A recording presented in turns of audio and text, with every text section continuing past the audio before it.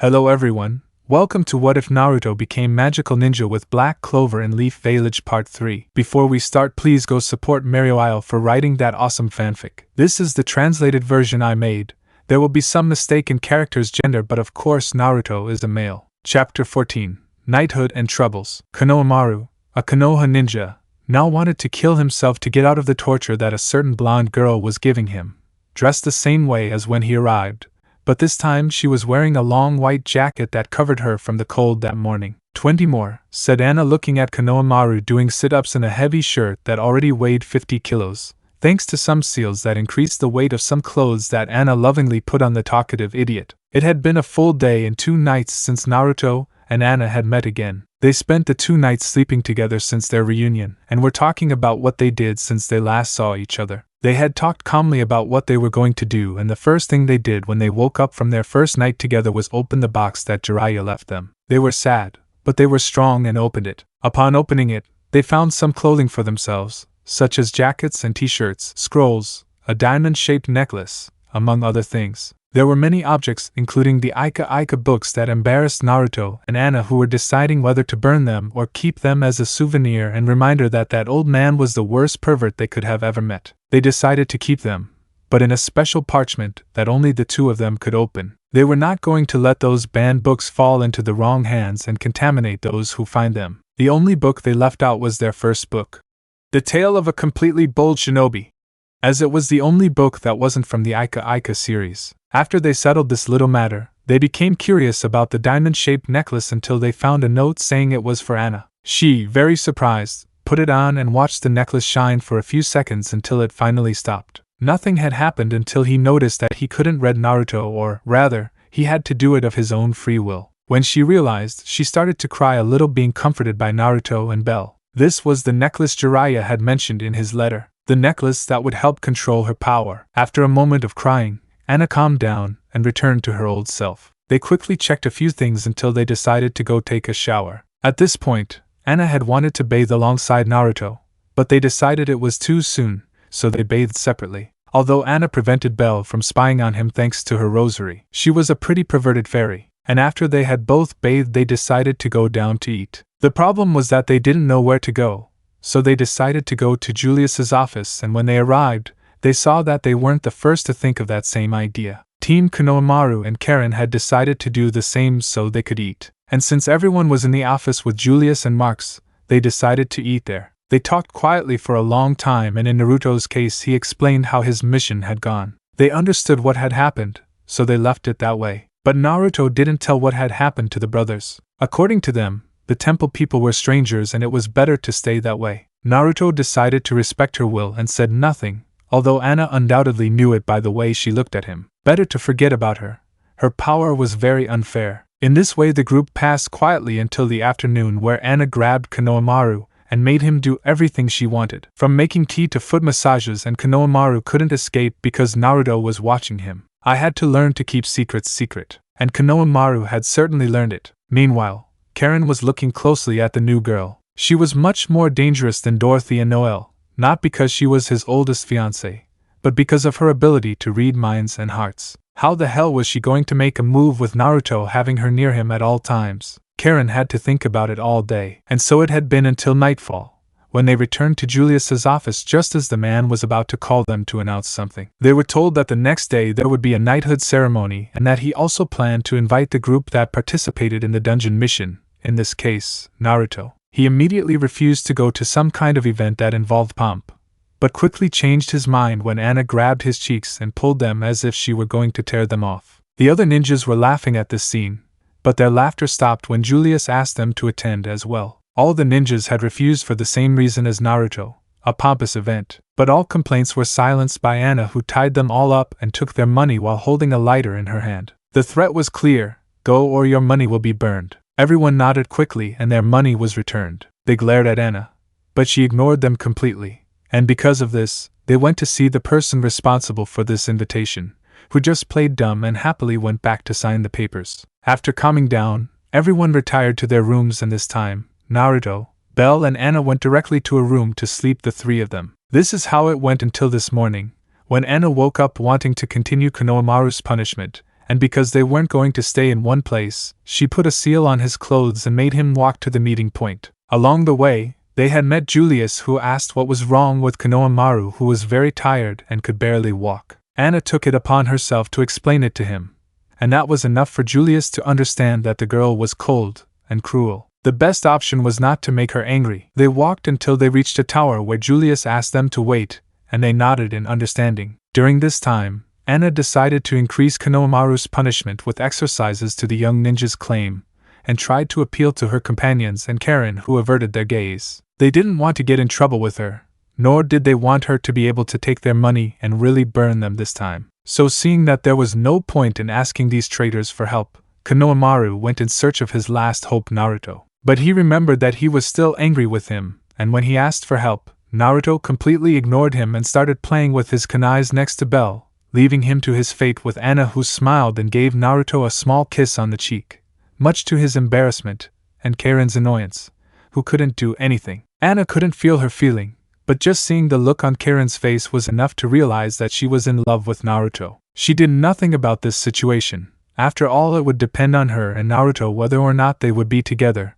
and she had to admit that she didn't care. After all, the law had already been invoked. Well, I'd think about that later. And forgetting this matter and returning to the original situation, she sent Konohamaru to do sit-ups to his annoyance, who had completely refused until Anna paralyzed him with her rosary and went in search of his wallet, where she took out all his money, and said that she was going to keep all his money if he didn't want to do what she said, as well as his future payments. Konohamaru didn't think about it for a second and started doing what Anna told him. It had been 4 minutes since he had told him to do sit-ups, and they saw Konohamaru suffer. "Pipiha, please," Konohamaru said, pleading with Anna, who just played with her rosary. "Go on," he simply replied. "Let's go, Konohamaru-kun."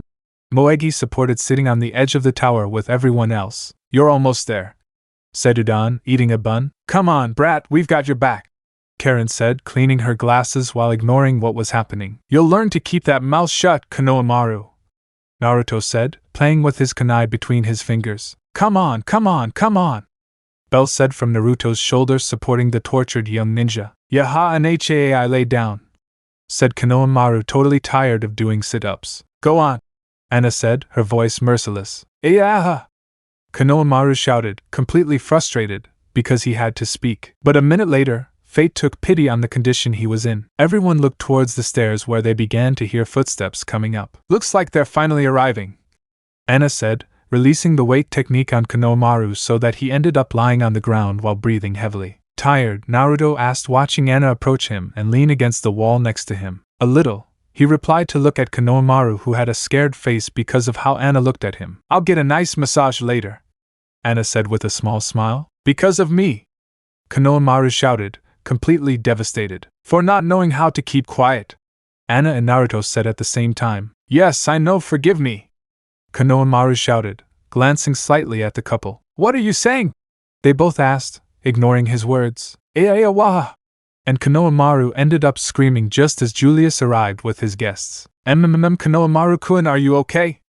Julius asked with doubt in his voice. "I feel fine. I just like lying down staring at the ceiling," the young ninja replied in a completely sarcastic tone. "How dare you speak to the Wizard King like that?" a voice from behind Julius demanded, and Naruto and Karen recognized who it belonged to. "Four Eyes," they both said, watching Klaus, Mimosa, Asta, Noel and Nero arrive, who was on top of Asta's head, just behind Julius. "Don't tell me I have 4 eyes and you're not one too," Klaus claimed, looking at Karen, who took off her glasses. "I can actually take them off, but I like them on," Karen said, making Klaus angry. "Hey guys, how have you been?" and Nero, Naruto asked, greeting everyone while Nero sat on his head and was used by Bell as a nice soft pillow again. "Naruto-san, how have you been?" asked Asta, arriving in front of him. "Fine, but seriously, are you okay? I heard you were going to be unconscious for a week," Naruto said, looking at Asta. He was feeling pretty good. "Yes, but I got better earlier and woke up 3 days ago, although," Asta said, stopping mid-sentence as he remembered what happened. Noel had arrived at his side, listening to everything and starting to sweat, and it only got worse when she saw Karen and Anna smile at them. "What thing though?" Naruto asked curiously. "Well, when I woke up, no." He couldn't finish speaking because Noel covered his mouth. What did Noel do this time?" Naruto asked, looking at the aforementioned woman who started laughing nervously. Nothing right, Bacasta, said Noel, looking seriously at the aforementioned who sweated and nodded quickly. But the laughter around him didn't help his words. Team Konohamaru, Anna and Karen started to laugh lightly, and then Naruto looked at them with real doubt. Hey, why are you laughing? Belle asked, flying in front of the group who pointed at Noel, who began to get angry. Seriously, what did he do? Naruto asked, looking back at Noel. But, well, you see, Karen began, looking with a smile at Noel, who was sending her a death glare. When he found out about her, he told Anna, who just remained silent, watching what was going to happen. The princess was afraid. She couldn't finish because she dodged a sphere of water directed at her. Shut up, Hitch! Noel shouted, completely angry and embarrassed. Karen was smiling from the ceiling, being looked at by Noel, who was gnashing her teeth. Well, to continue, Karen said as she started walking on the roof. I still wonder how they do it, Asta muttered, amazed by Karen's ability to walk on walls. I support you, said Julius, totally fascinated by the powers of the ninjas. It doesn't mean that just because you like magic, you can't be fascinated by something else. Thank you, and to continue, said Karen, having heard the comments of the magicians. The princess was afraid that you would change your mind because of that little secret you two have, and because of that, the fifth Hokage advised her to.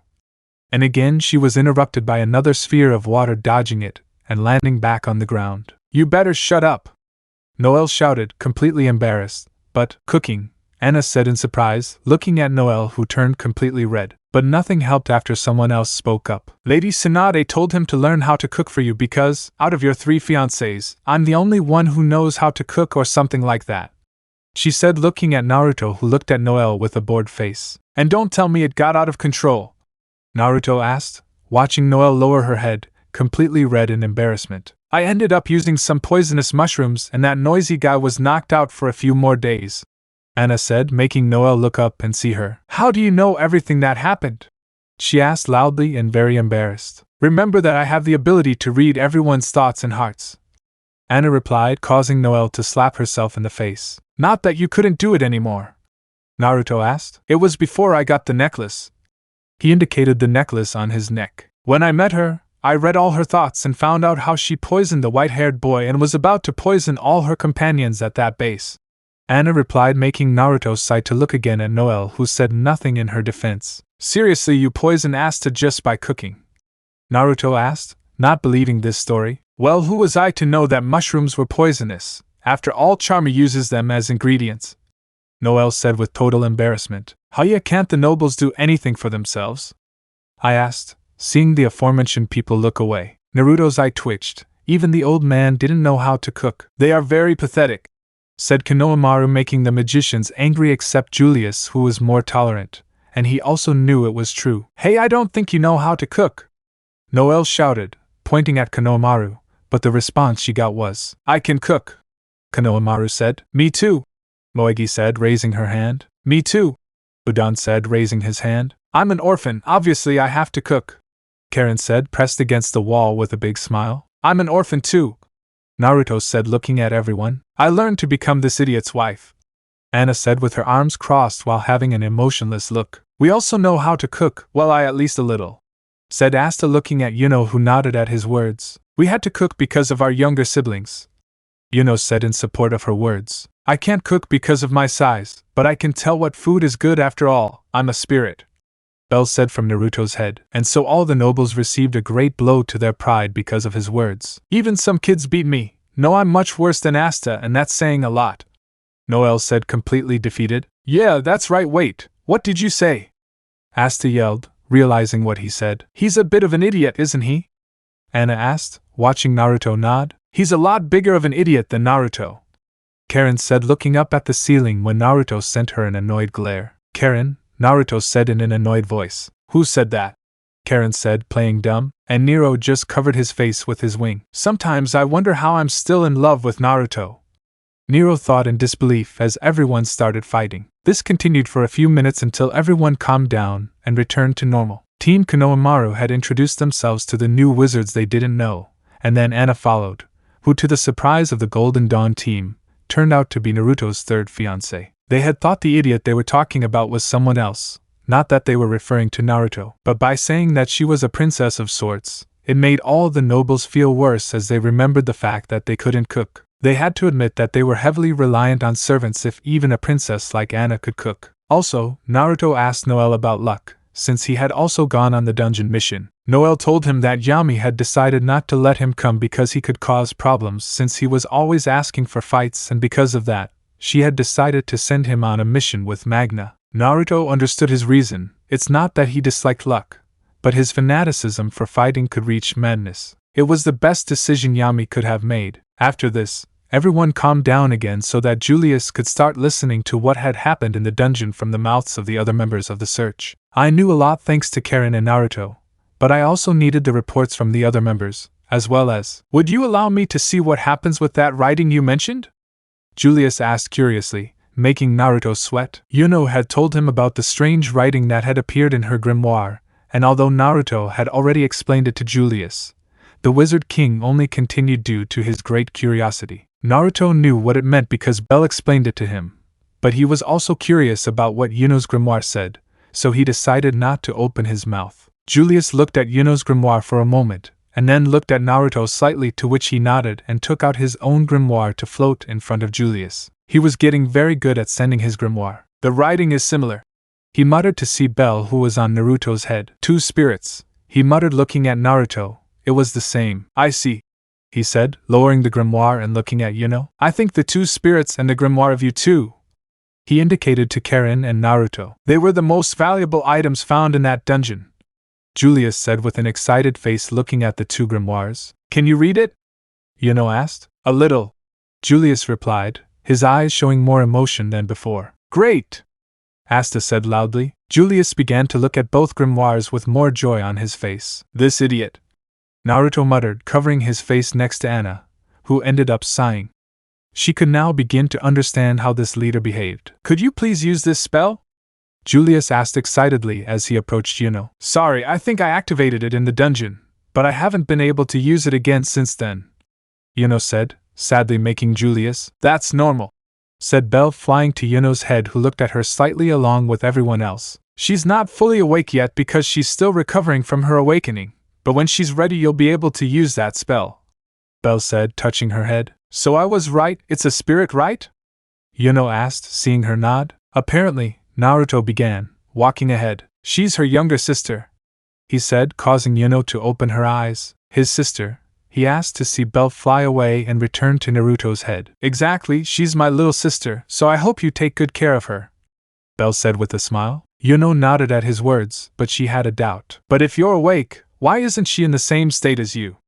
Yuno asked curiously. That's because Naruto's power is totally brutal, and because of that, I recovered much faster. Although in the dungeon I didn't show my full power, it was enough to wake up and appear before you, Bell answered. I understand, Yuno said, to see Naruto approach her ear. I'm warning you, if she's her younger sister, she might be just like Bell and might ask you to do things you don't want to. Just put up with her, okay?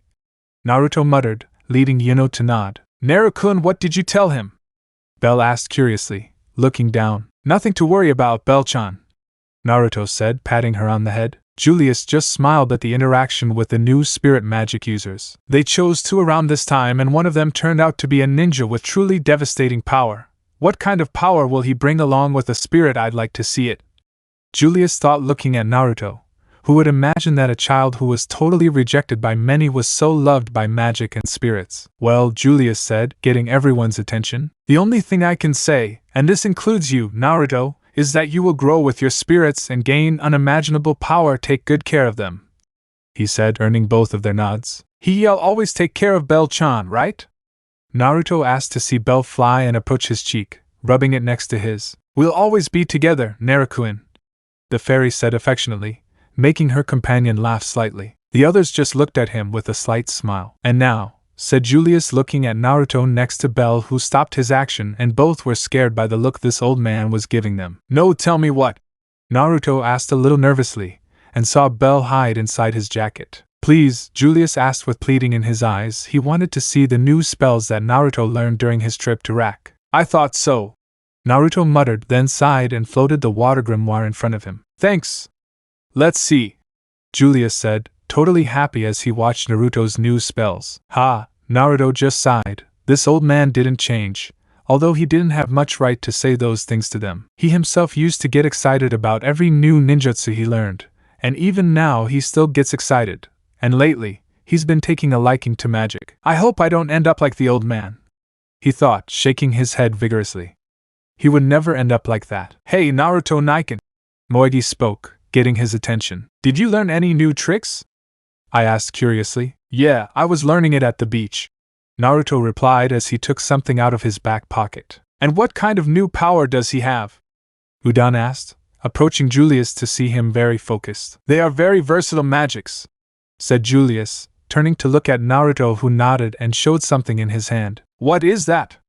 Klaus asked, looking at the instrument with curiosity. It's an ocarina, Anna said, approaching. Yes, some people I knew gave it to me, said Naruto, looking at Julius, who could understand how it worked. I see, along with wind magic and the ocarina you can perform your spells, right?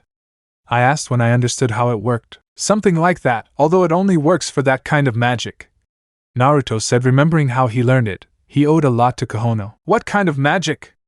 Mimosa asked, a little nervous to look at him. Reinforcement magic, but different from the one used on himself, Julius said, looking at Naruto. He was definitely a genius. She uses the ocarina along with wind magic and spreads it to all her allies who can hear it, I explained, understanding how it works. My power is brutal, and because of that, I need some things to control it. You could say it has the same function as the wand, but in this case I play a song for it to work, said Naruto, to the surprise of everyone except Anna, who knew how he had learned. You know how to play instruments? Noelle asked with genuine surprise. Something, Naruto said, looking at the ocarina. I wanted to learn it when, well, I lost a friend, Naruto said, remembering Menma. Oh, I see, Noelle said, understanding what he meant. Don't worry, besides, he said, looking at her, I met some guys who used very similar magic and I based myself on them, Naruto said, remembering Kyoto and Konoha. I just hoped Konoha wasn't holding an auction. Who knows what that greedy girl might do. Who did you meet? Noelle asked curiously. A few brothers, but nothing to worry about, Naruto said, dismissing anything else. Noelle just nodded at his words. Who would have thought she would meet people in Rack and make friends? But what kind of friends did he make? He wondered with real curiosity. And what other things did you learn?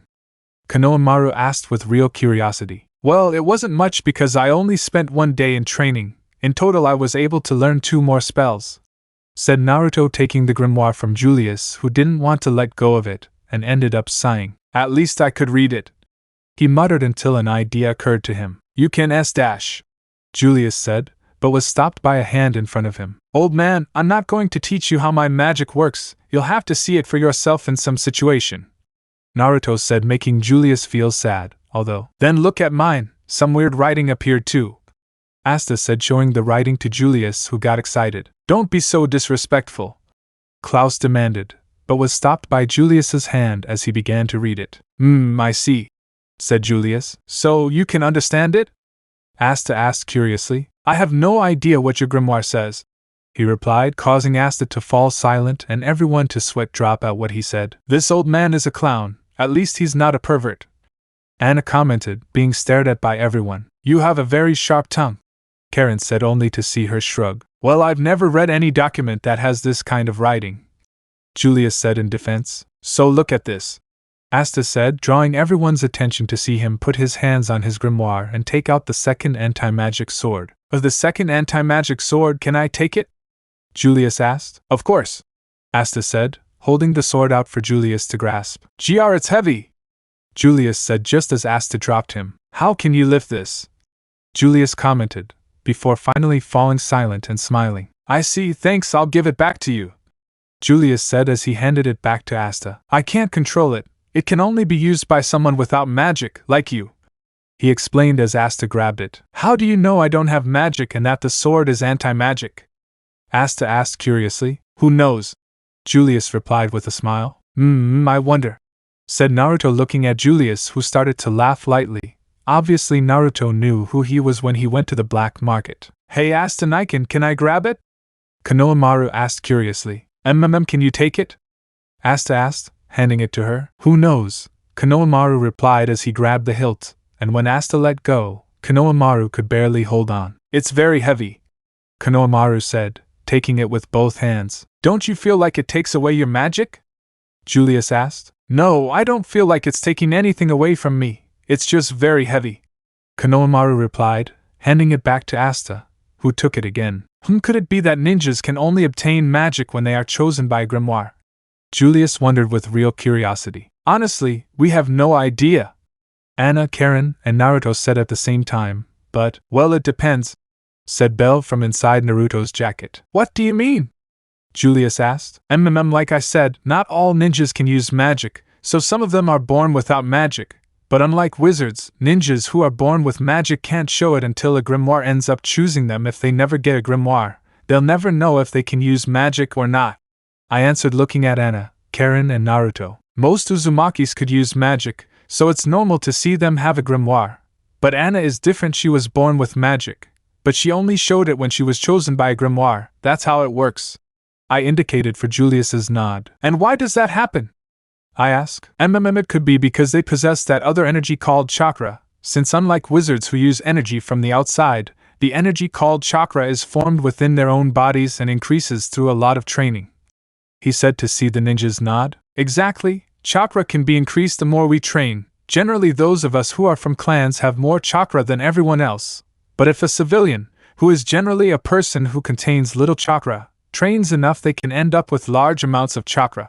Anna explained. But since everything I said is a theory and nothing more, to be honest, I never knew the reason why only some ninjas have magic and others don't. Belle said, shrugging. Well, considering that we barely know each other's continent, it's normal that the reason is unknown, but this could be investigated in the future with your people. Julius said as he thought about this possibility. Then you'll have to talk to Grandma if you want to do something like that, Naruto said, looking at him along with Anna. Remember, our continent is on the brink of war, and conducting an investigation at this point is nearly impossible. Anna said seriously. I understand that well. Besides, it's just a possibility, don't worry.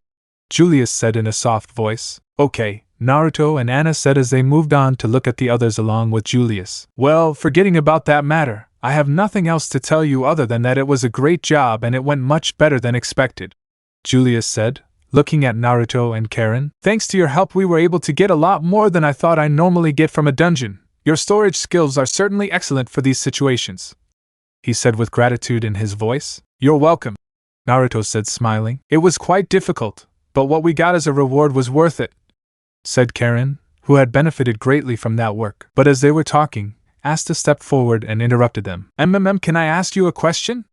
I asked nervously, catching Julius's attention. Tell me, I replied, only to see Yuno step forward until he was standing next to Asta. How do you become a wise man?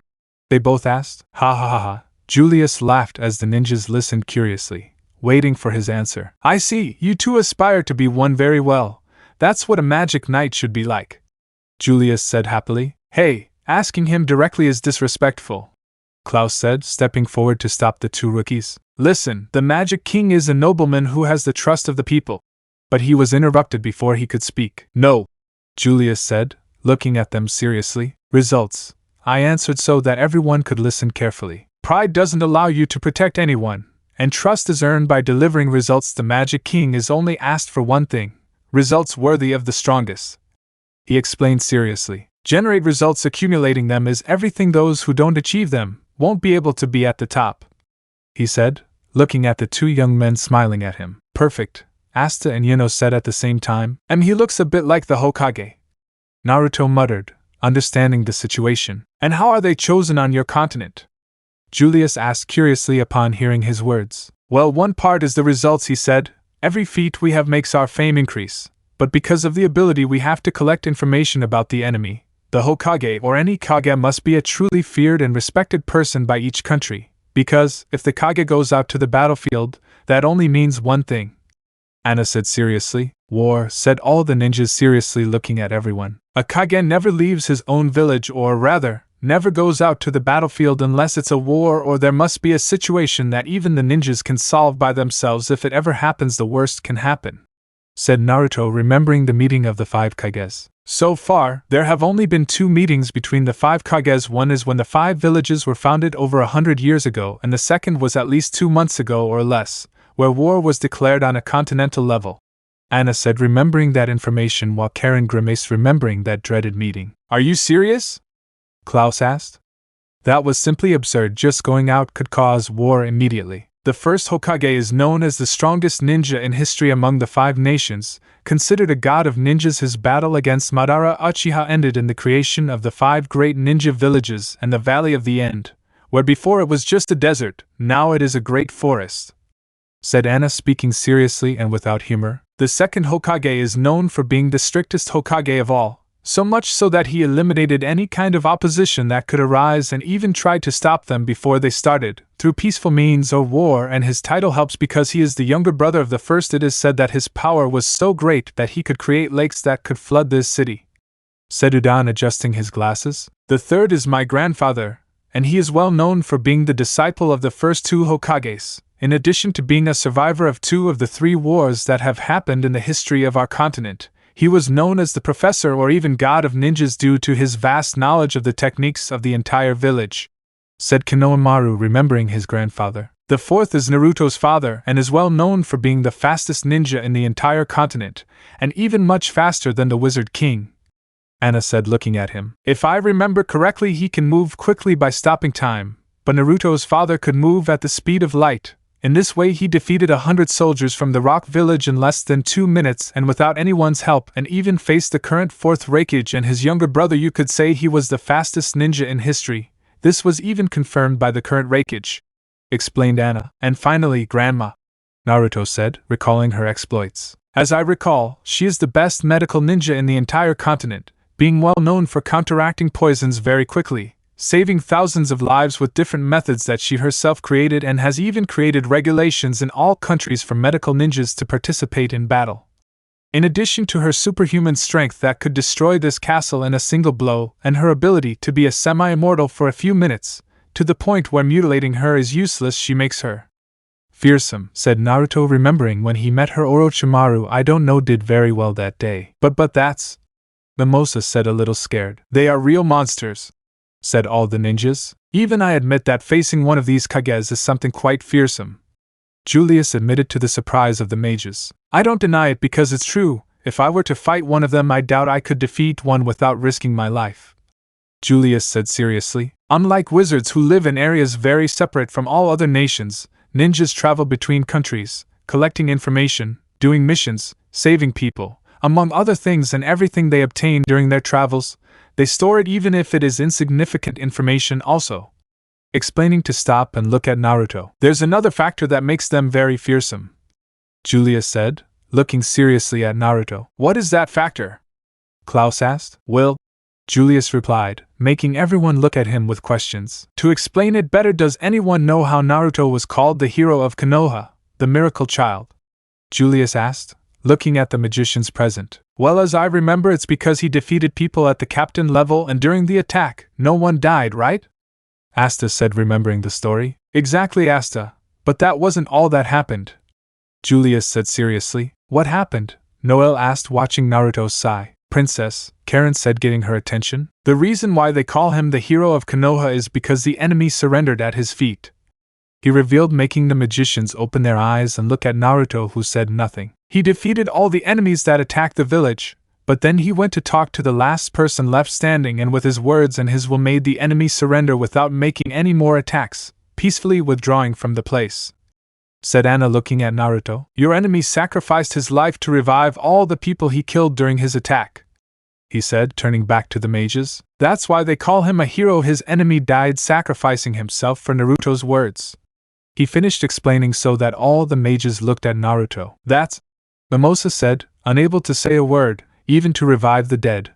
What kind of opponent had she faced? Exactly, there are no words to express the great feat Naruto did, Julius said, looking at the young wizards. Kakashi-san, Shizen-san, Fukasaku-san, they are some who died during the attack and revived thanks to the enemy's sacrifice, he revealed, making Noelle and Asta open their eyes. That's impossible, they both shouted. Kakashi-san is extremely strong, and he says he died, asked Asta in disbelief. He had seen him and he was undoubtedly strong, but to get to this point. Yes, he died and revived. He was one of the victims of the attack, said Julius. Tsunade had told him everything that happened, and he understood very well the great feat. If Naruto had done what any ninja would do in that situation, none of those who died would have revived.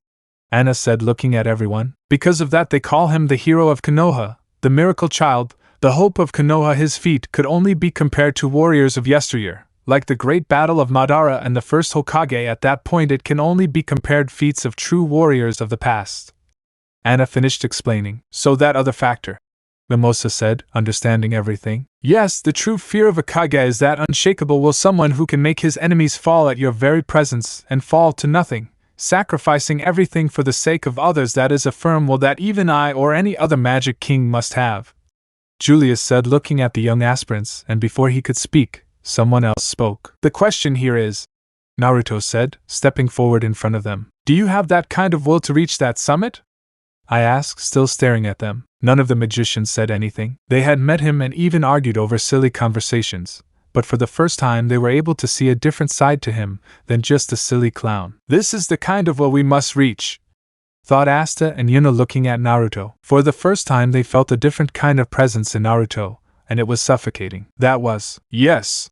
They both answered without looking away from the blue eyes that were looking at them. And upon hearing the answer, Naruto smiled at them. Then I hope to see you reach that summit, and when you think you're ready, challenge me, Naruto said without backing down from her gaze. We will, they both said. This was the kind of will that had to come. No one present said anything and Julius could only smile. You're an amazing person, Naruto, Julius thought. Young and already has this kind of willpower. How much power does it still need to reach its true limits? But for now, ha ha ha ha ha, that's the spirit, said Julius, looking at the young people. The truth is that today the knights who earn the most stars will gather for a ceremony with decorations, he said, to the surprise and question of the magicians. Decorative?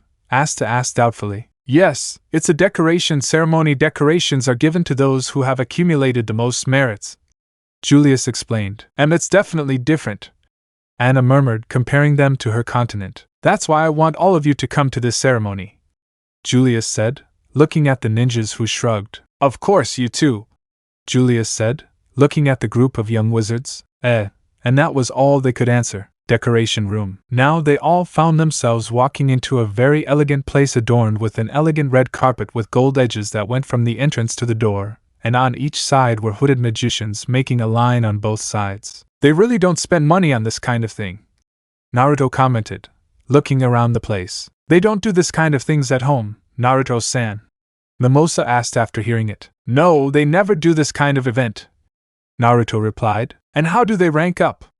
Mimosa asked curiously. Every 6 months there is something called Chunin exams, where you rise to the next rank after passing 3 tests. One is written, the second is survival, and the third is combat. Each one is to eliminate the opponents, said Naruto, remembering his test that he had. And if you win all of them, you get promoted? Klaus asked, curious about her way of promotion. No, they all said. You don't get promoted if you win, Klaus asked, surprised by her answer. You see, Anna said, speaking as she walked with her arms crossed. The exams bring together many teams from different countries and the tests serve to eliminate the teams. The number of participants is unlimited, so up to 100 teams of 3 from each village can come, and the probability that you will survive the tests is 0.5%, said Anna, making all the magicians stop, including Julius, who looked at her. Are they dying? They all asked. Yes, the first one is writing, where they ask you really difficult questions that can make you cry just thinking about them. The second one is a 10-day survival test in the most dangerous places in the country, and in that place the elimination of opponents begins generally.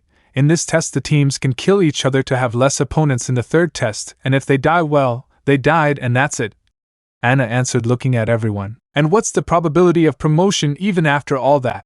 Julius asked, quite scared. 0.1%, Anna replied. It's almost 0%. Klaus muttered, completely shocked by the cruelty of the tests. And you guys have been in those tests? Asta asked, only for everyone to look at Naruto, grimacing at the memory of his test. They almost killed me, and even a stupid snake swallowed me. I remember how the smell of its guts got stuck in my throat when I blew it up from the inside. The good news is, it died, Naruto said with a smile. I was in that test too, Naruto, and let's just say they wiped out my entire team. A giant bear killed them, Karen said, remembering those bastards. I didn't know. Well, at that time there were a lot of teams, so it was normal that I didn't see you, Naruto said to her agreement. I don't know if I should be sorry or afraid of you, Klaus said fearlessly. His trials were horrifying. Whatever you want, they both said, but Karen said, remembering a detail. If I remember correctly, you and 8 other ninjas were called the new B9, right? Karen asked, and Naruto nodded. The 9 rookies? All the wizards asked. Yes, Naruto Niken and his generation companions were called that way because at 12 years old and fresh out of the academy, they were the 9 rookie ninjas who participated in those gruesome tests against true veterans, said Konohamaru. 12 years! Shouted all the wizards including Julius. That was it. Impressive, right? Said Moegi along with all the ninjas. And the most impressive thing is that the rookies who were supposed to be the easiest to beat managed to survive those trials. And while not all of them made it to the final trial, it was a real achievement for them. Karen said. Naruto Niken made it to the finals of that competition, although he wasn't promoted unfortunately. Konohamaru said with a bit of sadness. Wait, Klaus said, looking at Naruto as he understood his words. If you failed the test and you still haven't been promoted, then that means you're... He said, understanding what they meant. Exactly, Naruto Niken is still a low-ranking ninja at Genin, like us. Konohamaru said so everyone could look at Naruto. It's a joke, Noel said, not believing it. It's true, I'm the only one in my generation who is still at the lowest level. All my classmates and friends are already Chunin or even the highest rank after Hokage, Jonin. Naruto said with a little embarrassment. Even with all that power and feat? Yuno asked. Yes, said Naruto. Shit, they all just said. Well, there you have a sample that rising in our continent is not easy and that power or origin has nothing to do with your rise.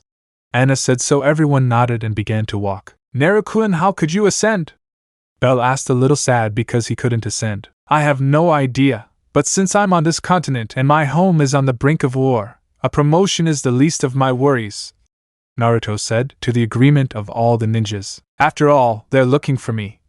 Naruto murmured softly so no one could hear him, but Bell and Anna could hear it. In Anna's case she knew who they were referring to, but Bell didn't, although she was determined to remain silent. For some reason she felt it was very private. So if that's their way of promotion, Asta said, referring to the ninjas, what will the award ceremonies be like? I asked with genuine curiosity. Who knows, said all the ninjas, except Anna and the magicians. They walked for a while until they reached a large door and stopped. The ninjas saw the young wizards quite nervous, but, Noel, are you okay?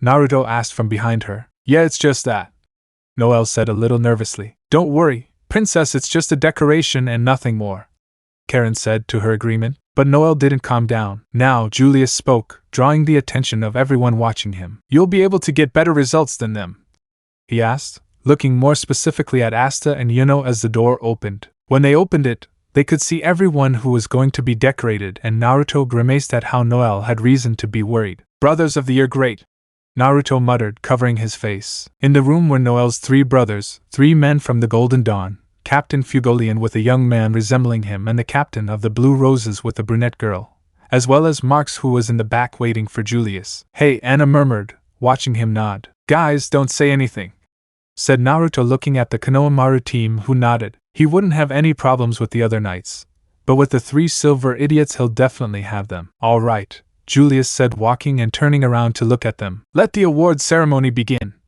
he said, as everyone at the entrance walked past and stood in complete silence. Thus began the award ceremony, with each person stepping forward to receive a medal and promotion. The first was the boy from the Crimson Lions, named Leopold Vermilion, who happens to be the younger brother of Captain Fugolian and obtained 7 stars, being promoted to Intermediate Magic Knight of rank 2. The second was the brunette girl with black hair and wearing cut-off pants, arm warmers and a tight t-shirt that only covered her chest. In addition to wearing the blue cape of the Order of the Blue Roses, she was Sol Marin, who had obtained 6 stars and promoted to Intermediate Magic Knight of rank 3. Next up was the Idiot Solid, who got 6 stars, being promoted to a rank 3 Intermediate Magic Knight, while Nibra got 9 stars and was promoted to a rank 5 Advanced Magic Knight. Next up were the Golden Dawn, and the first to step forward was Hammond Cassius, a fat shoulder with blonde hair with some strands spun and stuck up, who wore a double-breasted shirt that was red in the center, and at the edge of his sleeves while the rest was white. He wore a black belt,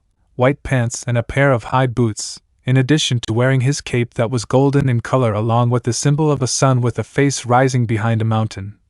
He had obtained 7 stars and promoted to Intermediate Magic Knight of rank 2. The second of this group was Siren Tayam, who was a large and burly man with brushed back and braided blonde hair.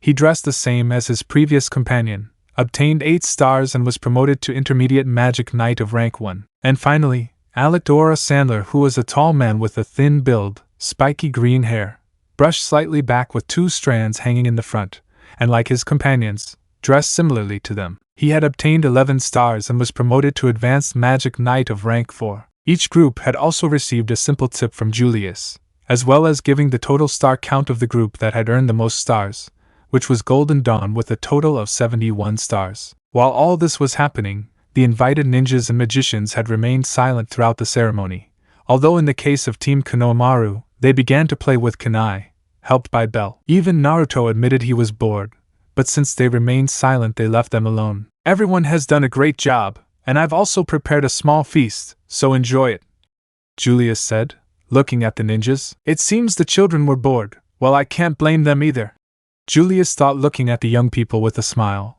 They were children after all. By the way, as you've seen, we have some very special guests, Julius said, smiling as he pointed behind him, and everyone looked at them. While the wizards were nervous, the ninjas were either completely calm or very attentive to what the children were doing and the tower of knives they had created. Now, if Konohamaru-kun and his companions would pay attention, he said, causing the ninjas to be attracted by his voice. But, oh shit, Konohamaru said, watching his tower fall on top of them. Guys, Naruto said, helping them grab the kunai along with everyone else. Because I feel like it's deja vu, Naruto thought, grabbing 5 kunai between his fingers. Anna 2, Karen 3, Moigi 6, Udan 5, Kana hammer between his teeth, and lastly Bell, who grabbed one right above Konohamaru's head. Konohamaru/kun/brat!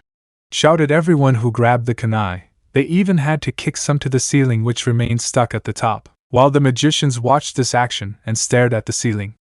Well, I don't know if it's the best way to introduce them, but Julius said a little nervously. They are ninjas who come from another continent and have stayed here, under my direct orders, he said as the mages looked back at the ninjas and saw the young man with brown hair laughing nervously while being beaten by each of his companions. I invited you to see what our customs are like, although it seems the children were bored, right? I asked, seeing them laugh slightly. Excuse me, Anna ordered. Excuse me, said the 3 children, very sorry. Ha ha ha, don't worry, Julius said. He understood them. He himself was bored in his own office and ran away. Now, as you can see, their customs are very different from ours, and because of that, their behavior is very different for everyone, since they don't care much about the origin or the ranks we have, so I ask you to be patient, especially with the children, Julius asked while the older ones looked at the children wanting to hit them. Some wizards just smiled, others didn't, and Julius had noticed. Looks like I'll have to introduce them and tell them the approximate range on this continent, or else there might be trouble, especially with the children. Julius thought. They didn't stop easily if insulted. It seems some of you don't seem very pleased to have them, Julius said, looking at the Silvas and some of the Golden Dawn who didn't say anything. So I'll say a few things, Julius said, watching the ninjas nod. Well, to start, the children are ninjas who graduated about a year ago and are only 12 years old, but their level is on par with Intermediate Magic Knights, and even one of them is at the level of Advanced Magic Knight with the potential of Vice Captain. He communicated, making everyone open their eyes and look at the children, smiling at them. Now Karen-san, the red-haired girl, has the power of an Intermediate Advanced Magic Knight, especially in the area of detection, he said, looking at Karen, who just nodded. For Anna-san, she is the princess priestess of the country of fire, and although she is not a ninja, she was trained by someone at the captain level or even higher, so right now she is at the level of vice captain or even an order captain, she said seriously, causing many to look at her. And finally, the blonde boy, many must have been warned by their captains, he said, looking at Naruto. This is Naruto Uzumaki, a captain-level hero who saved his own village from captain-level people, without any deaths despite his village being totally destroyed, and he is someone who has obtained the blessing of the wind spirit Sylph and has come to train on our continent, so I recommend you not to bother or underestimate the ninjas, like certain people who learn it by force, said Julius, looking slightly at the Silva brothers, who said nothing. They, along with some members of the Peacocks,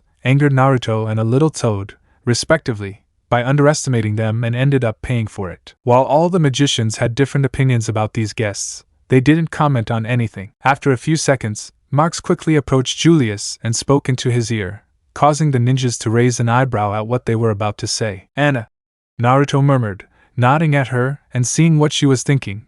But before she could do anything, Julius spoke again. I have some business to attend to, so I hope you two get along.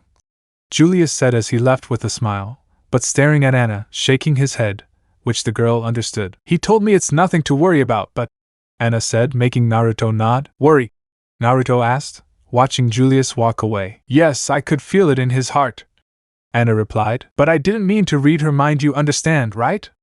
Anna asked, feeling a hand on her head. Don't worry, I understand, Naruto said. He couldn't force her to read other people's thoughts if she didn't want to. After all, that provoked a certain monster that attacked them as children. After a moment of silence, they sighed and looked ahead. Hiya, what do we do now? They both said at the same time. They didn't like this kind of parties very much. They don't seem to be that excited about being here, said a man walking towards the ninjas as they looked at him and saw the captain of the Crimson Lions approaching them with his brother. Oh, Leon-san, long time no see, Naruto said, greeting him. It's been a while, Naruto, she said as she held out her hand to shake Naruto's hand, which he immediately accepted. I didn't think the old man would have planned to leave us here with them, Naruto said, looking at the other knights. It seems your dislike for nobles hasn't changed over time, Fugolian said, stopping shaking his hand. TCH, they're still the same as when I first came to this place, and I'm not happy that in the future I'll be related to the Silver Ones, he said, looking at the aforementioned, who ignored his words and left the place. Yes, I heard about your engagement, as did many other nobles, Fugolian said, looking at Noel, who had remained silent. But I'm even more surprised that you're related to the Silver Ones. You don't behave the same way, Naruto commented with a smile. I can understand you, Fugolian replied. He understood well why he said those words. Ahem, said someone next to her, only to see Anna with her arms crossed as she looked at them. Did you forget we're here?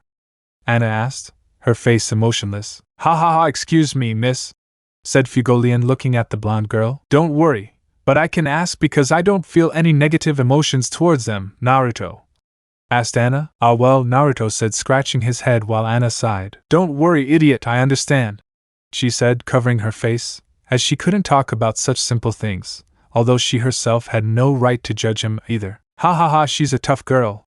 Fugolian laughed, looking at the girl. She had a sharp tongue. Not as much as a certain woman they fear a lot. If I understand correctly, her name is Leona, right? I asked, looking at those who knew the woman and grimaced at the name. How did you know?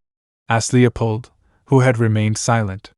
He had only heard about Naruto from his brother when he was a child, because he was not in the capital at that time, and thanks to that, he had never met him. I have the ability to read everyone's minds and hearts, she replied, looking at Naruto, who just looked away, while a certain bird that had returned to Asta's head opened its eyes slightly and began to tremble. I just checked Naruto's memories and found out about her, he explained, making the mages look at Naruto. It's a power that only she has. It's not easy to hide anything from her. The good news is that she has an object that prevents her from reading everyone's thoughts unless it's by her own will, said Naruto, looking at the Vermilion, who nodded and calmed Nero. I have to be careful with this girl, Nero thought, looking at Anna slightly. He couldn't know about her secret. It wasn't time yet. And it's a big advantage for when we get married, Anna said, arms crossed. Let's get married, Naruto. Don't say that, Fugolian said, understanding what he meant. She's another one of my fiancés, Naruto replied with a sigh. Well, that's a surprise, Fugolian said. He didn't expect that he could be engaged to more than one girl. Hey, Moegi said, looking up, attracting everyone's attention. Didn't they say there was a banquet? He asked, causing everyone to nod. Ha ha ha, it seems they're hungry, right? He asked, causing most of the ninjas to nod. We haven't eaten much since morning, Karen said on behalf of everyone. Then let's talk while we walk to the place, okay? Fugolian said as he turned around and was followed by the ninjas, although Naruto looked back slightly and looked at the other magicians in total silence. Hey, aren't you guys being very quiet? Naruto asked, looking at Yuno and her group. To be honest, we shouldn't be here, Klaus said, adjusting his glasses. The old man said that if they could and if I left them here, then there must be a reason, Naruto replied, understanding her nervousness. Naruto, we are not used to being with high-ranking people like you and the others, Noel said, referring to the ninjas while looking at him a little nervously. Ha, you're talking about the idiots, right? Naruto asked, watching Noel look away. Don't worry, I don't think they'll be able to do anything in front of everyone, Naruto said, trying to calm her down. That's true, Noel, come on guys, Asta said cheerfully, advancing behind the ninjas. The other wizards just looked at each other and sighed as they continued. But I hope nothing goes wrong, Naruto thought as he moved forward behind everyone. Naruto-kun, Bell asked from his head, seeing him a little worried. It's nothing, just… Naruto said, advancing behind the group. A bad feeling?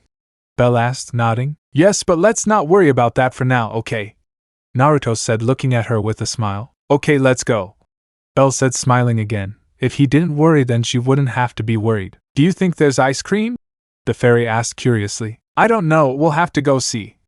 Naruto answered cheerfully. Although his concern didn't diminish, something about old Julius's face worried him. What the hell happened? He thought, remembering the old man's frowning look. He just hoped it wasn't anything bad. Minutes later, all the decorated knights were seated alongside the guests in a large room with plenty of food served in an elegant manner. Although, why is everyone looking at Noel Nichan's group as if they wanted them to leave? Konoha asked, eating a piece of fish. We don't know. All the ninjas said, ignoring the looks they received. Aren't you worried about how people look at you? Leopold asked, looking at everyone. Since they had arrived, the ninjas had received various looks of disgust from the other mages, especially those of the Golden Dawn. It was even much clearer than Noel's group, and that said a lot. We don't give a shit. Everyone responded except Anna, who just nodded. I certainly like them. What do you think, friends? Leopold asked with great joy. They had really liked the ninjas. You don't always find guys who don't care what others think of them. Ha ha ha, of course. Konoha said, laughing. You're very different from everyone we've met. Karen said, eating a piece of bread. Ha ha ha, the truth is I'm just like them. But I love people who don't care about anything, ha ha ha. Leopold confessed, looking at the other wizards. A bit of a strange pomp, said Naruto, eating ice cream next to a totally happy Bell. Ha ha, sharp tongue, said Leopold, looking at Naruto, who shrugged. It's the truth, Anna said, supporting her words while taking a sip of water. I don't blame them, Leopold said. They were quite right to say such things about him. Although that didn't bother them, they ate quietly while talking for several minutes until commoners because the Wizard King tolerates them. I don't even sense any magical power. Alectora began, looking at the wizards and then moving on to look at the ninjas. Also, because there are foreigners in this place, he said, looking at them with annoyance. Someone's talking to us, Karen asked, ignoring his words. No, all his fellow ninjas answered. This made Leopold laugh and Alectora angry, who ignored them to look at Asta and his companions. He cleared the dungeon because he was lucky, no doubt about it, Nibra said, looking at Asta mockingly. What an ordinary way of eating, although I can't say much about the children, but they are children so it's forgivable, said Hammond, looking at the children who were eating without much manners. Thank you, said Team Konoha as they continued eating and making Hammond laugh. Well, what do we expect from rats? They don't belong here, said Solid, insulting Asta and the ninjas, who frowned, but endured. Fugolian looked at the ninjas, who were already starting to get angry, but they resisted. No holds barred. Well, I'm used to it, said Asta as he continued eating, making the ninjas laugh. Ha ha ha, although you can't say much. After all, you also have commoners in your order, said Leopold, approaching those of the Golden Dawn. The guy with the 4-leaf grimoire, if you remember correctly, he said. But, hey idiot, we have 4-leaf grimoires too, Naruto said, holding up his grimoire next to Anna's. Well, I wasn't talking about you, Leopold said apologetically. He had realized that they were very tolerable and making them angry could be a very bad idea.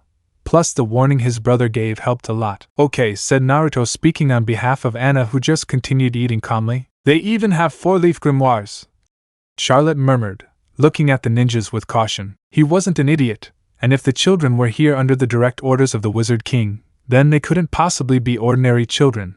But he was very surprised to see a third person possessing the 4-leaf grimoire. And it's not helping that they keep making fun of them, Charlotte thought, looking at the group of young foreigners.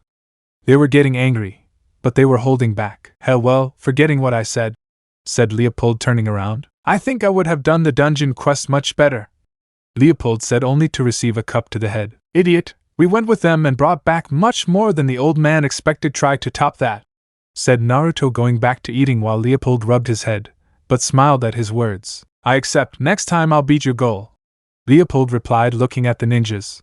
They were undoubtedly showing a challenge. You look very confident, Crimson Brat, Alectora said, looking at him seriously. Don't think we expect anything from that commoner. We are the ones who embody the ideals of Lord Vangeese and the Order, he said in a firm voice. If you'll allow me, Klaus spoke. But you're the same, Klaus.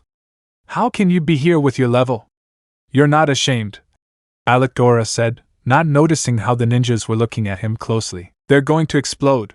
Fugolian thought, looking at the ninjas. Even the children were starting to eat more calmly. And you, Mimosa, in the dungeon you were hurt right away and you had to retreat. Alecdora said mercilessly in her words. Aren't you from the Vermilion family, of royal blood?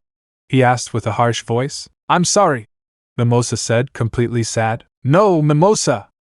Klaus shouted, but was silenced by a glare from Alecdora. But, no, the useless one who least deserves to be here. Solid said, turning around to walk towards Noel next to a glass of water, being looked at by the ninjas, especially Naruto, who frowned. It's you, right, Noel? Solid asked, pouring water on her head. This made the ninjas stop eating and look at him. Guys, Fugolian muttered, looking at the ninjas. You're going to explode. How terrible! Klaus said helplessly. But he looked directly at the ninja table and took his companion's arms as they backed away. That look, Klaus thought, looking at Naruto who had his head down, they weren't happy. Klaus, Mimosa muttered only to receive a look indicating the group of ninjas who did not seem happy next to Yuno who only slowly backed away. They were going to explode and he wasn't stupid. They were much more dangerous than meets the eye. An unprecedented shame that he doesn't even know how to control his magic. Solid said, smiling arrogantly. They should have expelled her from the Silva family. I don't know how you dare step foot in the capital again. Nibra said, standing next to her brother. You got so confident with a single success that you came expressly to tarnish our name. Nozel asked, looking at her without emotion. Anna, Naruto muttered, causing the girl to bite her thumb. This is no place for you, go away, you useless matricide. Nozel finished. With that, Noel started to retreat, but was stopped by Asta, and just as he stopped her. Why don't you go? Said Naruto, appearing next to Nozel, who opened his eyes and ended up hit in the face, being sent burying himself against the wall without being able to do anything. Nozel Nai-sama! Nibra and Solid shouted at the same time, realizing what had happened. But, you guys shouldn't get distracted. Anna and Konohamaru said, appearing in front of them. What? And neither of them finished speaking after Konohamaru ended up kicking Solid in the jaw while Nibra received a blow to the stomach from a white monkey dressed in tiger skins with a basic outfit that ninjas wear in addition to having on the Konoha ninja headband, both being sent crashing into the wall. No magician expected the three Silva's brothers to be sent crashing into the wall, much less that one of those hit would be a captain. Leopold, stay back, Fugolian ordered, stepping forward. This was going to get dangerous. Get away from this soul, Charlotte ordered, stepping ahead of her subordinate who said nothing. I knew it, children are stronger than other rookie knights. He thought seriously, looking at Konohamaru who had his arms crossed. You don't have to run away from these guys, Asta said from across the table. Noel Nei-chan, there's nothing wrong with being weak, said Konohamaru, making a clone looking at the guy who kicked. These guys are wrong, little princess, said Anna from behind the big monkey. Anna-sama, Konohamaru and that boy are right, girl. You should never run away or be ashamed of your power, or else you would only prove them right, said the monkey, looking seriously ahead. Noel, I swear that when I rack up the results and become the Wizard King, I'll shut them all up, he declared, looking at everyone. Wizard King, you must be joking, Alecdora muttered, gritting her teeth. She was mocking. Nozel! Naruto shouted angrily. Get up, you piece of shit, come here and say it again. He shouted again with anger in his voice next to Belle, who was standing next to him. I can allow you to insult me. I can allow you to hit me. I can even allow you to throw food at my head, Naruto said, his eyes turning red. But I'll never allow you to insult someone I care about. Now stand up, you damn bastard, and come say it in my face, I shouted, completely angry. Guys, Noel murmured, crying slightly. No one spoke as they watched the place where the three brothers were sent to crash, where they waited for a moment and reappeared. These guys seem to have some nerve, said the monkey, completely serious. Enma-san, how?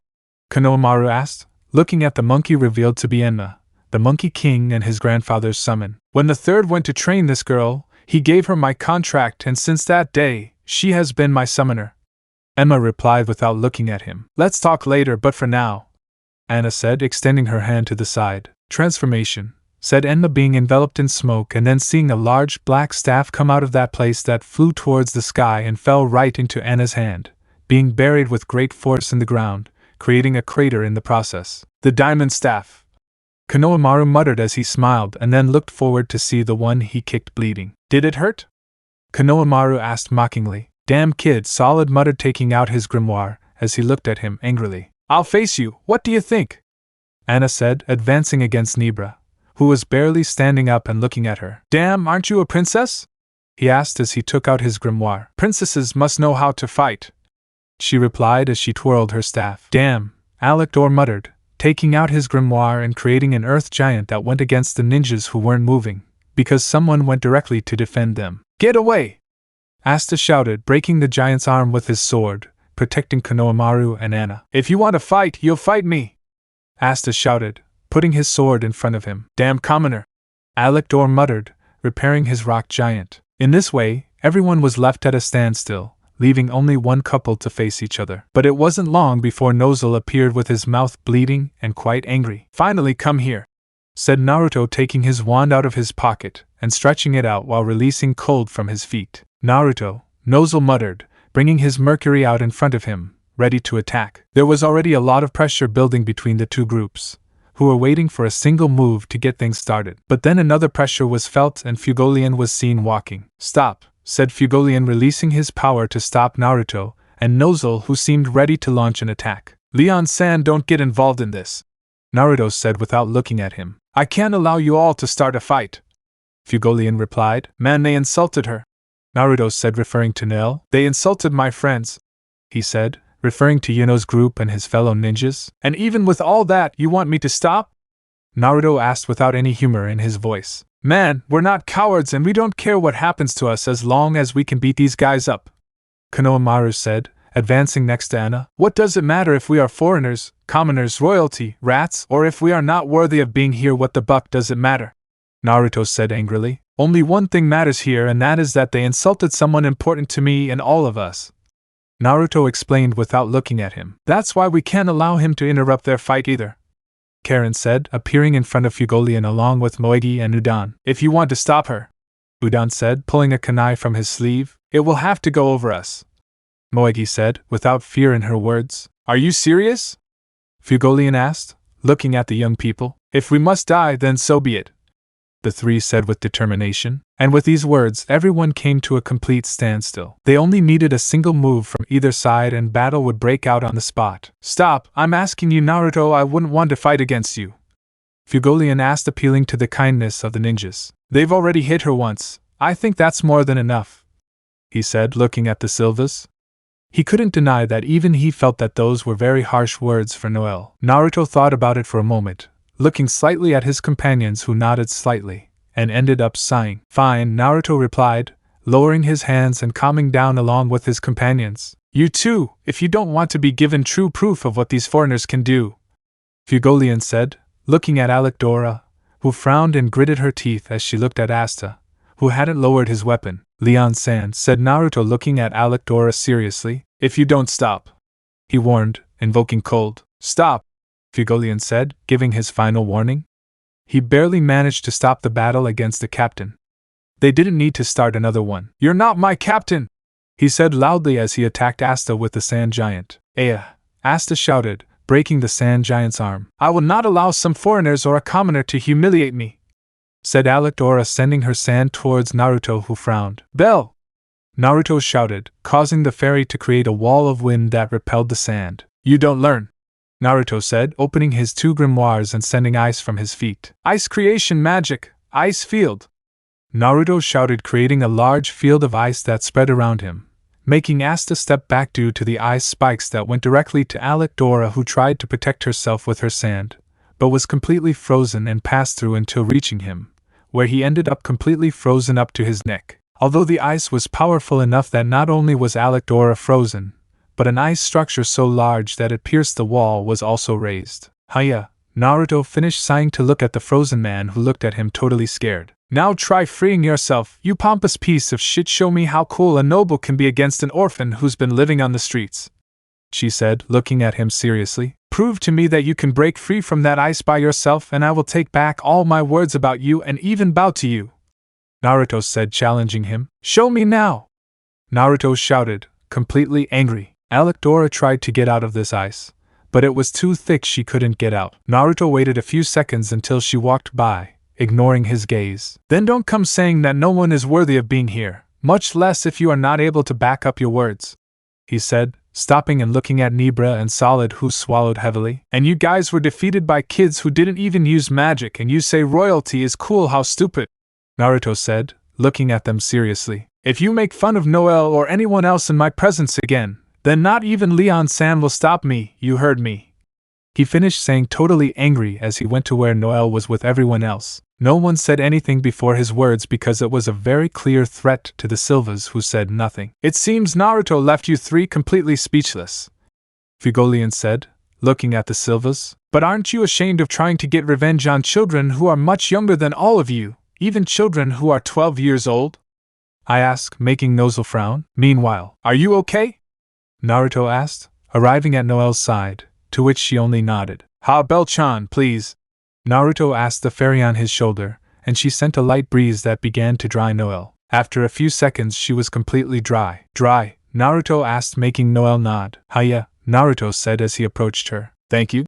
Noel murmured, her head bowed. Don't worry, Naruto said in a soft voice. That's true, Noel Nation, but to be honest, I didn't think they were that easy to hit, Konohamaru said while smiling. It seems that magicians relax very easily in places where they think they are safe, said Enma, being in his normal form. Who are you?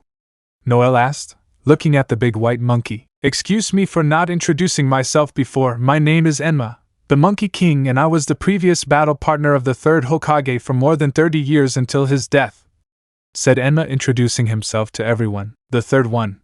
Noel asked in surprise. Before the third one died, I handed over my contract to this young lady, and from that day on I became Anna-san's partner, Enma replied. Do all ninjas have battle companions?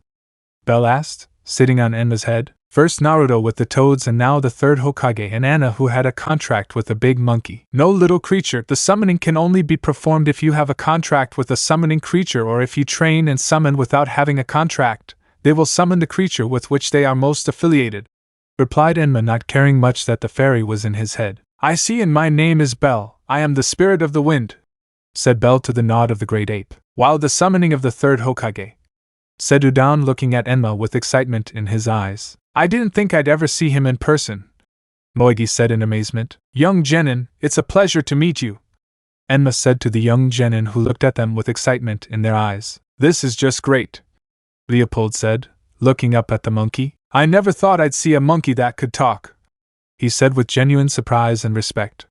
This monkey gave off a sense of power just by being in his presence. It seems I attract a lot of attention, and since my work is done, I'm leaving, said Enma, looking at everyone. Okay, Enma-san, sorry for bothering you. I know I shouldn't summon you, but, Anna said, looking into his eyes. Don't worry, I'm your battle partner, and whatever fight you need me in, I'll be at your disposal, replied Enma, turning to look at Naruto. Looks like they fixed things, he said, making Naruto laugh lightly. I have nothing more to say, summon me when necessary, Enma said to Anna's settlement, and disappear in a smokescreen. Not very friendly, Bell complained, flying right above where Enma disappeared. He's not someone I should summon for these situations. After all, he was the third's partner, and he's a true warrior. He's not very comfortable being around young people or children after having that kind of partner, said Anna, looking at the fairy who was going to sit at Naruto's head. Ha ha ha, you all are very interesting, especially you, Leopold said, looking at Asta, who seemed nervous because of his gaze. Just as Mimosa said, I, Leopold Vermilion, accept you as my rivals, he said, looking at everyone. No, thank you very much, Anna said, closing her eyes. I'm a medical ninja. I don't specialize in battles, Karen said, adjusting her glasses. I've never been interested in having a rival, Moegi said, shaking her hands. Me neither, Udan said idly. Well, although sooner or later I will have to go, said Konohamaru, accepting it without much importance because he would have to go back to the village. I have something to do in this place, why don't you? Naruto said, smiling. It wouldn't be bad to have a rival in this place, even if it was a pompous, half-stranger. But considering those he's met so far, he hasn't disliked Leopold. At least I have too, but and you? Leopold asked while looking at Asta, who hadn't responded anything. He understood the reasons of the girls and the three boys. After all, they did not belong to the kingdom, but there was one left. And that was the only thing Asta could answer. He was totally surprised. Yes, your name was Kasta, he asked, causing the ninjas to laugh, as they covered their mouths trying to contain their laughter.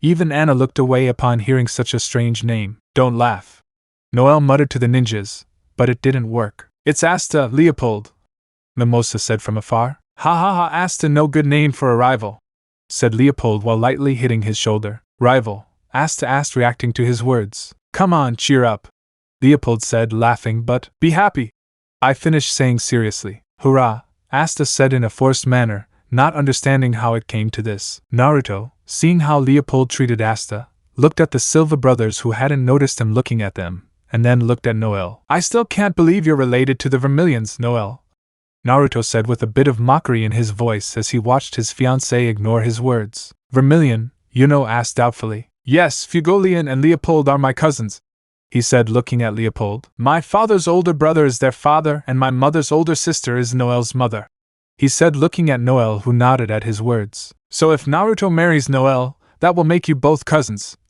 said Klaus, understanding his family tree. Well, for my part, I would do everything possible to avoid becoming those guys' brothers-in-law, Naruto said, pointing at the Silvas. We can imagine, said everyone who heard his words. After all, they had almost killed each other, and Noel didn't even deny his words. The only reason he hasn't killed his brothers is because they are his brothers, and nothing more. And you wouldn't mind if I became your family? Mimosa asked a little nervously, drawing the attention of Noel, Karen and Anna, who opened one eye to look at her. No, the Vermilion are like the only nobles I've met so far that haven't made me want to punch them in the mouth every time I see them, Naruto answered, not understanding the question very well. I don't know if we should be offended, honored, or scared by what you said, Mimosa said, sweating a little. I think more honest. Don't you remember how I hit him in the eyes when I met him?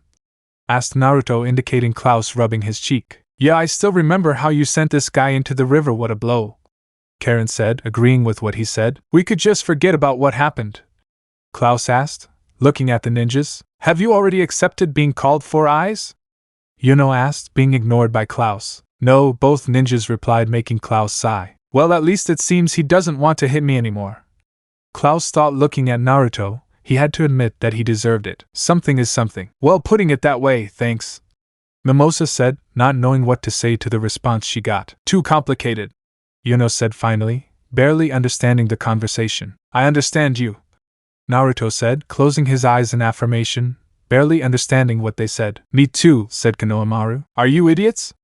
Anna asked, looking at the three who didn't answer her while continuing to look at Asta and Leopold, who were looking at her. Thanks for the offer, but my rival is Asta said, looking at him. Ha ha ha, don't worry, you can have more than one, Leopold said, hitting him on the shoulder. What? Asta asked without understanding. You have quite the muscle. Asta, you are worthy of being my rival. Let's play arm wrestling, Leopold said excitedly. Why?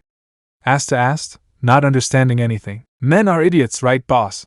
Said Sol as she followed her captain, who was approaching Naruto and his group, who were attracted by her voice. Don't be rude, Sol, Charlotte said without looking at her. Yes, boss, said Sol. Call me captain, Charlotte said as she stood in front of the group, who were all staring at her. What is the captain of the Blue Roses doing here?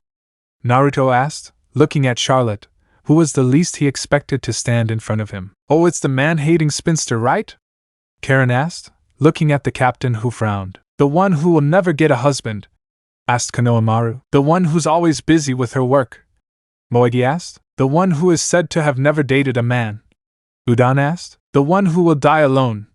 Bell asked from Naruto's head. Hey! Sol shouted, attracting everyone's attention. Who told you that about the boss?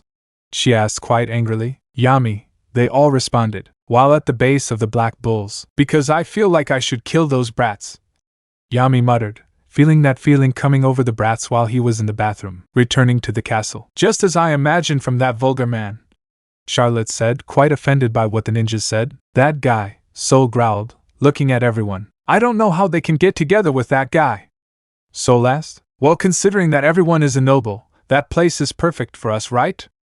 Naruto asked all his companions. It's a very happy place, Konohamaru said. They also serve very delicious food, Bell said, supporting Konohamaru in his words. Because I feel like you're just after food, Karen asked, looking at the fairy. Don't sweat the small details, Bell said, dismissing all her words. And you? Sol asked, looking at Anna, who just shrugged. I'm a princess, but I can do whatever I want. I don't really care if I even have to camp in a forest, Anna replied casually. Besides, she doesn't even act like one.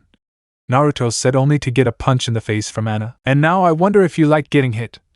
Noel asked, watching Naruto rub his face. I think it's more about him being an idiot, Yuno said, looking at him. Thanks for the words of support, friend, Naruto said, looking at Yuno. You're welcome, he simply replied. Charlotte said, drawing everyone's attention. Oh, we forgot you were here, Karen said without much tact in her words, giving the captain a small twitch in her eye. Are they all like that?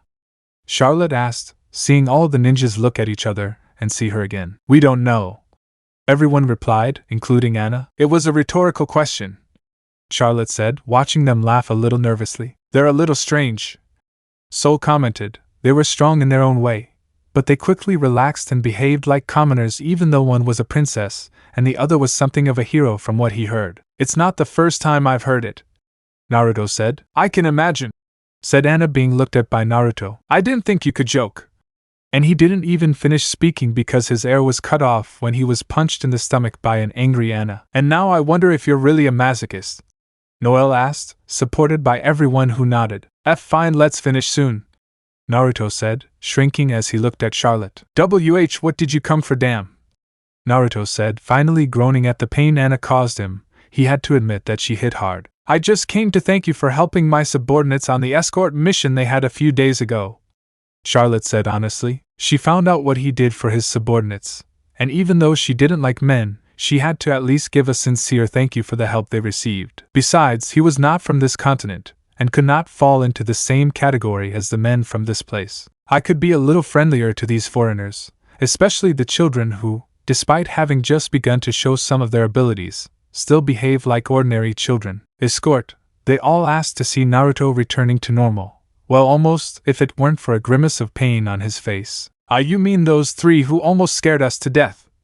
Naruto said, remembering the girls. Scare? Sol asked curiously. Yes, Bell shouted, flying in front of them. They each came down while riding their brooms and scared us every time. It didn't help that we were hungry and didn't want to help, Bell said with a little anger. Are you still doing that? Naruto asked, seeing Bell, who was still a little angry about what happened. Of course, you're the first partner I've ever had who can freely fly through the sky with me to play, and they had to stop you because you didn't know how to handle a stupid pack of fire-breathing wolves, Bell said, puffing out his cheeks in frustration. You know we can fly again when we go on another mission, Naruto asked, making Bell quickly sit on his shoulder. When? He asked with excitement in his voice. He. And Naruto just laughed. Hey, we're still here. Can someone explain to us what you're talking about? Noel asked, along with all the wizards who didn't understand what they were talking about. Oh, sorry, it's just that, during the return from Rak, we saw a carriage of the royal family being attacked by a pack of fire-breathing wolves, and let's just say that their escorts were a real mess, said Naruto along with the fairy's nod. And because of that, we went to help them so they wouldn't kill each other. But then a girl named Fragile from the Aquamarine Deer asked us for help, and then the girl named Finesse or something like that supported her words, and both asked us for help to escort them to the capital. And to be honest, if they had received another attack, which thank goodness didn't happen, they would have been pretty lost, said Naruto, explaining that day. And among the escorts were members of the Blue Roses, right? Mimosa asked, getting Naruto and the respective captains' nod. And that's why I'm angry, Bell said, crossing her arms. Does it have something to do with flying? Yuno asked, looking at Bell, quite angry or frustrated. Yeah, during my mini-vacation in Rak I ended up creating a spell that allows me to fly, and since I wanted to try it out I came from Rak to here flying alongside Bell. Apparently he loved flying near the clouds, Naruto replied. Yes. I am the spirit of the wind after all. I will always love to fly, and even more if my partner is also similar to me, totally free like the wind, said Bell, totally angry for not being able to fly. Give me that ice cream, Naruto asked the soul, who looked at the ice cream, took it and gave it to him. Bell, look, Naruto said, getting his attention, and his eyes lit up. Ice cream! Bell shouted happily, quickly floating towards the ice cream Naruto left on the table. She's easy to calm down, Anna commented, watching the fairy happily eat her ice cream. Yes and no, it's only good while the ice cream lasts and if you're not hungry, Naruto replied. In other words, just like you, Anna said, making everyone who heard her laugh. Did you wake up in a good mood today, or are you happy to hit Nibra hard? Naruto asked, looking at her without much humor. A little of both, Anna replied with a shrug. Ha, And Naruto ended up sighing. Sometimes he didn't know how to return her words. While they were talking, Leopold asked Asta for an arm wrestling match, but Asta tried to refuse several times. Everything was back to normal, until the mood went down the drain after a comment. Someone from royalty who recognizes a commoner as a rival. Nozel asked, making everyone look at him, and Naruto frowned again. The wizard King Julius himself allowed him to be here. Even though he's a commoner, he deserves some of our recognition, Fugolian said without taking his gaze off the Silva. I never thought I'd hear a royal say that. The Vermilions have gone soft, they're a disgrace as family, Nozel said with the same emotionless look. And it seems that today you woke up wanting a free pass to the hospital, Naruto said, approaching the duo who looked at him while Bell sat on his shoulder. Naruto, I still have to make you pay for that hit, Nozel said, looking at him seriously. Better guys have tried and failed, Naruto replied, standing in the middle of the road and standing between the two captains. You shouldn't interfere, Fugolian said. But, dude, this guy keeps insulting my friends. You want me to just sit there while he insults you and my friends? Naruto asked, looking at Nozel while Fugolian just looked back at the Silva. He wasn't going to be able to stop him this time, although he still felt a little grateful for his words. He understood very well Naruto's dislike of nobles in general and that he liked his family. So he indicated that he was doing a good job within his family so that this young warrior would respect and defend them of his own free will. Ninjas were much more honorable than nobles, and he himself admitted it. That's why you should never insult them. Otherwise the same thing might happen to you as happened to the Silvas. An eagle dancing in the skies doesn't care about insects, Nozel said, looking at both of them who frowned. But an eagle can't go against the wind, said Naruto, starting to release his mana next to Fugolian. Nozel's mana took the form of an eagle, Fugolian's was a lion, and Naruto took the form of a large tornado. But without realizing it, he saw a slitted eye along with fangs which formed inside the tornado. That appearance, it must be one of the beasts. It seems that even though they hate each other or can't stand each other, they have a great connection, Bell thought from Naruto's shoulder, seeing that light appearance of the tornado. The room began to shake as the windows began to creak. Great, said Konohamaru, feeling all that power. It started again, Anna said, rubbing her forehead. Your brother is more masochistic than Naruto, princess, said Karen, looking at the scene with humor. But suddenly she felt something strange and closed her eyes. Noelle didn't say anything to that comment. She could barely say anything in the face of 3 such strong pressures. Amazing, Asta said, feeling the pressure. Can you feel it? Yuno asked. Even though I can't feel the mana, I can notice it. They are amazing, Asta said in amazement, looking at the 3. I shouldn't stop him, boss, Sol asked while eating. It's stupid, Charlotte said, closing her eyes. But, hey Naruto, Karen called as she approached the windstorm. What's wrong? Naruto asked, looking at her slightly, trying not to look away from Nozel. I don't know if it's a good time, but I can feel something disappearing around the capital, he said, drawing attention and stopping everyone. What are you saying? Charlotte asked upon hearing his words. I can see that something surrounding the city is disappearing, like a dome made of magic, Karen replied, closing her eyes. It was a large dome that was rapidly disappearing, and you can certainly see much better now. Hearing these words, the captains glanced at each other slightly, thinking the same thing. It won't be, Fugolian muttered just as someone opened the door, attracting everyone's attention. It's terrible! They're attacking the capital! Shouted a completely nervous magician. They're attacking the capital! Fugolian asked loudly. And we thought we were unlucky, Naruto said, with all his fellow ninjas nodding in agreement. Aren't you worried? Klaus asked, seeing the ninjas very calm. Even the children were extremely calm. This isn't the first invasion we've faced, Naruto said in everyone's defense. Ninjas must always be prepared for an outside invasion. Any invasion or problem is eliminated, Konohamaru replied. The captains looked at them and nodded at their words. They may be the youngest in this place, but they certainly have more experience than meets the eye. Rock creation magic, rock world model, said Siren, who used her spell and made a scale model of the capital appear that was made of rock. Amazing, said Konohamaru and Asta upon seeing the model. Interesting, Anna said, approaching the model. It includes the voices and the mana of the people, Klaus said, looking at the model. It spreads its own mana around the area and makes it visible, I asked curiously. It's of a much higher level than my magic flower guide, Mimosa said, completely surprised. Doesn't it look like your magic? Karen asked Naruto, who was curious about the model. No, my spell only senses the presence of everyone next to a map of the place. Remember, I based it on my sage mode, Naruto replied, thinking how he could improve it. Can you do something similar? Konohamaru asked, excited for Naruto. Yeah, something. Naruto replied, looking at everyone. Now what the hell are you going to do? I asked the wizards responsible for this place, in this case, the captains. Now I understand what's happening, Fugolian said, looking at Karen. What you felt disappear had to be the barrier that prevents them from using spatial magic to enter illegally. But this is very high-level magic to suddenly appear in different parts of the capital, Fugolian said, analyzing everything. Oh, I see. That's why every time I use my power, I feel that dome it barely lets me see, said Karen, understanding everything. But if it's a barrier, does someone take care of it or feed it? Anna asked with her arms crossed. Yes, there's a group of mages who take turns feeding the barrier every so often, but hearing what the young woman said, that means they were attacked so the barrier would be deactivated, Fugolian said, nodding at Anna and looking at Karen. Can you sense who's attacking? Anna asked. I'll try, but I'm still not used to the brightness of these guys, Karen said, closing her eyes. So what the hell do they do in these situations? Naruto asked, understanding everything. What do we do? Charlotte asked upon hearing his words. Yeah, do you have an emergency protocol for these situations or something?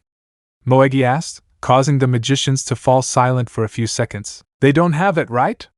Udan asked without much humor. Well, this further confirms that nobles are idiots, Naruto said bluntly. A capital or central location in a country should always have emergency protocols for these situations, you bunch of idiots, Anna said harshly. On this occasion, not a single noble or mage present could defend themselves against the words spoken by the ninjas, because they were right. We can see about that later, the important thing is how we should divide ourselves, said Fugolian, making the ninjas sigh. We should secure the castle, Alectora said after finally getting out of that ice thrown by Naruto. I should freeze you again, since it seems you don't use your brain, or rather all of it, Naruto said, looking at the magicians who frowned. Because you say so, Fugolian asked, and before Naruto could answer, someone else caught everyone's attention. What are we waiting for? There are people asking for help, Asta shouted, being stared at by the ninjas who smiled at him. Asta! Noel shouted. Where are you going? Don't you understand the situation, and can't you detect magic?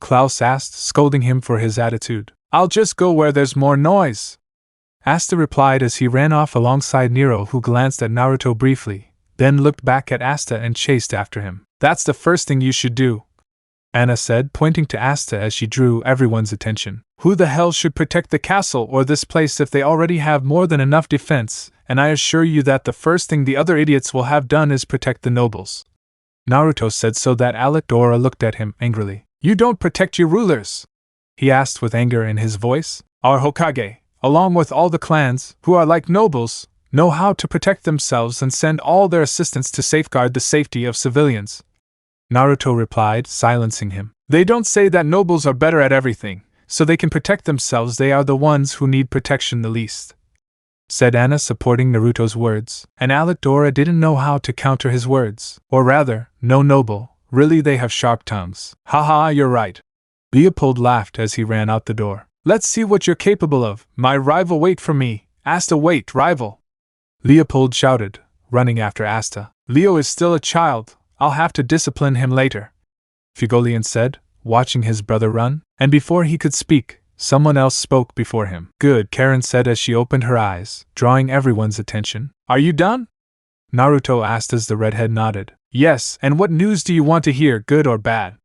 Karen asked. Bad, most responded. Well, this name is for those who know it, but it seems we have another Orochimaru-sama who can summon the dead, said Karen, making all the ninjas grimace as they remembered that guy. Well, another guy like Orochimaru, because those guys can't stop appearing, Naruto said, totally annoyed. Can you expand your information?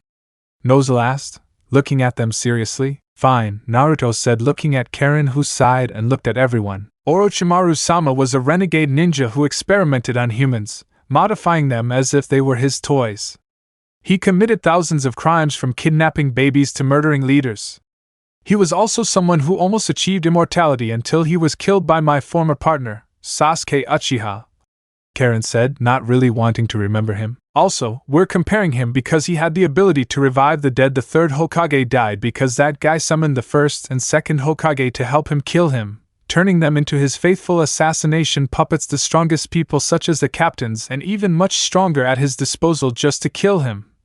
Naruto said seriously. I understand, Nozel said, having nothing further to say to them. But if they're dead, they shouldn't have that much power. How could they have helped kill him?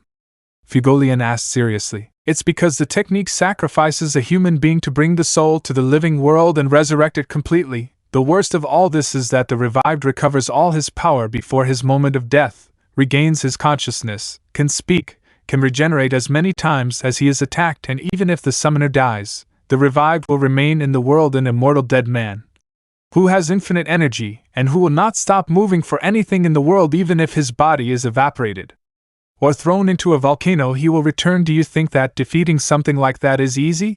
Asked Karen, silencing Fugolian, who couldn't say anything after such a dark statement. Everyone remained silent at the words spoken by Karen and Naruto. Something like this. But here's some good news, said Karen, drawing attention back. The dead continue to revive as many times as they want. That hasn't changed, but there is an advantage, and it is their summoner, Karen said, smiling. I can't tell, but those further away from the summoner can see a kind of energy thread that connects them all, and the threads are gathering until a really large center of pure light is created. Do you understand what I mean?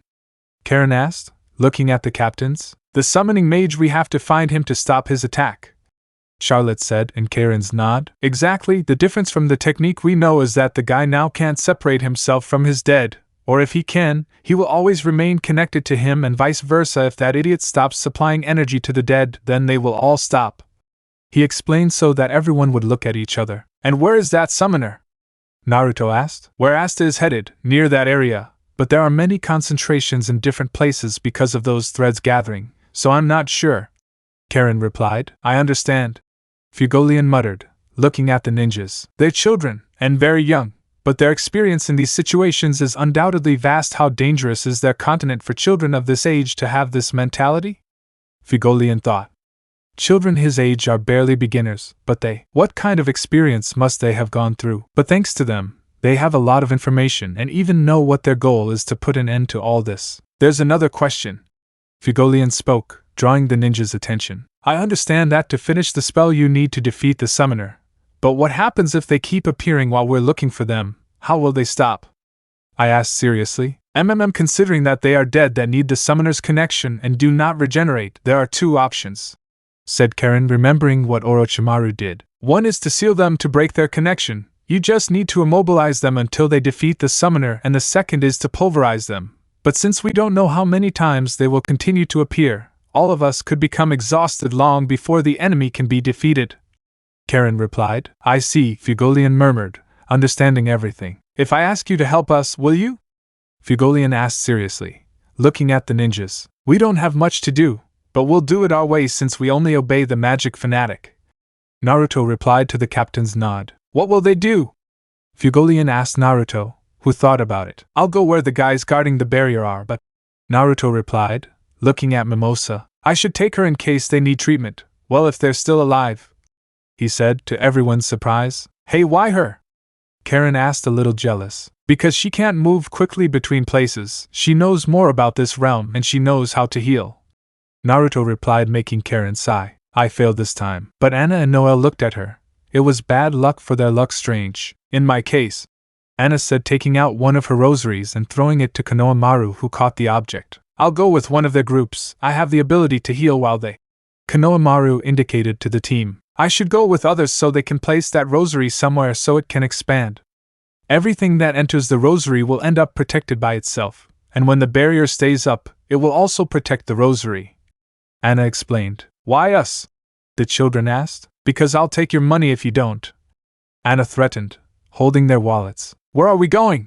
The children asked, quickly changing their minds while the wizards ended up sighing. Okay, I understand what you want to do, but Naruto, Fugolian said seriously, try to find those behind the barrier quickly. Whether they're dead or not, we don't know, and if they can be cured, then stay and protect them until they can put the barrier back up and new ones arrive, he said, to Naruto's nod though. What if there's no one?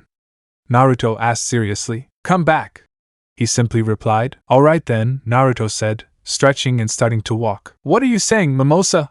He asked, looking at the girl who nodded and started following him. Very well, Fugolian said loudly, drawing everyone's attention. As much as you hate me ordering you around, listen to me, gentlemen, he said loudly to those who nodded. I'll follow the Black Bull Boy and Leo and we'll go north, he said as he created 2 lions and looked at Noel, the children and Karen. You 5 follow me, he ordered, making the children jump onto the second lion. Oh, how strange that it doesn't burn us, Moegi said, a little surprised by the fire. Fugolian just smiled. They did what they were ordered without hesitation. Of what he did, certainly impressive for children. Wizards of his age would never be so willing to go to the battlefield in these situations. But for now, go to the central area, where more mana is concentrated, Silver Eagles, said Fugolian, watching the Silva's brothers climb onto a water eagle made by solid. Okay, Nozel replied. Blue Roses, go east, he said, watching Sol summon an earth giant. I don't take orders from men, but I'll make an exception,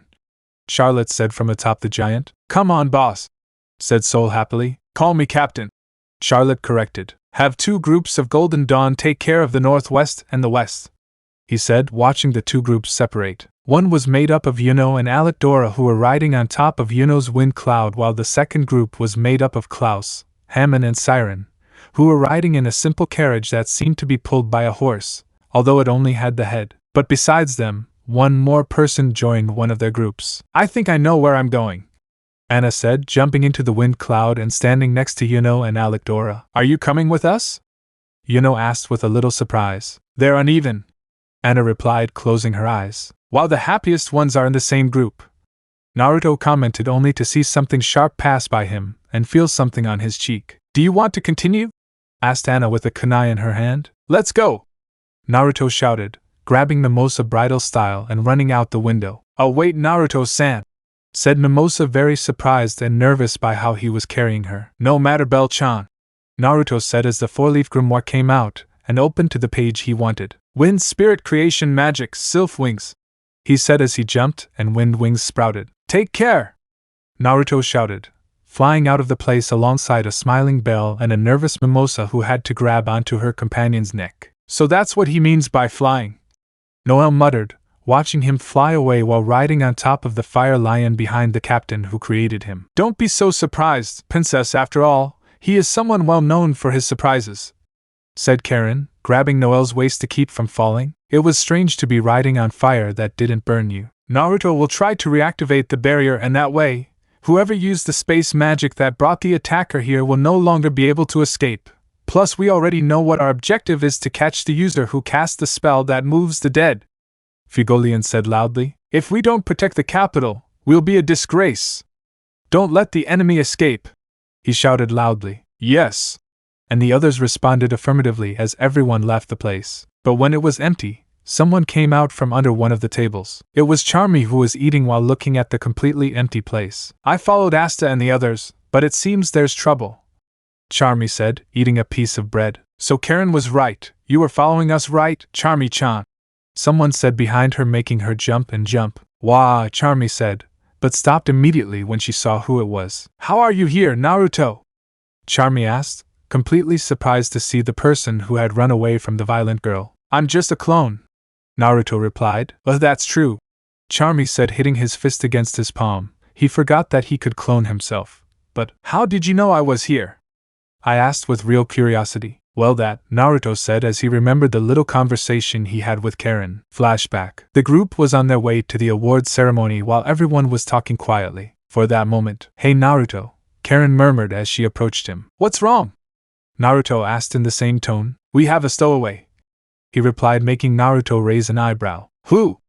I asked seriously. Charmy, he replied, looking at Asta's cloak. It's hidden in that place. I don't know how, but it's hidden, Karen replied, pointing to the place. He must have come for the food, Naruto said to Karen's nod. What do we do? Karen asked.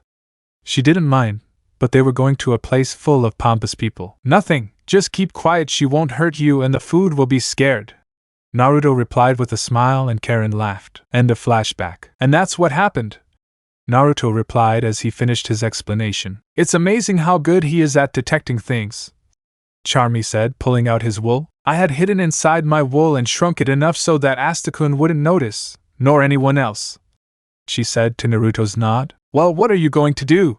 He asked curiously, looking at the girl in front of him. Time to BR, Charmy said, but stopped when she smelled something. That smells so good! Charmy exclaimed as she chased the scent. Ha, let it be quick! Naruto said as he followed her. The original created a clone in case anyone needed it or to keep the original informed, so for now I would follow Charmy. Okay, Charmy replied, running in search of that smell. I hope nothing bad happens, the clone muttered as he chased the greedy girl. With the original Naruto, Mimosa and Bell, the trio was flying at full speed as they headed towards the castle. Mimosa was hugging Naruto behind his neck, completely nervous and red. How did I get into this situation? Now I'm with Naruto-san and I get nervous just being with him. I know he has girlfriends and not just one but 3, but it's so stop thinking about that, Mimosa. Besides, Asta-san isn't that bad, Do I like 2 boys? What am I doing? Stop thinking about that nonsense. Mimosa thought, scolding herself. Since the dungeon, she had felt confused on the one hand by Asta, who attracted her to his body and his way of being, but Naruto also attracted her because of how kind, cute, and strong he was. Although the real problem with the last one was that he was already engaged to a captain, his cousin, and now a princess of his home country or something. I knew I should leave him alone, but I couldn't, even though I still had feelings for another guy. What do I do? I can't go for both of them. Think, Mimosa, think. He thought again. It was so difficult. Hey Mimosa, Naruto said, waking her up from her thoughts. Why, yes, it does happen. Mimosa asked, totally nervous. Could you let me go a little? I feel a little uncomfortable. Naruto said, a little nervous when referring to how Mimosa brought him closer and ended up feeling her large breasts. I had to admit they were bigger than Noelle's and obviously bigger than Anna and Dorothy's. I just hope they never find out about this. Thought, oh, who am I kidding? Anna will try to kill me when she reads my thoughts again. Sometimes I wonder how I got engaged and agreed to be with her. It will be a big question that will never have an answer. Thought Naruto, completely surrendered to his future destiny. While Mimosa, hearing his request, looked slightly down and saw how he was very attached to him and how her breasts were pressed against Naruto's body, even a little higher, and he would have most likely put his head between her own breasts. Excuse me, Naruto-san, said Mimosa, completely red with embarrassment, as she let go slightly so that her breasts weren't pressed against Naruto's body. Don't worry, but for now let's focus. I'm still on the right path, Naruto asked as he looked ahead. Yes, go ahead and reach the highest tower of the castle. Just don't interrupt through the window, Mimosa indicated and asked. That will be impossible. Just tell me and we will force our way, and we don't have time to be careful, Naruto said while smiling. Naruto-san, Mimosa scolded to the laughter of the aforementioned, and as they flew, Bell looked at Mimosa slightly with a frown. I hope I'm wrong. I've had enough with those 3. I don't want another one, thought Bell, flying next to Naruto. I wouldn't think about it for now, but I'd have to talk to Anna. She is the only one who could prevent or increase a disaster around Naruto, and she can also help convince Naruto to give her a kiss on the mouth. And thinking this, the fairy started to drool. What's wrong? Naruto asked, watching her wipe the saliva that was running out. Oh, nothing. I was just thinking about that delicious ice cream, Bell replied, trying to distract him, although part of it was true. He wanted to eat again. If we get through this, you'll be able to eat ice cream until you burst, Naruto said with a smile. Okay.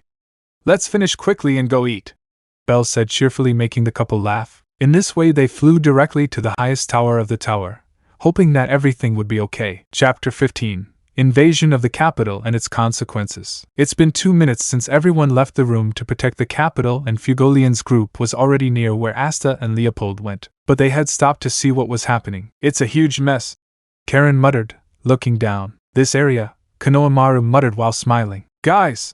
He shouted as he stood on top of the lion and attracted everyone's attention. Get down! He finished saying as he jumped to the ground while his companions just followed him. Hey brats!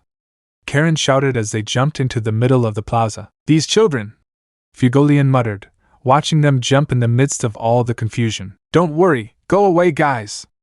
Konohamaru shouted, putting chakra into the rosary, and it began to react. Yes! Udan and Moegi shouted as they understood what he was doing and approached him in the air as the rosary began to grow big enough for the 3 of them to grab it with their hands, and when it reached the ground, they stood with their backs to each other while Konohamaru crossed his fingers, still holding the rosary as it stretched out, and created 3 more shadow clones. Good! The clones shouted, taking something out of their pockets as they protected the original and their companions. Ninja art! Shadow clone shuriken!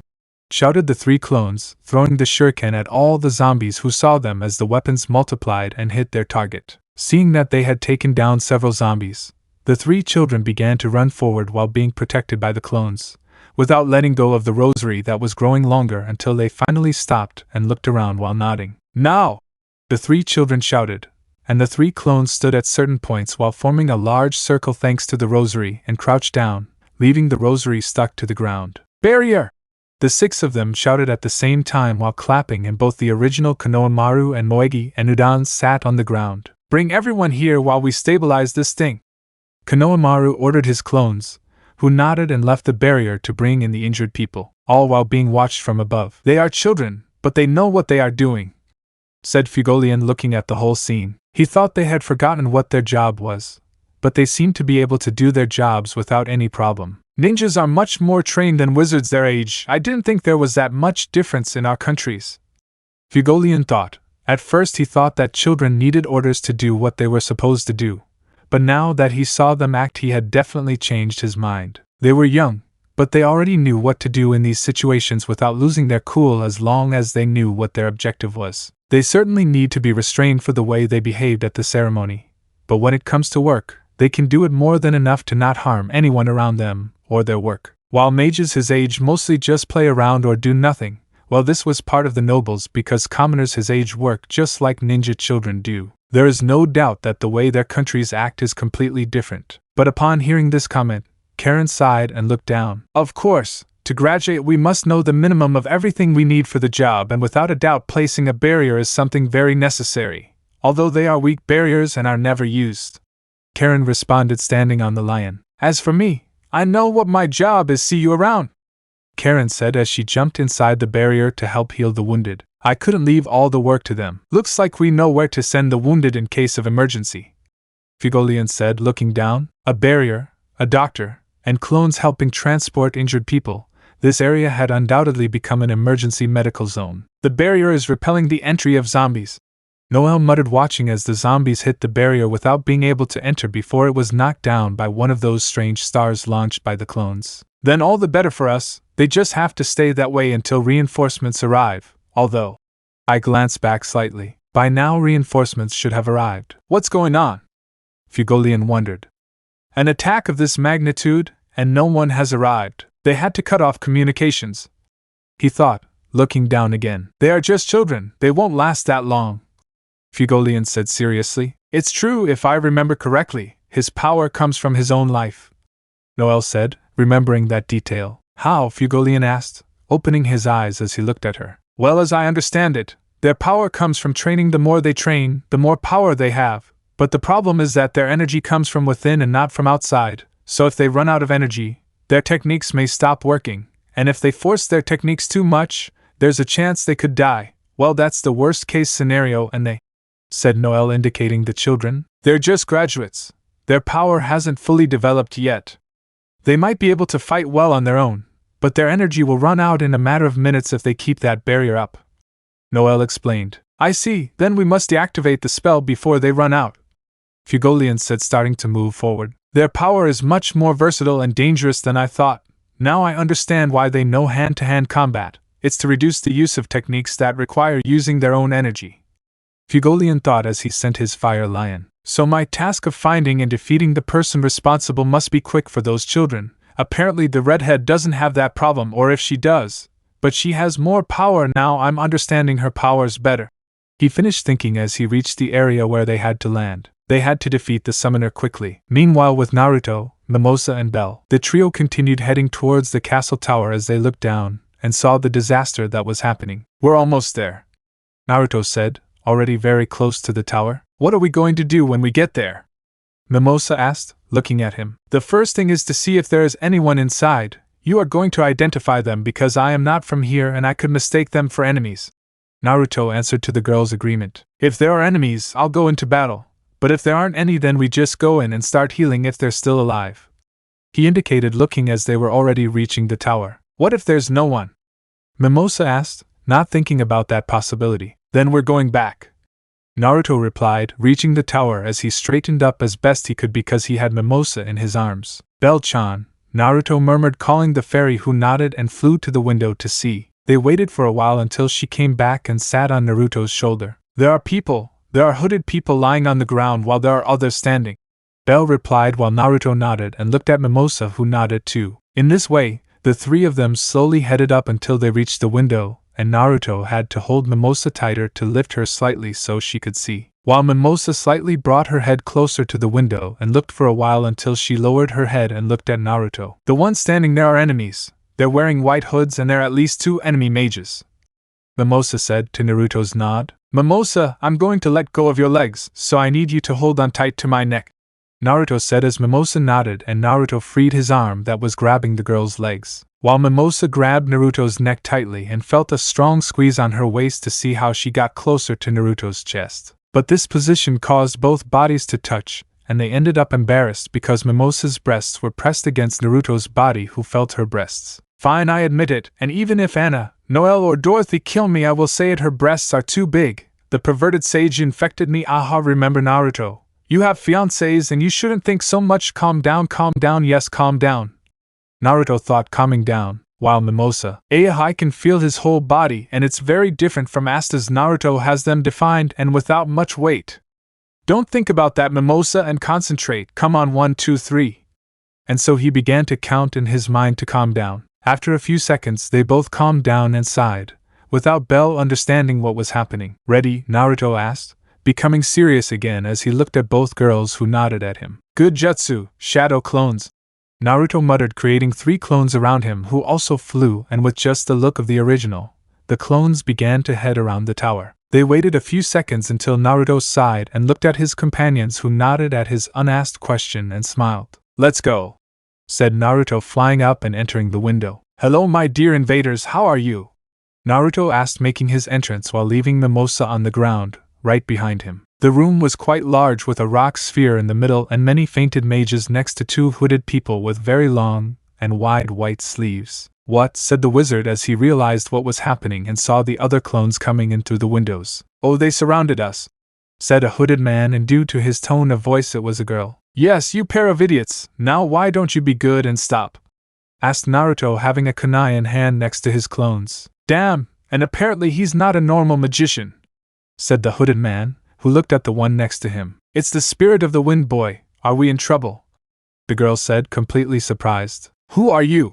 Asked the hooded man. They were not expecting this interruption. Just someone who came to this kingdom to kick ass. Now be good and surrender, you pompous shits haven't been doing me many favors today for me to be totally calm, Naruto said without any humor in his voice. The man, upon hearing this, looked at his partner and opened his eyes. That girl is royalty, he muttered as he saw Mimosa, who was hiding behind Naruto. What do we do?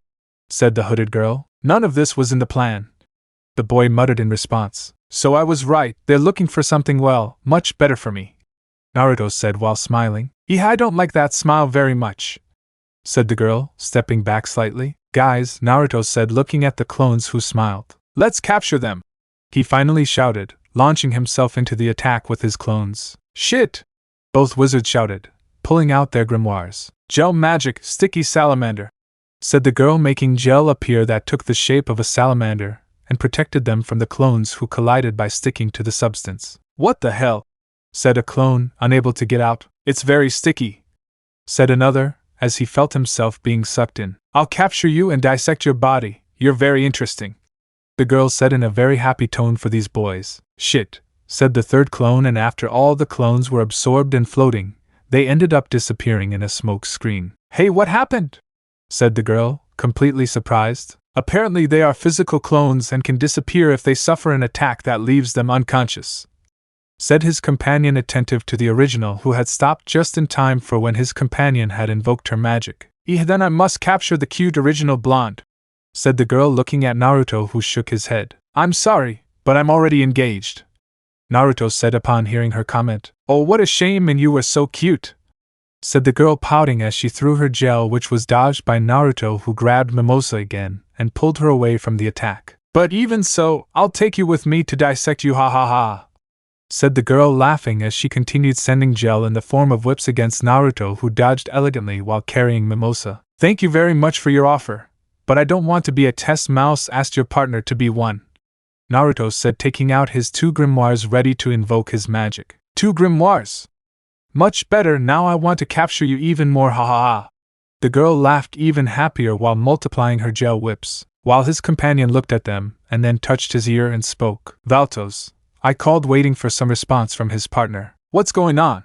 The man called Valtos replied through the communicator. We have trouble. A blonde boy with the spirit of the wind and a royal girl just appeared. I answered, waiting for some response. Wait, you said spirited blonde? Valtos asked. Yes, because… The man asked. This boy has 3 mustaches on each side of his cheek. Valtos asked, to the man's surprise. Yes, as you know. I asked, a little afraid of his answer. Get out of there immediately. That boy is a professional assassin and a hero from another continent with the power of a captain of order. Escape. Valtos shouted, completely desperate, causing his companion to open his eyes. Sally! We must run away! The man shouted to the girl named Sally, who continued attacking the blonde. Why? Asked Sally, who looked at her partner very scared. That boy, he said as a large black circle appeared beneath his feet. He's someone dangerous at the captain level. We can't defeat him between us, she said strongly, looking at him as he approached to stop them from escaping while she released the girl. You think I'll let them escape? Naruto asked. His arm stretched back and he saw his wind grimoire turn to another page to start writing a new spell, while Bell, sensing this new spell, approached Naruto's outstretched hand and placed his own hands on top of his partner's to begin creating a sphere that began to compress. That attack, the man muttered, feeling a dangerous concentration of magic. Oh, we're in trouble, said Sally, placing her salamander in front of them. This is where it ends. Wind spirit creation magic, Naruto shouted, his favorite technique ready. I didn't think I could do it with magic, Naruto thought with a smile. Rasengan, he finally shouted, stretching his arm forward just as the girl's gel grabbed his arm and slightly deflected it to the side so that the Rasengan was thrown and grazed the cloak of both enemies, causing their faces to be uncovered. The man had light-colored hair with an asymmetrical cut and a scar on the left side of his face, while the girl named Sally was a young woman who had very messy, medium-length dark hair, red eyes, and wore glasses. Hey! And the 2 enemies, upon feeling the touch, looked slightly back to witness the great power of the technique that only pierced and broke the wall. But the attack continued outside and ended up exploding in a great tornado that reached the sky and the earth, while Naruto clicked his tongue when he saw that he couldn't do it, and after stabilizing himself, he returned to the attack with the same attack. Bell-chan! Naruto shouted, ready for the second attack, until he stopped when he saw how both enemies were covered by some kind of black substance. Wait! It's space magic, don't come in! Mimosa warned, realizing what was happening to the enemy. Shit, Naruto said, stopping completely. They were being taken somewhere else, and he couldn't throw himself out until he was done here, or rather he didn't know where he would end up. Goodbye cute blonde, I hope to see you again to dissect you, said Sally, waving goodbye with a crazy smile. Damn, Naruto said, clenching his hands. Valtos, said his companion, placing his hand on his ear. Let's get started, if you fight you'll be tired, Valtos replied. But we didn't make it, the man said, referring to the barrier wizards. It doesn't matter, it's going to start soon and we just need to keep them from waking up so they can restore the barrier, Valtos replied, to the man's agreement. Hey! What plan? Naruto shouted, drawing the attention of both enemies. He could hear the conversation, he has very developed senses, thought the man, looking at Naruto. Wow, now I feel much more like it, but unfortunately for me, I can't do it well, goodbye, said Sally, being completely consumed by darkness along with her partner. Wait! Naruto shouted, already forgetting what could happen to him and starting to run after the enemies just as they were consumed by the darkness and ended up passing through the substance. Shit, Naruto finally said, standing up straight again. Naruto-kun, are you okay? Bell asked, quickly arriving in front of him. Yeah, don't worry, just a little frustrated for not catching them, Naruto replied, to feel the fairy sit on his shoulder, and turn his gaze to Mimosa, who was running towards them. Are you okay?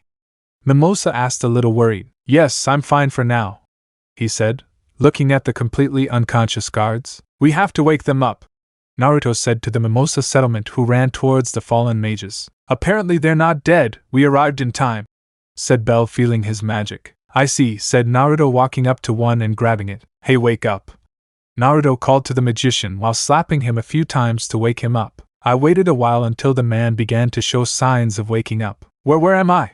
The man murmured, opening his eyes slightly. How are you feeling? Naruto asked, making the man look at him. Who are you? The man asked cautiously. Just someone who came to rescue them, Mimosa! Naruto called, making the girl extend her plant magic towards the man who was wrapped in a basket of flowers. Now you'll be fine, but tell me what happened? Naruto asked, looking at him seriously. Someone came and hit us. We don't know who it was. They were hooded. They knew where we were. The man answered, barely having his eyes open. I see. Rest easy. You'll talk later. Naruto said to see the man slowly close his eyes. Thank you, said the man before falling asleep. Hiya, now what do we do? Naruto muttered. He didn't understand anything that was happening. Naruto-san, Mimosa spoke as she attended to the men. I don't think they can reactivate the barrier in time, he warned, causing Naruto to nod. I can see it, so what do we do? Naruto asked, watching her shake her head. I don't know, besides something seems strange to me, said Mimosa, making Naruto raise an eyebrow. What thing? I asked, looking at her worriedly. Well, no reinforcements have arrived from outside the capital, said Mimosa, making Naruto sigh. They had to cut off communications, Naruto said as he took out his communicator to open it and see only blurry. I can't even get through to old Jami or Dorothy. Hiya, Naruto said, then sighed and closed the communicator. Nar, Mimosa spoke again, but stopped when she felt something strange around her. Naru-kun! Bell shouted, flying forward. Something is happening outside, he warned, causing Naruto to open his eyes and quickly begin to approach the window to see what was happening. What the hell?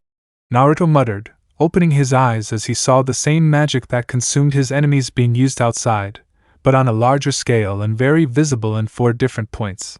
And the most worrying thing was that it was being used in the areas where everyone else went. Shit, Naruto said as he realized what was happening and started creating some clones. Mimosa, I'm leaving. I'll leave some clones to help you, said Naruto, looking for the spell on his wings. It's okay, don't worry, said Mimosa, watching a clone leaving the place. That clone is going to look for someone to come help you, said Naruto to receive a nod from the girl and begin to use his spell and then fly away. See you, Naruto shouted as he quickly left the tower with Bell while Mimosa said her goodbyes and returned to her work. As he left, Naruto saw the black substance disappear and began to fly faster. Naru-kun, the captains, except the fire type, have disappeared, said Bell, making Naruto open his eyes when he realized what his objective was. Shit! Naruto shouted. That was their plan. It wasn't to attack randomly. It was to find Leon-san, he shouted, rushing over. Come on, Bell, we have to get there, he said loudly, making the fairy nod and start flying faster. I hope everyone is okay, Naruto thought with concern for his friends and fiancés. Minutes before Naruto escaped from the enemy, Anna's side, the group quickly arrived at the designated location and immediately began their work. Yuno and Alec-Dora began to use their magic to defeat the zombies while Anna began to raise a barrier with her rosary, sending the 2 knights to protect her while she raised it. Yuno did, but not Alec-Dora, who said she wouldn't pay attention to a foreigner. Anna wasn't bothered, so she relied on Yuno to protect her until the barrier was ready. It took him 2 minutes to stabilize her, but he managed it, and when he did, he started bringing people inside the barrier along with those injured by the zombies. He had basic medical skills, so he could provide first aid if necessary. They spent a good while fighting the undead until they finally saw that they fell on their own. Looks like they defeated the summoner of these things, Anna said, arriving at Yuno's side. Yes, Yuno simply replied, a little tired. That guy was nothing against us, Alec-Dora said arrogantly. But it was very easy, Anna said, looking around. What are you talking about? Yuno asked as Alec-Dora looked at her slightly. Do you think it was all just a random attack?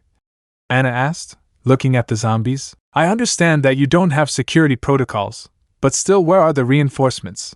He asked, causing the 2 wizards to open their eyes as they realized what was happening, and before they could speak, they felt a magical power coming from the castle and saw the tower where the barrier was explode. Seconds later, the light that had come from the tower had exploded and created a large tornado, which had great power due to the gusts of wind that were felt. All 3 had to cover their eyes, and Anna had to hold onto her skirt. It lasted a few seconds until it finally ended and they could see the castle tower. That had to be Naruto, and it seems he's fighting, Anna said seriously, only to feel something and jump to the roof. And she wasn't the only one. Yuno felt her grimoire and immediately moved away from the ground, only for seconds later to see a black substance that covered a large area and began to absorb Alec-Dora, who couldn't escape until she was finally consumed. Are you okay?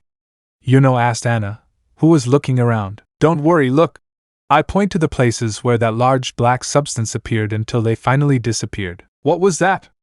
Anna asked, looking at Yuno who was flying in the sky. It has to be space magic, I replied when I saw what had happened. It's a strange magic, but from what I know, its main function is transportation, he explained, causing Anna to nod and look at the tower. So if it's transportation, then the 4 points were where the others were, he said, remembering the points until he realized something and looked in a certain direction. We are 6 groups, but, Anna said, making Yuno nod, who understood what she meant. Only 4 were transported and the 5th team is in the tower, but there was no sign of spatial magic, so that means the target was one of the teams that were in these areas, said Yuno, looking in the direction, but seconds later screams of people were heard. Go, I'll go to the 6th group, Anna said to Yuno's nod, who quickly went to help the screaming people. Time to move, Anna muttered, seeing the barrier raised and some mages around. I could leave them to them. Naruto, you're going to that place, right? He muttered as he started jumping on the roof. The target has to be that man, Anna thought, jumping quickly to go help. Asta's side. Asta had arrived in the area only to encounter the man responsible for the attack on the capital. He was a man with long, messy, light purple hair and blue eyes who wore red bandages that wrapped around his arms, neck and part of his forehead, along with an ornament on his left eye with a green eye ornament above the last one. He wore a dark red sleeveless shirt with a right sleeve and similar pants with a belt with straps on both sides. He wore a dark-colored bracelet on his right arm and 2 on his left, as well as a pair of light-colored striped boots on each side, and finally, a tattered cape that covered his body while it was held together by a button on his right shoulder. This man was attacking everyone without discrimination, and Asta had arrived in time to save a girl who was about to be attacked by the zombies and began to defend the girl, only to be helped by Leopold, who arrived and helped him eliminate the zombies. But then he had to face a zombie who was called Jimmy, who cast cursed magic where they finally touched him and began to hurt him without stopping the bleeding. After a few minutes where they were about to be attacked by more zombies and Noel arrived in time to defend the girl who was with Nero, Asta was finally able to defeat the zombie, all while being watched by Fugolian, who had arrived with Noel and was watching the battle while the girl had escaped with Nero thanks to his arrival. But after defeating Jimmy, the man made another zombie named Alfred appear, who launched lightning magic everywhere, and Asta couldn't attack him because of the zombie's way of attacking. After several attempts and blood loss, he was about to fall, and when he was going to be helped by Noel and Leopold, the man summoned another zombie named David, who confronted them both, while Asta just continued until he was finally helped by Fugolian, who ended up burning the zombie completely and leaving it in ashes. After a few words with Asta and recognizing him as a rival for the position of Wizard King, Fugolian faced the man who was revealed to be Raid Spirito,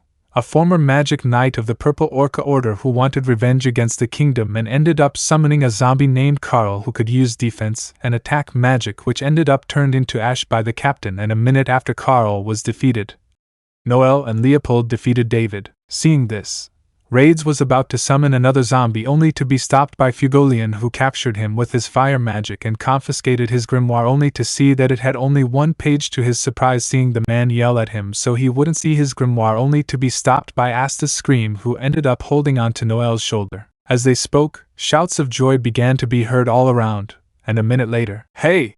a voice shouted, catching everyone's attention, and they saw Konohamaru and Moegi arrive while running across the roof. "Guys," Asta said as he watched them jump off the roof and land on the ground, only to walk over to them. "Wow, you got beaten up," Konohamaru commented, seeing Asta in a totally disastrous state. Well, I was very careless," Asta replied with a smile. "Children, how is the situation?"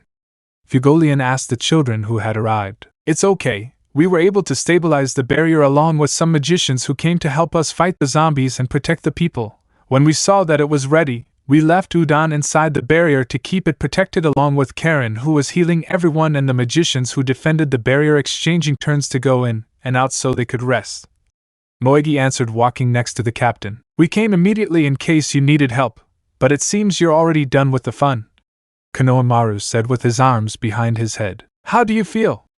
Fugolian asked, watching the children look at their hands and squeeze them. "We have enough energy left for 2 or 3 more techniques before we are completely exhausted," Moegi replied, feeling her chakra. "Old man, the barrier consumed a large portion of our power, so that's why we're a little exhausted," said Konohamaru, looking at the man they had tied up with what looked like fire claws. "Splendid work, children," Fugolian said with a small smile. "You're welcome," they both replied with a peace sign and a smile. "Definitely good work," They were able to hold out long enough for me to finish and even came to help us after leaving their companions inside the barrier. Definitely splendid. Fugolian thought, looking at the children. Ninjas were certainly very different in many ways. Who are these brats? Raids asked, getting everyone's attention. They're just kids who came from another continent. Fugolian replied. Kids, ha, you must be like that anti-magic guy because I don't feel any magical power. You're pathetic. Raids said mockingly, making Konohamaru and Moegi frown. What did you say? They both asked, walking towards the man. I said brats kick. And he couldn't finish because of a kick he received from Konohamaru. Shit! Brats of, and he couldn't finish speaking after receiving a punch from Moegi. It hurts! Raids shouted as he felt both blows from both children. They hit much harder than children his age. How, what a little girl, you want to insult us again? Asked Konohamaru, cracking his fist. Damn brats from hell, the F shit! Raids shouted again after receiving another punch, but this time from Konohamaru. Are you still there? I asked. The kill ugh! Shit! He shouted again after receiving another blow from Moegi. Do you want to continue? Moegi asked, cracking her fists. Damn brats from hell! Raids shouted only to close his eyes as he saw the children coming to hit him again. But the blow never came and he opened his eyes slightly only to see the children being grabbed by the captain's fiery claws, who kept them covering their mouths while the children could only thrash around trying to get free. Okay, stop kids, he's had enough. Fugolian said, looking at the children who ignored him. They may have done a good job, but they are still children, and like all children, they do not listen to their elders. Thought Fugolian, who ended up sighing. Ha, shitty brats. And Raids was making fun of the children only to stop when he saw them disappear in a puff of smoke and be replaced by rubble. This surprised everyone, but moments later they knew where they were. You still haven't learned! Konohamaru and Moegi shouted, each punching Raids, who screamed in pain. Before they could continue hitting him, the children were grabbed by the fire claws again. I've said enough! Fugolian ordered only to see the children stop and nod quickly, making him sigh. It seems you have to be firm with ninja children. Now I understand their way of being and how they can be trained. Fugolian thought as he released the children, who were a little angry and muttering curses, who were honoring Raid's ancestor, who this time stopped insulting them. Hiya, I don't know how Naruto and that girl managed to control them. Fugolian commented. He wasn't used to dealing with children in the middle of a job. Old man, he started it. Konohamaru said, indicating the man. That's true. Moegi said, supporting her partner's words. You guys always act like that on your missions? Fugolian asked. No, not at all, because they end up being eliminated. Konohamaru replied. It's much easier than keeping them alive, especially if they have nothing useful. Moegi said, receiving a nod from Konohamaru. They've murdered. Fugolian asked with a little concern, but he saw that they denied it. Not us, but our team leader does. Besides, we're not in charge of that part, and to make them shut up we just hit them until they fall asleep. Moegi replied. It's totally easy.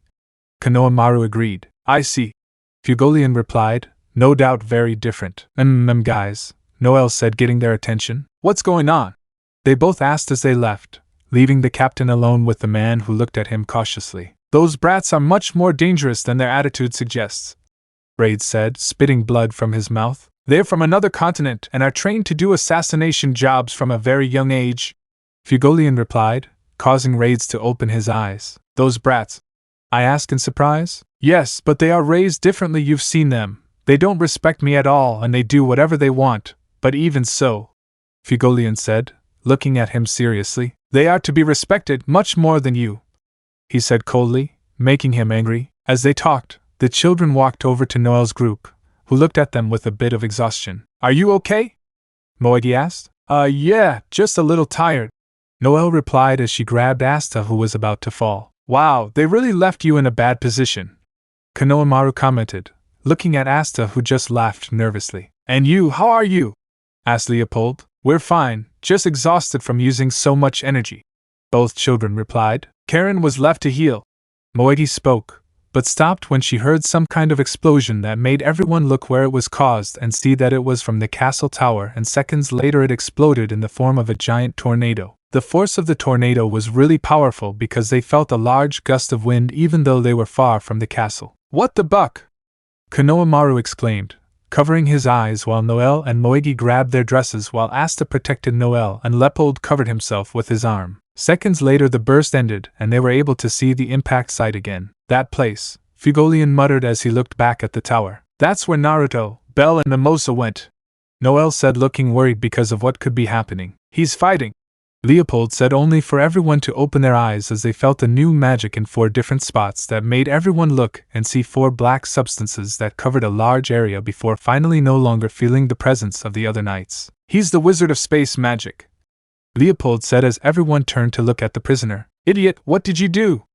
Konohamaru asked angrily as he approached Raids, but was stopped by Fugolian, who stopped him by placing his arm in front of the ninja, stopping his advance. Calm down. Wizards can only use one kind of magic and their magic is specter magic, Fugolian said, calming Konohamaru, who clenched his hands. But this definitely proves something, he said, looking at Raids, who had his head bowed. He didn't come alone. The magic used was from the space wizard, but those 2 aren't the only ones here. There are more because Naruto is fighting, Fugolian said seriously, looking at Raid's smile. Where is the space mage? Since there is no longer any destruction of the castle, that means that the battle has stopped, and that mage had to save your companions because it would be almost impossible to defeat Naruto with the power he has, he said while continuing to look at him seriously. Even if I transported the magic knights, they don't have enough forces to take the capital, and it seems like a curious distraction if they're going after the king if your goal was revenge, Fugolian said, watching Raid start to laugh. What is your goal?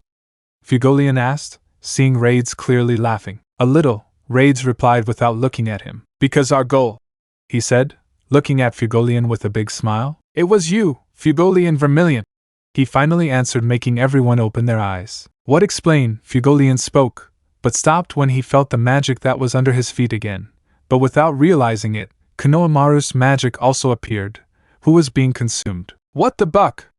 Konohamaru shouted. Space magic, said Fugolian, calming Konohamaru, who understood, and smiled. Then I think we're leaving, right? I asked, looking at the captain. I'm sorry, Fugolian said. He didn't want to bring a child into this. Don't worry, old man. If he's strong, I'll stay out, Konohamaru said with a smile.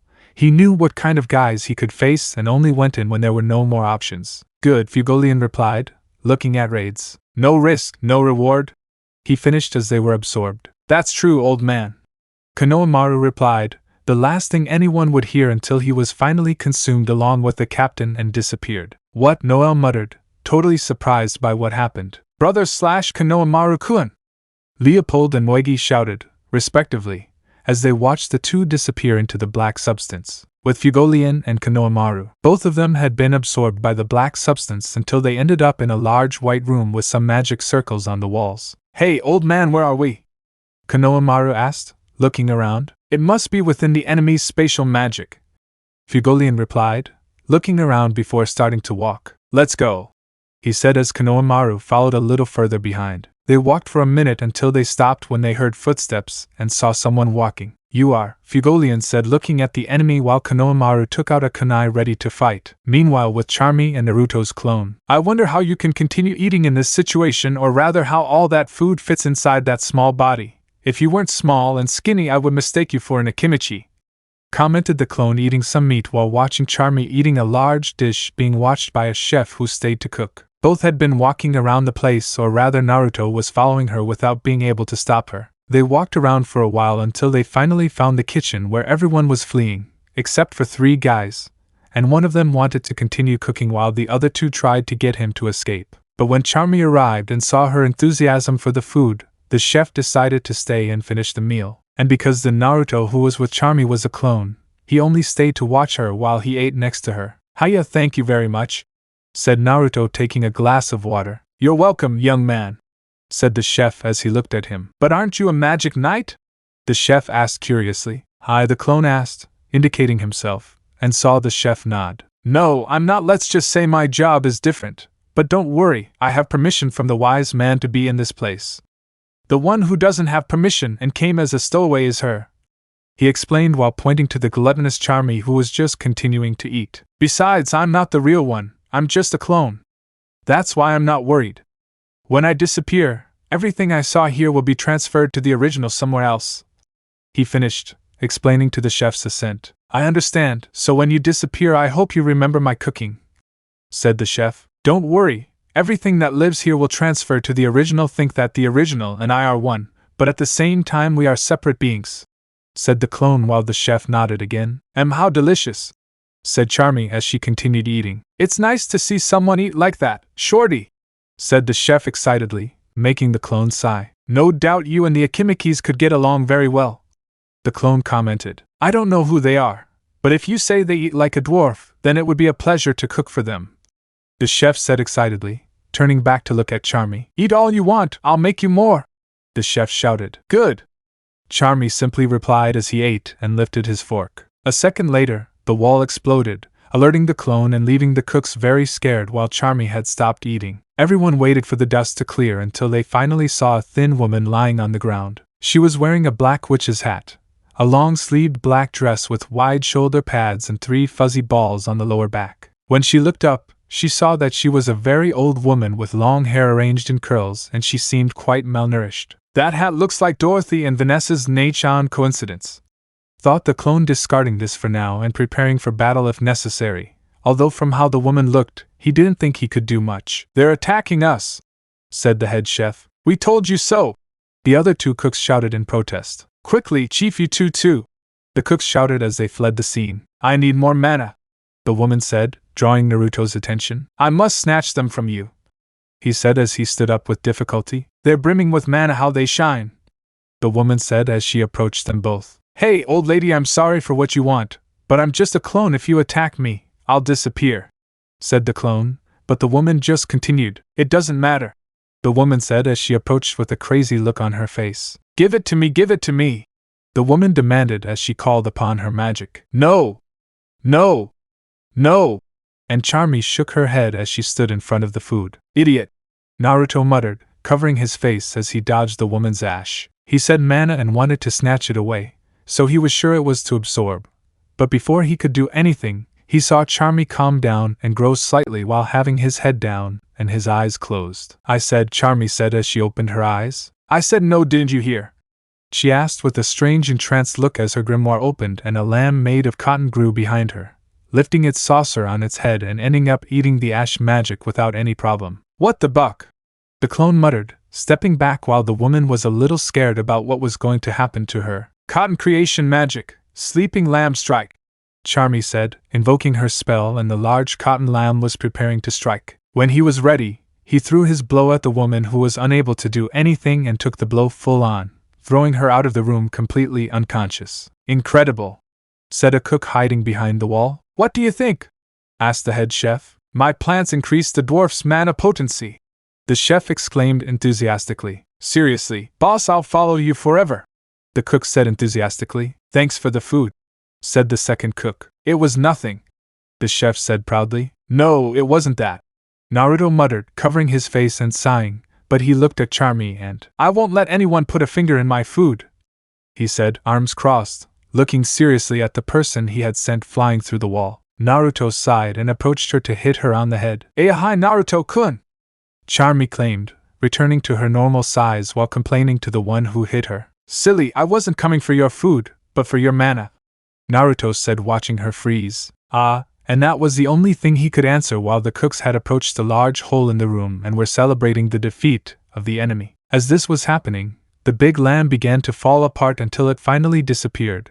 But as it disappeared, Charmy hadn't noticed that the plate of food the big lamb had on its head had fallen and was going straight into the hole in the wall. Aihaha! And realizing this, Charmy screamed as he started running. Food! Food!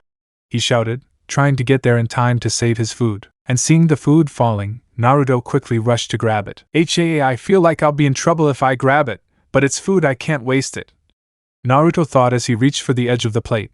But the food started to spill out because it was tilted, and before he could do anything else, he felt the plate settle and start to float. Wah, the clone spoke until he stopped and saw. Man, you came back all the way here, Naruto said as he stood up and watched Yuno walk in next to the plate of food and stop floating in the air. But Naruto saw something else beside him and opened his eyes. She looks like Bell-chan, so she is, Naruto thought as he realized who it was. She looked very similar to Bell, and because of how she was dressed and had wings, She was undoubtedly Yuno's wind spirit that seemed to have awakened Bell's younger sister. "Oh Naruto, weren't you in the tower?" Yuno asked, surprised to see him while the plate of food was floating above her hand thanks to her wind. "No, I'm just a clone, the original is in the tower." The clone replied to Yuno's nod. "Why are you here?" Yuno asked curiously. "Because of that glutton," Naruto told the Charmy, who seemed in a trance when she saw them. Charmy, is something wrong?"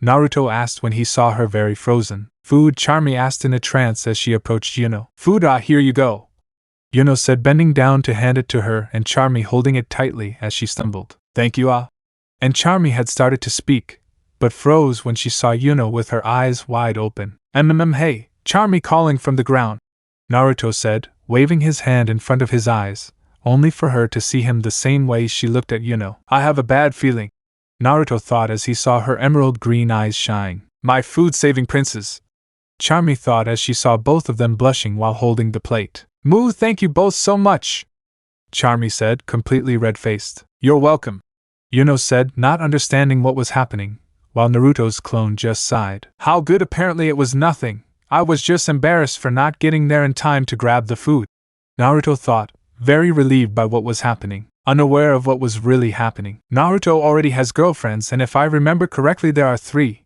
but well, for now," Charmy thought as she looked at Yuno while eating from her plate. "This the name?"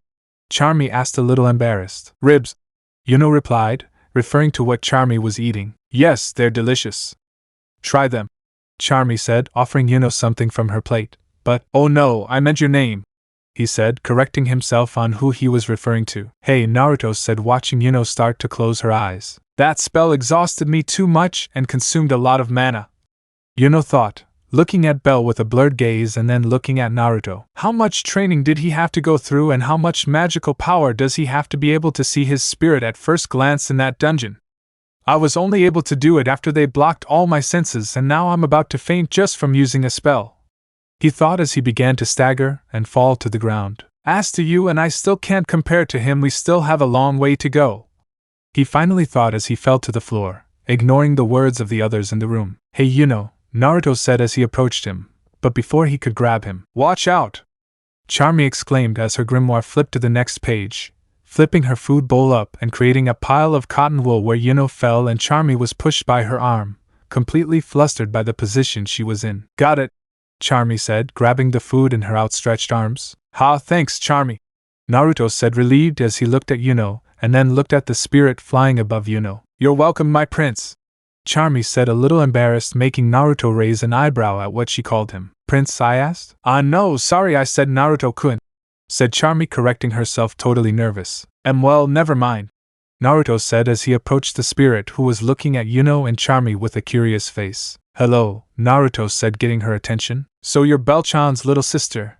he asked, causing the fairy to open her eyes and turn to him. "Yes, but who are you?"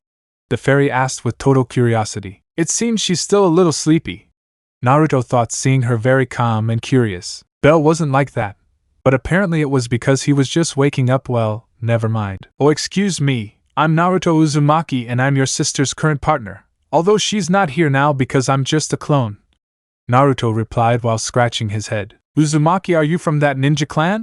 asked the fairy, remembering that last name. "Yes, you know him," Naruto asked, seeing her nod. "We made a contract with your clan in the past along with other spirits, that's why I know that last name. I never thought I'd see one again, much less on this continent, and much less that my sister has chosen one of the 9 guardians. It's an honor to be in your presence," said the fairy, bowing before a Naruto who sighed because of how she called him. "Don't call me that, it's not something I like to be reminded of," Naruto said a little sadly. "I can understand, then Naruto-kun, can I call you that?"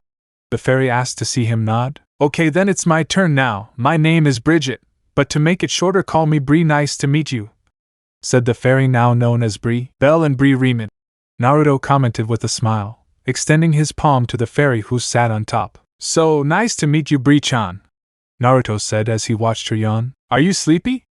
I asked, seeing her nod and start to lie down. "He still needs a little more, but now he knows how to summon me. For now, I'll start sleeping again, Naruto-kun," Bree said as Naruto carried her to the cotton and placed her on top. "Okay, sorry for not being with Bell-chan," Naruto said to see her deny. "Don't worry, I'll see her again. Until then, I'll go to sleep. Good night, Naruto-kun ha, Bree said as she closed her eyes and disappeared into the grimoire. Good night, Bree, said Naruto watching her disappear into the book. Ha, so she's his sister. I think Belle will be happy to see her again soon, Naruto said with a small smile. I think I should go to the base of the greatest pompous people in the kingdom.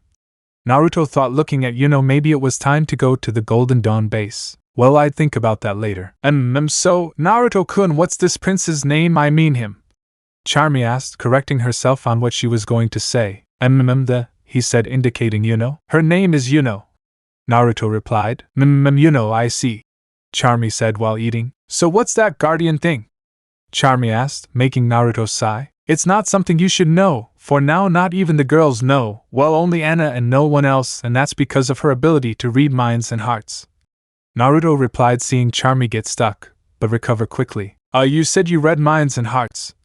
Charmy asked, totally surprised by what he said about the girl. Yes, because what's going on?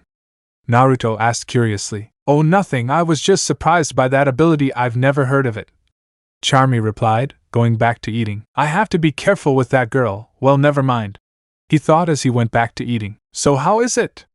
Charmy asked, eating his ribs. Well, Naruto said, and so he started talking to her about Anna. It's not that it was so necessary for him to disappear at this moment. After all, it would disappear and the original would know what had happened. Besides, he's a clone and doesn't do anything, so much the better for him. Back with Asta's group. Damn!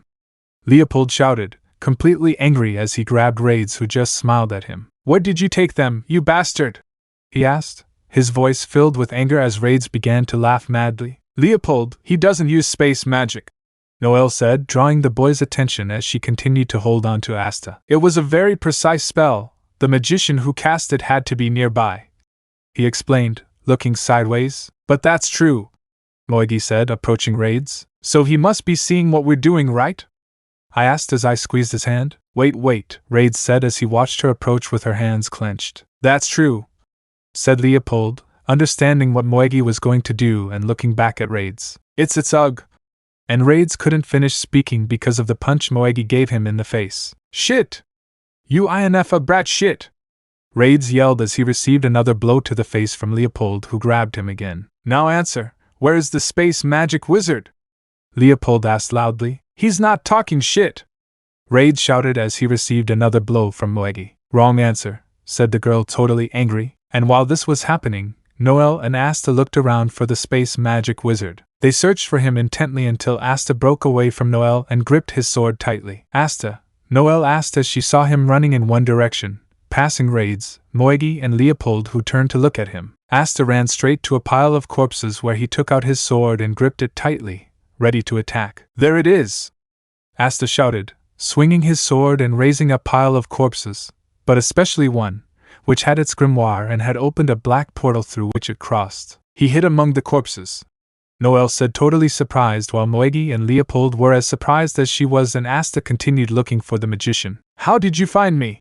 A voice asked, causing everyone to look up and see the wizard they were looking for with a portal open above his head. Since they would detect my mana if I camouflaged myself with magic, I opted for this repulsive disguise, but I'm not fooling you, said the man with a gray cracked face, while wearing a blue t-shirt and completely damaged white pants, while he grabbed his face and began to take off his mask. You're like a wild beast, he finally said as he completely ripped off his mask and revealed himself as a man with wavy, light gray hair that reached the bottom of his head and had two straight lines running down each side of his face with golden eyes. This man was Valtos, the wizard of spatial magic. But it's over now, Valtos said as everyone else looked at him in confusion. I'm done, Asta asked, looking at him. What thing? Leopold asked, only to see a portal in the sky, attracting everyone's attention, and moments later seeing something fall from the sky. Shit! Old man! Someone shouted as they fell to the ground and saw Konohamaru underneath Fugolian, who was completely bloodied with part of his arm missing. Sir, guys! Help! The old man! Konohamaru shouted, holding the other half of Fugolian's arm in his other hand. Everyone had frozen at the scene while Raids, who was smiling, was slowly released from his fiery bonds. Noelle and Asta screamed in horror at the same time. Brother! And Leopold shouted loudly when he saw how his brother was. Konohamaru-kun, Leon-san!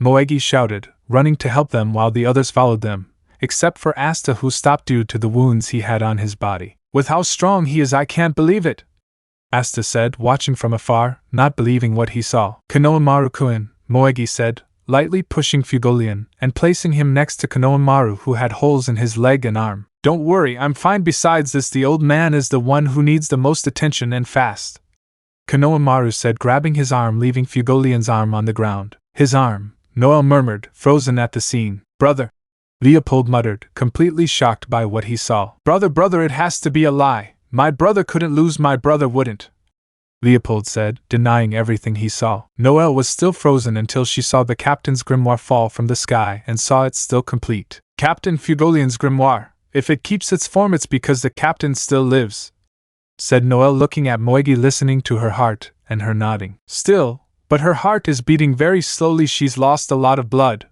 he said, causing Noel to bend down and tear off some of her clothes. We have to stop his bleeding, Noel said, passing her torn clothes to Moegi, who grabbed them and attacked the captain as best she could, but the blood wouldn't come out, and seconds later, the captain's grimoire began to crumble. Oh no, the grimoire is disintegrating, Noel said, looking at the grimoire and then turning to look at Leopold. Help me, Leopold, I called, but there was no answer. Leopold, your captain is dying, Noel said, trying to wake Leopold from his trance. No answer, said Konohamaru, seeing Raids walking to Leopold, who didn't react. I must, Konohamaru muttered, trying to stand up. You were very insolent to me earlier, Raids said with a big smile as he gathered magic power in his hand to a Leopold who just remained in a trance. And just as Raids was about to attack him, Konohamaru jumped while pushing Leopold, dodging Raids' attack, who got angry. Brat! Raids shouted, completely enraged by how Konohamaru got in the way of his attack. How is he still moving? Valtos asked, watching the boy continue to move. He had a completely injured leg and arm. Wake up! Konohamaru shouted, hitting Leopold in the face, who reacted. Your brother isn't dead yet, but he will be if we don't get rid of these guys quickly, he shouted as he stood up and looked at the two enemies. Kid! Leopold muttered, watching Konohamaru struggle to his feet. Raids, be careful with these kids, shouted Valtos. I know, Raids replied, watching Konohamaru put a knife between his teeth. But it will be easy to kill him if he is that injured, said Raids, gathering magic power in his hand and then throwing it at Konohamaru, who before he could move saw Asta stand in front of him and defended him from Raids' attack with his swords, which ended up undoing the magic throne. Shit, another piece of trash getting in the way, Raids said angrily at what happened. Enough, we have already achieved our objective, said Valtos, stopping Raids, who looked at him. We must leave before reinforcements arrive and the person I least want to face, Valtos said as he stretched out his hand and opened a portal at Raids' feet, who had snapped in annoyance. Where are you going? Konohamaru asked, standing next to Asta as he took the kunai out of his mouth. Brat, and your name was Asta? Asked Raids, looking at both of them. One day I'll kill you and turn you into my toys, look forward to it, Raids said, glaring at them. Shit, Konohamaru said, stopping at the pain and loss of blood. I can't move, if I keep going I'm going to fall, he thought, gritting his teeth in frustration. Ayaha! But Asta didn't give up and started running with his swords in hand, going straight to Raids. At this distance I won't get there in time, he thought as he ran, seeing Raids being consumed by spatial magic. Asta! Noel shouted, looking at him. You won't make it, he said, looking at Asta in a worried manner. If he keeps moving and losing blood, Noel thought. Noel Nei-chan, I'll leave it to you, said Moegi, attracting the aforementioned's attention to see her stand up and pull a kunai from her leg. Wait, what are you going to do? Noel asked. If that guy is the one transporting everyone, then, Moegi said, jumping up and sticking to the wall and starting to run upwards. We just have to stop that guy, he said loudly, quickly running up, attracting Valtos' attention. Shit, these kids are more trouble than I thought, he said, opening a portal above Moegi, who, upon seeing him, dodged by jumping to the side and then proceeded upwards, while Asta just kept thinking about what he was going to do. I haven't given up yet. The captain of the Crimson Lions taught me that you have to think calmly, he thought as he ran, seeing Raids already halfway through being consumed by spatial magic. How can I stop it? How do I stop that spell? He wondered until he realized something and reached back with his hand. My magic is not to give up, and my swords, he thought as he took out his other sword and grabbed it to stop and cut off the magic, he shouted, finally throwing the sword towards Raids' feet and canceling the portal. What? Raids muttered in complete surprise as he watched Asta quickly run and swing his sword, ending with a deep cut on his cheek. That hurts. What are you doing, you bastard? Raids shouted, touching his cut cheek. It's... Valtos said, but he had to jump to avoid Moegi, who had thrown the kunai at him when he reached the roof. They won't get away easily, Moegi said, having another kunai in her hand, and start running against Valtos. Raids, we have to escape, Valtos shouted, trying to open another portal, but Moegi threw the kunai at his hand, and it was buried in his hand. Damn! He yelled in pain as Moegi arrived in front of him and kicked him in the face, causing him to fall off the ceiling, but he managed to forget the pain momentarily and focus on creating a portal beneath him, entering it, and ending up transporting himself to the ground, where he ended up falling on his back. Valtos! What the hell are you doing? Raid shouted, completely angry, but he didn't have time to listen to his answer before receiving a punch from Asta, who had left his sword on the ground and started hitting him in the face. Don't complain after hurting so many people, Asta shouted, landing another blow on Raids that made him flinch. What's wrong with you is what you did to innocent people while you were laughing, he said strongly, giving another blow to Raids, who stepped back again. Stop, only the weak bleed and get hurt. Those with superior magical power reign over the inferior ones, Raid said, invoking his magical power. But, so you're really weak if kids can hit you? Konohamaru shouted, appearing beside him and hitting him with a punch that sent Raids to the ground. Brat! Raid shouted angrily. You, all of you, who don't have any magic power, how dare you? He shouted, standing up with difficulty, but was once again hit and sent to the ground by a kick from Moegi. Shut up! Moegi shouted, completely angry. Ugh, Valtos, do something!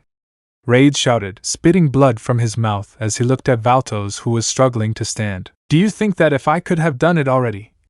Valtos asked, moving his hand, but he removed it when he saw a kunai coming directly at his hand and saw where it came from. Look, you two brats, just when I finish healing where you left me, I come and see that I must continue healing you, said Karen, jumping and sending several kunai to Valtos, who retreated from the thrown weapons. Where are these guys coming from? Raid shouted, backing away from Karen's arrival. To get out of here, we must deal with the anti-magic guy and avoid their blows, Valtos said, looking at the situation. I thought it was an exaggeration, but children are more dangerous than I thought, and if these children are dangerous, then that guy. Valtos thought, completely concerned and worried about what he should do, so he began to gather magic power in his hand, ready to attack, until he was stopped by a whirlwind of fire sent by Leopold, who was breathing heavily. You always have to stay calm, no brother, said Leopold, who started walking with Asta towards Raids, who had started to back away because he was surrounded. What should I do? We can't lose Raids yet, said Valtos, turning his head as he noticed the kunai that passed by him and saw Karen approaching. Do you think he should worry about others in this situation?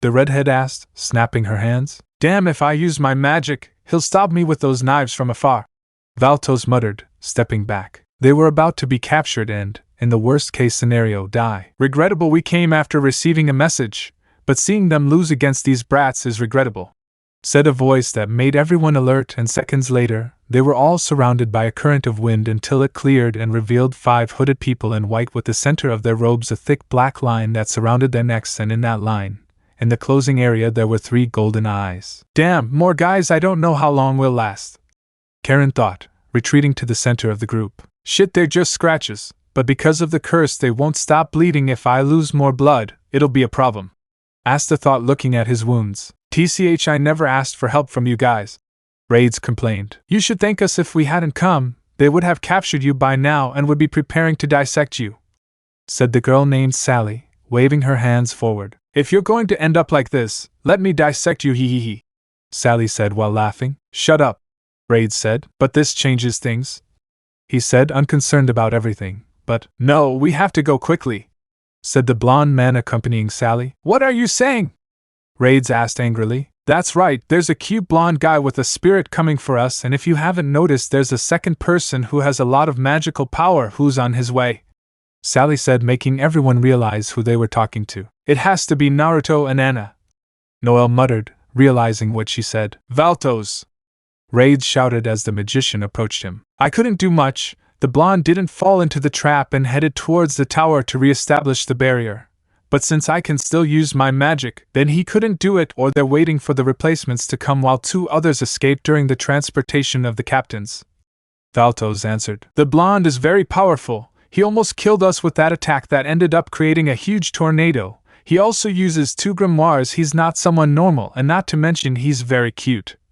Sally said very excitedly. Just like he said. Valtos muttered, remembering his leader's words. We have to escape before he arrives, he said, making everyone nod. Head, do you think we'll allow it?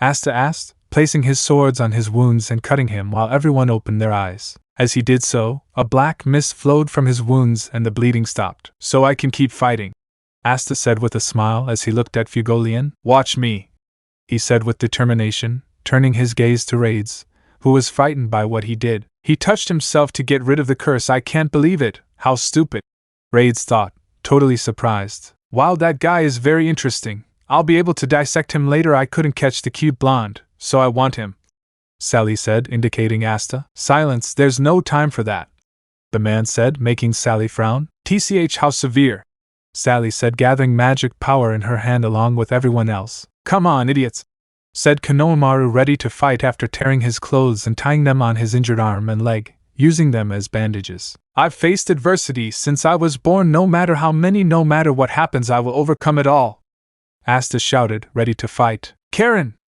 Konohamaru shouted, getting her attention. Go to the old man's, we'll take care of it, he said as he stood behind Asta next to Moegi, who had her kunai in front of her. Karen just nodded and quickly went towards Fugolian. He's lost a lot of blood from his arm. If he was awake, shit, Karen said, taking out the first aid. Princess, make some water and help me bring this pill, Karen said, showing her a large pill. What is it?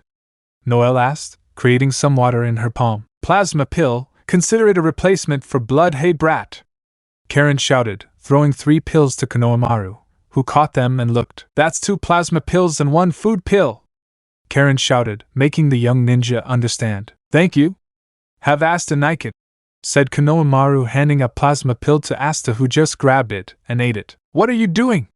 Asta asked. Recover the lost blood, Konohamaru replied, biting his own while smiling. Great, Asta said, smiling. Now I can fight without worry, he shouted with more excitement than ever. Jutsu, shadow clone, said Konohamaru, creating a clone next to him. Oh wow, the same thing as the cute blonde. Maybe he, Sally said as she realized who it could be. That guy's disciple, Valtos asked, making her nod. Damn, Valtos finished saying. He come whenever you want. Konohamaru, the clone, Asta and Moegi shouted to everyone around them. Have they gone mad? Asked the man with the scar. Don't underestimate him. Especially the children. They are ninjas. They are assassins who have trained since they were children for these jobs, and the guy who comes is one of them. He is the so-called hero of Konoha on his continent because he defeated people of the captain level by himself. Valtos warned everyone who understood the situation well. Then we should leave quickly, said the man with the scar. Ha, a hero from another continent, said Sally, smiling crazily. As he finished speaking, everyone fired their magic, causing the children to look at Asta and duck down to watch him spin around and cut through all the magic thrown. They spun around for a while until they finally stopped right next to Asta. This boy is the one with the anti-magic, the scarred man muttered. So that's him, Sally said, smiling. Keep calm, Asta muttered, smiling. I'll do crazy things calmly, Asta said loudly. It's now!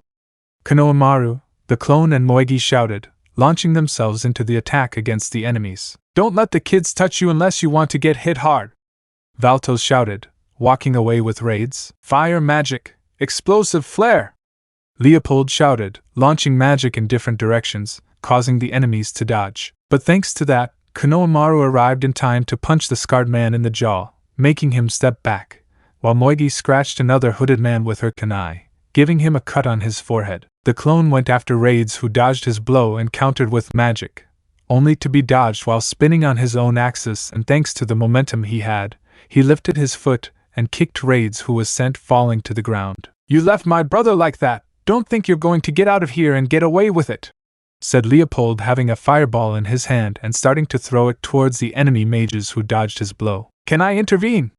I asked everyone who was fighting. Go ahead!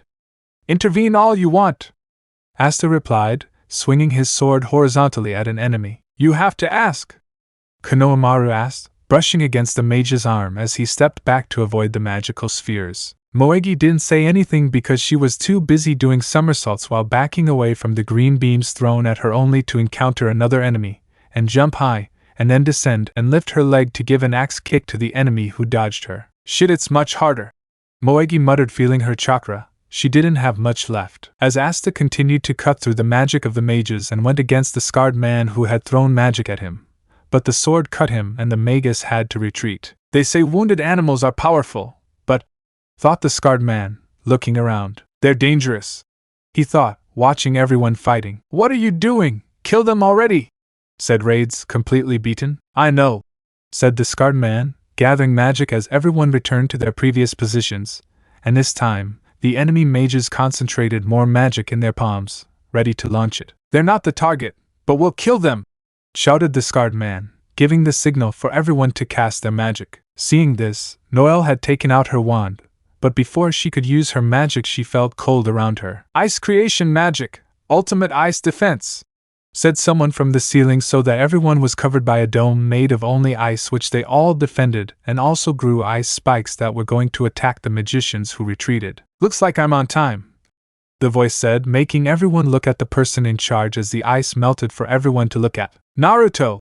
Everyone shouted when they saw him on the roof with his arms crossed. Sorry for the delay, but I came from the palace and was very far away, Naruto said seriously. Oh damn, the scarred man muttered. The cute blonde arrived, Sally said, not at all happy to see him. Is that the guy they were talking about? Raids asked with a little fear. He felt his power, and not only that. Leon-san, thought Naruto, looking at Fugolian as he started to get angry. How? I asked as the pages of the grimoire turned. Now then, ice creation magic, Naruto shouted, completely angry as he released a large icy stream around him and began to create a new spell. What the hell is this? Raids asked, feeling the cold around him. We made him angry, Valtos said, preparing for whatever. 1,000 ice needles, Naruto shouted, invoking his new spell as thousands of needles made of ice appeared in the sky, surrounding everyone, causing all the enemy mages to gulp in fear. What the shit? Asta asked, seeing all the needles in the sky. He's angry, said Leopold, looking at Naruto. Apparently he respected my brother too much to go to this extreme, thought Leopold, looking at Naruto's spell. Sally! Valtos shouted, causing her to summon her gel magic as all the mages gathered at her side. Gel magic, sticky salamander, and Sally said as she made a huge needle appear and buried it in her gel salamander. Shadow magic too, he said as the salamander changed color just in time for Naruto's attack to be absorbed by the great salamander. Absorb, said Sally, happy with what had happened, but seconds later her salamander began to freeze completely until it finally dissolved into ice particles. Your spell is very powerful for it to even have an effect after being absorbed by my enhanced salamander, said the girl, looking at Naruto, who jumped and went down. Second attack, said Naruto, creating a clone and preparing to create the Rasengan. He's coming for more, Valtos said, gathering magic power to get out of the place. Alright, Naruto-san, we almost captured them, Asta said excitedly as he looked at the enemies. We must go help, Leopold said, launching himself into an attack against the scarred man, but he took out his grimoire and summoned gusts of wind around him. I must admit they were amazing in combat,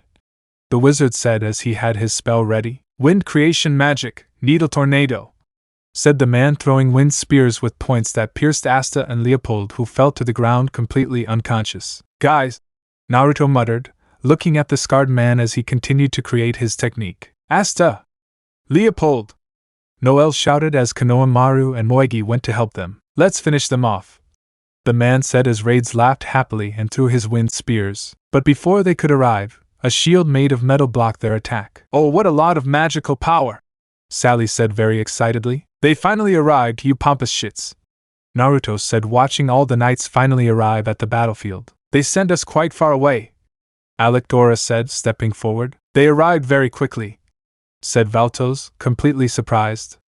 Now they were really in trouble. I didn't like cooperating with the others, you could call it ultra-composite magic, Dora said, her voice lacking any humor. Oh, Jojo, cooperating once in a while is refreshing, said Hammond. Men aren't so bad, Sol commented. I admit they are competent, Charlotte said, closing her eyes. I don't want to collaborate anymore, Solid said a little angrily. We don't understand each other's orders, Libra said. However, the 9 orders exist for one reason only, to protect the peace of the Clover Kingdom, Nozel said, looking at the enemies. Everyone had been left at a standstill due to the arrival of the knights. Klaus had gone to see Asta to see how he was doing. "Hey, react!" said Klaus, slightly lifting Asta, who growled slightly. "He's alive!" Klaus said, happy with his condition. He had lost blood, but with a pill he recovered a small part of the blood. "As long as he doesn't continue bleeding, his life is not in danger," said Karen using her medical ninjutsu. "Now we really have no chance, we must retreat," Valto said. "Not so fast," said Nozel using a spell. "Mercury magic, silver rain," he said as he threw small spheres of mercury from the sky. "Again," Sally said, recreating the gel salamander. "No, don't do it," said Naruto, stopping what Nozel was going to do. But it was too late, and the rain of mercury fell on top of the salamander, while Sally took out the same syringe again and inserted it into the gel salamander that ended up absorbing the mercury attack. "And he absorbed it again. Your spell has the ability to turn gel into mercury," Naruto asked sarcastically. "What is that?" Nozel asked. "It must be a magic tool that increases the absorption capacity of attacks sent to the salamander," Naruto replied. You're very good at understanding my tool, cute blonde," Sally said as she sent her whips for him again.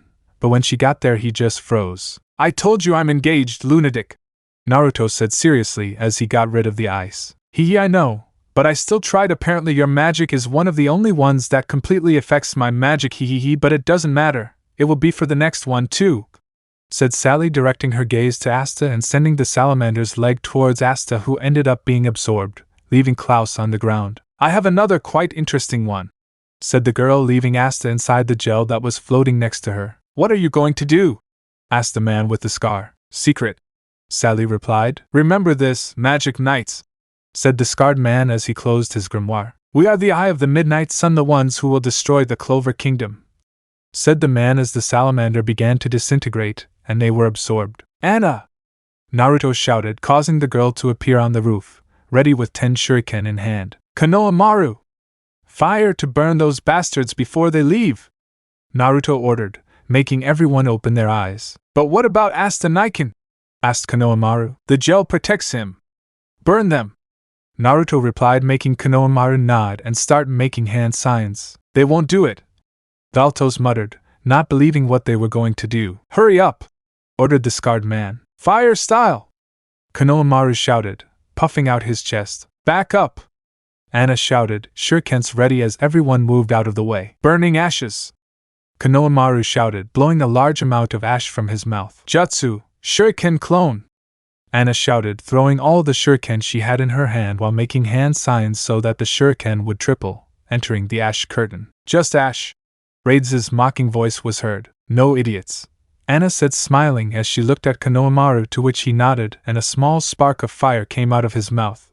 But it was enough for the spark to ignite all the ash, and a large ball of fire was seen. They waited for some kind of scream or something, but nothing was heard until the fire finally stopped, and they waited for it to clear. "Looks like they escaped," Konoha Maru said as he fell backwards only to be grabbed by Naruto. "Thank you," Naruto said as he watched Konoha Maru nod and close his eyes. "Okay," Moegi asked, approaching Konoha Maru, who was left on the ground. "Extreme exhaustion and lack of chakra. I used the last of it," Naruto answered, watching Anna jump and come to his side. "Looks like I'm left without my servant," Anna said, looking at Konoha Maru. "Is that what you're worried about?" Naruto asked, watching her shrug. "They took Asta. We have to save him," Noel said, walking towards them. "Don't worry," Naruto said, touching her head. "Don't worry, they set it on fire," Noel claimed, looking at Naruto angrily. "The gel protected him. The crazy girl changed the properties of the gel so that it was resistant and absorbed attacks," Naruto said, looking at the place. "Fire is no exception," Naruto said confidently. "And why are you so sure?" Klaus asked. "Because I'm still here," Naruto replied, making everyone feel confused. "What do you mean?"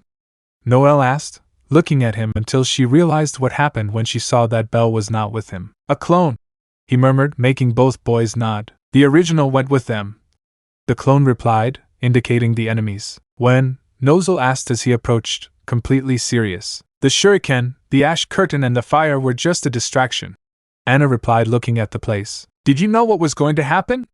Noel asked, only to see him deny it. "Of course not, but I've been on many missions and these guys had to have a plan from the start, although," said the clone, looking at Fugolian being attended to by Karen. "I didn't think I was attacked," he said with sadness in his voice. If I had known minutes earlier, then I could have helped him face the guy who left him like this. Naruto said, clenching his fists, but calming down in the end. He couldn't get angry. And what will happen to Asta? Noel asked. I'll take care of it, but I didn't think they could kidnap him. That crazy girl must want his anti-magic. Naruto said seriously. But if you're with the enemies, then we should go after you. Noel said, completely worried. Impossible, said Nozel, getting everyone's attention. Our priority is to reinforce the capital's defenses. They may not be the only enemies. We don't have the time or mana to waste on him. Nozel said, looking at Noel emotionlessly. Wow, you must be cold-hearted, bastard. Naruto said, watching him turn away without answering. How are Fugolian and Leopold? Nozel asked, looking at Karen. That boy is fine. He took a blood replacement pill and his life won't be in danger if he is treated quickly. However, this old man can barely stay alive. He is the one who needs immediate attention. Karen replied, trying to stop the bleeding. Moegi, Naruto asked, looking at her slightly. He's fine, but he's lost a lot of blood. I don't know how he was able to keep going after being locked up with the old man. Moegi replied, bandaging his injured arm and leg. Locked up? Nozel asked, looking at her slightly. He was caught with the old man and had to bring the other half of his arm back. Moegi replied, bandaging Konohamaru. Nozel said nothing as he looked back at Fugolian. It's unfortunate that a captain ends up in this state. Solid said with an arrogant smile. The Vermilion have sunk so low it's a disgrace to royalty. Solid said as Nebra laughed. Now yes! Naruto shouted, going towards both brothers, who opened their eyes and couldn't avoid his kick, which ended up sending them flying against the wall and completely fainting. Anyone else who wants to insult him? Naruto shouted, turning around and looking at everyone present filled with anger. No one said anything to his outburst of anger, which seemed the most logical thing to do in this situation, while Nozel remained completely silent. Shit, Naruto muttered, taking something out of his pocket. Hey idiot, Naruto called to Nozel, who looked at him slightly, and saw something being thrown at him. When he grabbed it, he saw that it was a communicator. Contact and ask for reinforcements. Communications have been re-established, and the barrier will be back soon, Naruto said, looking at Noel and Anna more calmly. I'll be back, okay, Naruto said as he quickly disappeared without waiting for an answer. I didn't want to stay in this place anymore. Not even, Noel murmured a little sadly. He's only like this because the captain was one of the first to accept him as he is, just like you and Dorothy-san, Anna said, turning around. She'll calm down, don't worry. Besides, we must be strong, not only in body but in mind, Noel, said Anna, making the aforementioned look at her. I hadn't called her that until now. Being with Naruto means we have to be strong, so you have to be prepared for when he decides to do this kind of nonsense, Anna said, looking up at the sky. How come you're not afraid? Noel asked. She loved Naruto very much, even though she didn't show it. But Anna remained completely calm as she did. It's because he already saved me once, and since that day I never distrusted him again, Anna replied, remembering when he refused to give up on protecting her from his creation. Nobody wanted to talk because of the way they were talking, or rather, it wasn't the right time, but they had to start acting. We must prevent further damage, Nozel said, opening the communicator as the others nodded and began to move. Some went on patrol, while others stayed to care for the wounded, while Noel just tightened the necklaces around her neck and looked at Anna. If she trusts me, then I will too. Come back, idiot, Noel thought as she started moving and went to see Konohamaru. I had to trust Naruto. Somewhere in the Clover Kingdom, sunset, the Eye of the Midnight Sun group is now seen walking towards some sort of temple, some with injuries from the last attack they received. Shit, Raid said, touching his face. Those kids hit hard. Where the hell did they come from? He asked while spitting blood. They are ninjas from another continent, and unlike wizards, they don't have magic, but it seems some do. Also, their people, despite not having magic, can use techniques through other kinds of energy. But what makes them more dangerous is that their continent is full of dangers and constant war, Vados explained, looking at his burned arm. And because of that, they are experts in battles and wars. They are totally different from magic knights. If knights protect their people because of their country, ninjas can kill just for money or things that interest them. But they are very honorable, and if they are owed favors, then they will always support the person who helped them. Even among criminal ninjas, that kind of honor exists, Vados finished explaining. Damn, what were ninjas doing in the kingdom? Raids asked, completely angry. Apparently the blonde you saw is the hero of a place called Konoha, and in the past, the Wizard King gave help to someone, one of the ninjas. Because of that, this hero stayed or something like that. I don't understand very well, But what I am sure of is that these ninjas are affiliated with the kingdom, and it is lucky that we have come out with only these injuries. Valtos answered, indicating some burns on some members. Good luck? The scarred man asked, looking at his hand. Yes, that blonde didn't fight at his full power, and the children you saw were just rookies at their jobs, as if they were magic knights who had only been in service for a year. Vados replied. Rookies, those bucking brats? Raids asked, touching his face. They seemed very experienced to me, he said angrily, referring to his face. So there you have proof of how dangerous they are. Vados replied. Right yourselves, stupid ninjas, Raid said as he spat out blood again. Well, considering everything and the injuries they received, then yes, we were lucky, Sally said, looking at Asta. Good luck, he said, very happy with the result. Yeah, like you didn't get anything, Raids complained, spitting out blood again. Apparently that cute blonde isn't capable of hitting a girl, or I was just a lot luckier than you guys, Sally replied, smiling. I think it was luck, replied the man with the scar. He still remembers that stupid attack, almost piercing them with that damn wind sphere. At least we got what we wanted, Raid said, totally frustrated. Considering that we barely found out about those ninjas, we came out pretty well, Valtos said supportively alongside the others. But they probably captured Catherine, Sally said, remembering the witch. What does that old woman matter? Raid said. By the way, Sally, Vados said, looking at Asta, we can't take that brat, kill him, Vados said. What? No! It's anti-magic. It's not the same as weakening magic, said Sally, complaining about what she said while without anyone noticing, Asta began to wake up. Where am I? What is this? I feel fine, Asta thought, opening his eyes, trying to regain consciousness. Only authorized people can enter. Kill him before he arrives. Don't give us any more work, said the scarred man to Sally's complaint. That's right, let me kill him. I'll make him my toy, Raid said, excited to kill him. Oh no, I got captured by the enemy, Asta wondered as he realized where he was, only to see Sally turn around and look at him. Ah, you're awake now, Sally said, looking at him excitedly. But, Era, it seems they almost hurt you, said Sally, taking something out of the gel next to Asta, who had realized it was a girl and saw what she meant. Those stupid weapons, Raids complained as he saw a kunai in the gel sphere. Apparently it was the last attack of the girl on the roof. Seriously, these ninjas are dangerous and interesting. Next time I'll capture one, said Sally, looking at the kunai in her hand. I'll keep it for now to analyze it, Sally said, starting to walk and then looking at Asta. Hey, you asked him to. I'll study every corner of your body and your grimoire. I want every last brain cell, Sally said excitedly as she walked with everyone else and they entered. She's crazy and this situation is crazy, thought Asta when he realized how he felt. As they walked down the stairs, everyone was talking and giving their opinions on what to do with Asta until they stopped when they saw a totally unexpected person waiting for them. Hello, I was waiting for you, said Julius, looking at the enemies. It's the Magician King, Julius Navachrono. What is he doing here? Thought the man with the scar, totally surprised and scared. I'll kill you, said a member, only for Julius to move quickly and create 2 spheres of light in his hand and shoot them at 2 enemies, which, upon receiving the impact, ended up turned to dust, leaving everyone scared and surprised. It can't be, said the man with the scar. They died. Not even I could capture that many people at once, Julius said while smiling. Sure, if I were alone, he said, making everyone open their eyes and look around. Seconds later they felt a tremendous cold coming from Sally's gel, specifically, the kunai. Oh shit, Sally said, quickly leaving the place.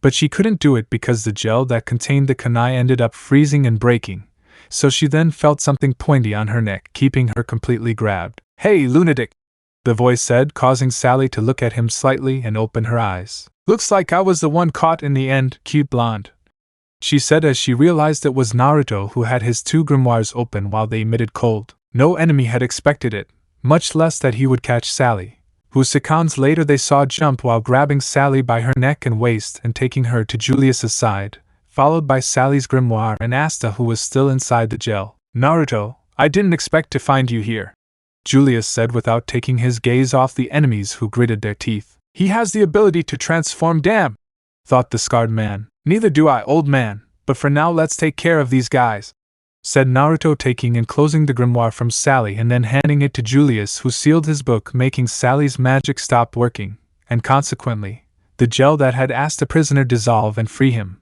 falling to the ground next to his grimoire and looking at Naruto and Julius. Shall we take her? Julius asked, looking at the girl he was holding while holding a kunai to her neck. Yes, she uses some kind of magic tool. I'm interested in it and I think you are too, Naruto said, watching him smile. So, who else do we bring? Julius asked, looking at everyone who flinched at his gaze. The guy with the scar and the one with the spatial magic. Who is the guy with the 2 lines in his eyes? But if you want the one responsible for the zombies, then capture the guy with the eye patch. Naruto answered, indicating each one. And what will they do to me? Sally asked, only to feel the kunai being pulled from her neck, then being grabbed by the waist and ending up being carried on Naruto's shoulder with his gaze forward. You will go with us. I feel that you are more useful alive than dead, Naruto replied without taking his gaze off the enemies, while Sally put her arm over Naruto's head and placed her hand under his chin to rest his head. So I'll be in your care now, cute blonde, Sally said simply. There was nothing else she could do. The Wizard King and a captain-level hero could never fight or escape from them. It would be absolutely crazy. Sally, what the hell are you talking about? Rage shouted upon hearing her. Well, what else do you want me to do? They took my grimoire. The anti-magic boy was released. The cute blonde has me captured and by his side is the Wizard King. It's not like I could escape or fight them, Sally said as she shook her head while shrugging her arms. And I'm missing, another voice said as it began to emerge from Naruto's jacket and reveal itself as Wind Spirit. We're finished, Valtos said, stepping back with everyone else. Oh, and I was missing this spirit, so if you can get me out of the cute blonde's grasp and take my grimoire from the Wizard King, I'll gladly go with you, Sally said, completely surrendered to her fate. You accepted it quickly, Naruto said, looking at his prisoner. Would you let me go? Sally asked, looking at him. Do you want to die? Naruto asked in response. Well, you know my answer, Sally finally replied. Okay, we have one now, we're just missing you, Julius said, walking to the front. Do you want to come quietly or will we have to fight? Julius asked while smiling. All the enemies gritted their teeth at this situation. 2 really troublesome guys were in front of them and had captured one of their own in a matter of seconds, right under their noses. Damn! Rage shouted, gathering magic in his hand. Don't underestimate us! They all shouted, firing magic bullets. Julius had decided to move, but, old man, leave it to me, Naruto said, noticing Julius's slight movement as he turned the pages of both grimoires and began to form his spell. Ice creation magic, ice crystal mirrors, he said as mirrors appeared in front of Julius, Naruto, and Asta, and they absorbed all the magic bullets that were directed towards them. Of mirror-shaped ice that absorbs magic, said Julius, very impressed seeing how all the attacks were absorbed. And not only that, look, Naruto said, smiling as he created mirrors around the enemies and saw the magic bullets absorbed. Don't tell me, Julius said, understanding how it worked, while the enemies stopped and looked around in fear. Oh shit! Rage shouted, beginning to dodge, along with all his companions, the absorbed magic bullets being returned to them from different directions. This is crazy! Valtos shouted, being grazed by some. Damn! Shouted an enemy, having gotten out of the returned attack and sending his hand-shaped wooden magic towards Julius, who noticed, and created a sphere of light in his hand that he sent towards the tree to end up evaporating it along with another enemy who seemed to be totally invisible. Everyone finally escaped from the returning attacks, but they were terrified to see such power from the 2 people in front of them. They attacked the capital, right then they should be prepared to die, Julius said, watching as the mirrors cracked and ended up shattering as each of the enemies gritted their teeth in frustration and terror. How can we beat you two? Your magic, or rather your magical power, is simply insane, Sally claimed, watching the 2 without getting tired at all. You should know that I'm just learning magic, and the only reason why I didn't evaporate them in the capital, or here, is because it would leave a large crater in the impact zone and end up destroying everything, said Naruto, looking at Sally. Oh, so you just didn't mean to harm the capital or our hideout, Sally said, hitting her fist against her hand as she realized what had happened. What the hell, so from the beginning he didn't use all his power? No, better said, he's just a novice in magic. How much magical power do he possess? And even more, the 2 of them, thought Valtos, retreating in fear before the 2 people in front of him along with everyone else. Where are they going? Julius asked, disappearing and reappearing behind the enemies. Since Naruto has an enemy in his hands, then it's my turn to capture all of you, Julius said with a smile as he raised both of them, and a light appeared in the center of his chest. Time-binding magic, chronostasis, he said as the sphere of light expanded and captured all the remaining enemies within spheres with a kind of ring with Roman numerals that moves around the sphere. What is this? Raids wondered, feeling his body not react. I can't, thought the scarred man. Move, thought Valtos. I caught them all, they must have been weakened or not well. Seeing their bruises and burns, you could say so. Julius said, looking at the damage they had. Savor an eternal moment, he concluded, looking at all the captured. Okay, now I'll say it. That's totally unfair, Sally said, looking at Julius's magic. That's true, old man, that's the time magic Anna was talking about. That's just crazy, Naruto said in support of his prisoner's words. I support you, said Bell from Naruto's head, looking at Julius, who started laughing. Ha ha ha. And Julius just laughed at the three's complaints, although somewhat strange that it came from an enemy. But she seemed to have given up since she was captured and her grimoire was confiscated, so she didn't care at the moment. Now he was just a person without spells to escape, the closest thing to a person without magic. While Asta, who had remained silent, saw everything that happened and was only speechless at seeing such power from Naruto and the Wizard King. They defeated all their enemies in a matter of seconds and without any effort, and they captured most of them easily and quickly. Oh, sorry, Asta-kun, but we had to take care of all of them first, Julius said, walking forward as he got the boy's attention. You look okay, I thought you were badly hurt, but it seems I was wrong, Naruto said, looking at him worriedly. Yes, thank you, said Asta, looking at both of them. They captured most of them, even though they were strong, Asta thought, looking at the enemies enclosed in the spheres and the girl on Naruto's shoulder who was looking at him. This is the power of the Wizard King and the one called Hero of Konoha, this is, Asta thought as he looked at both of them in different ways. You aspire to be a magic king, don't you?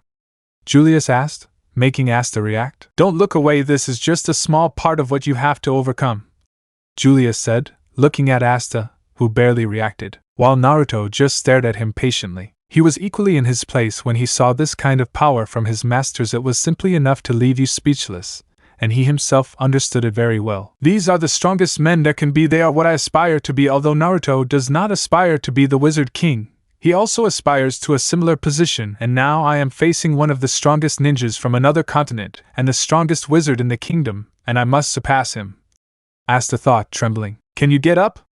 Julius asked, shaking Julius's hand. But he started to get up on his own. Seeing this kind of power from both of them, I can't stop trembling, Asta thought as he tried to get up. I'm an idiot! Don't tremble! Stop! He thought as he hit the ground and began to get up with great effort. I won't lose! He finally thought as he came to a complete standstill while breathing heavily. Naruto looked at him and just smiled. I see you didn't need help, Julius said, looking at Asta, and then went to see his enemies. They use some pretty interesting magic, I commented, looking at everyone and then moving to look at Sally. I was thinking the same thing, old man, Naruto said, supporting his words. Magic that raises the dead, wood magic, wind magic, he said, looking at the enemies and then moving his gaze to his prisoner on his shoulder. And gel magic and their magic tools, I must admit it's very interesting, and thanks to those guys I already have some ideas for new spells, said Naruto. But you're creating a lot of spells very quickly despite having your grimoires less than 2 weeks ago, Julius said, very surprised by this. I have a lot of battle experience. The spells you saw were only created because I had already seen other people use them based on their element, Naruto replied. Good point. Mages don't do those kinds of missions until after entering a night order, so I can understand your point,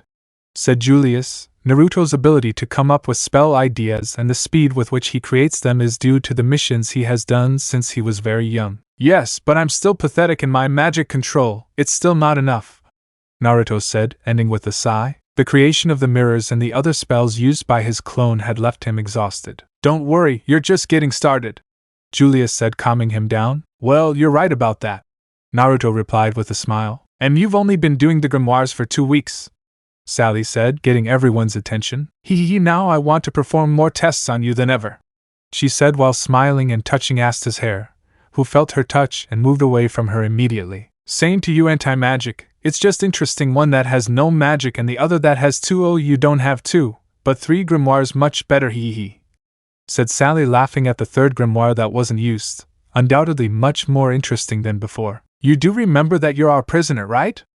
Naruto asked, stopping his laughter. Oh, I forgot that part, Sally said, stopping when she saw her current situation. Well, that can change, Julius said, drawing everyone's attention, especially Sally's. How?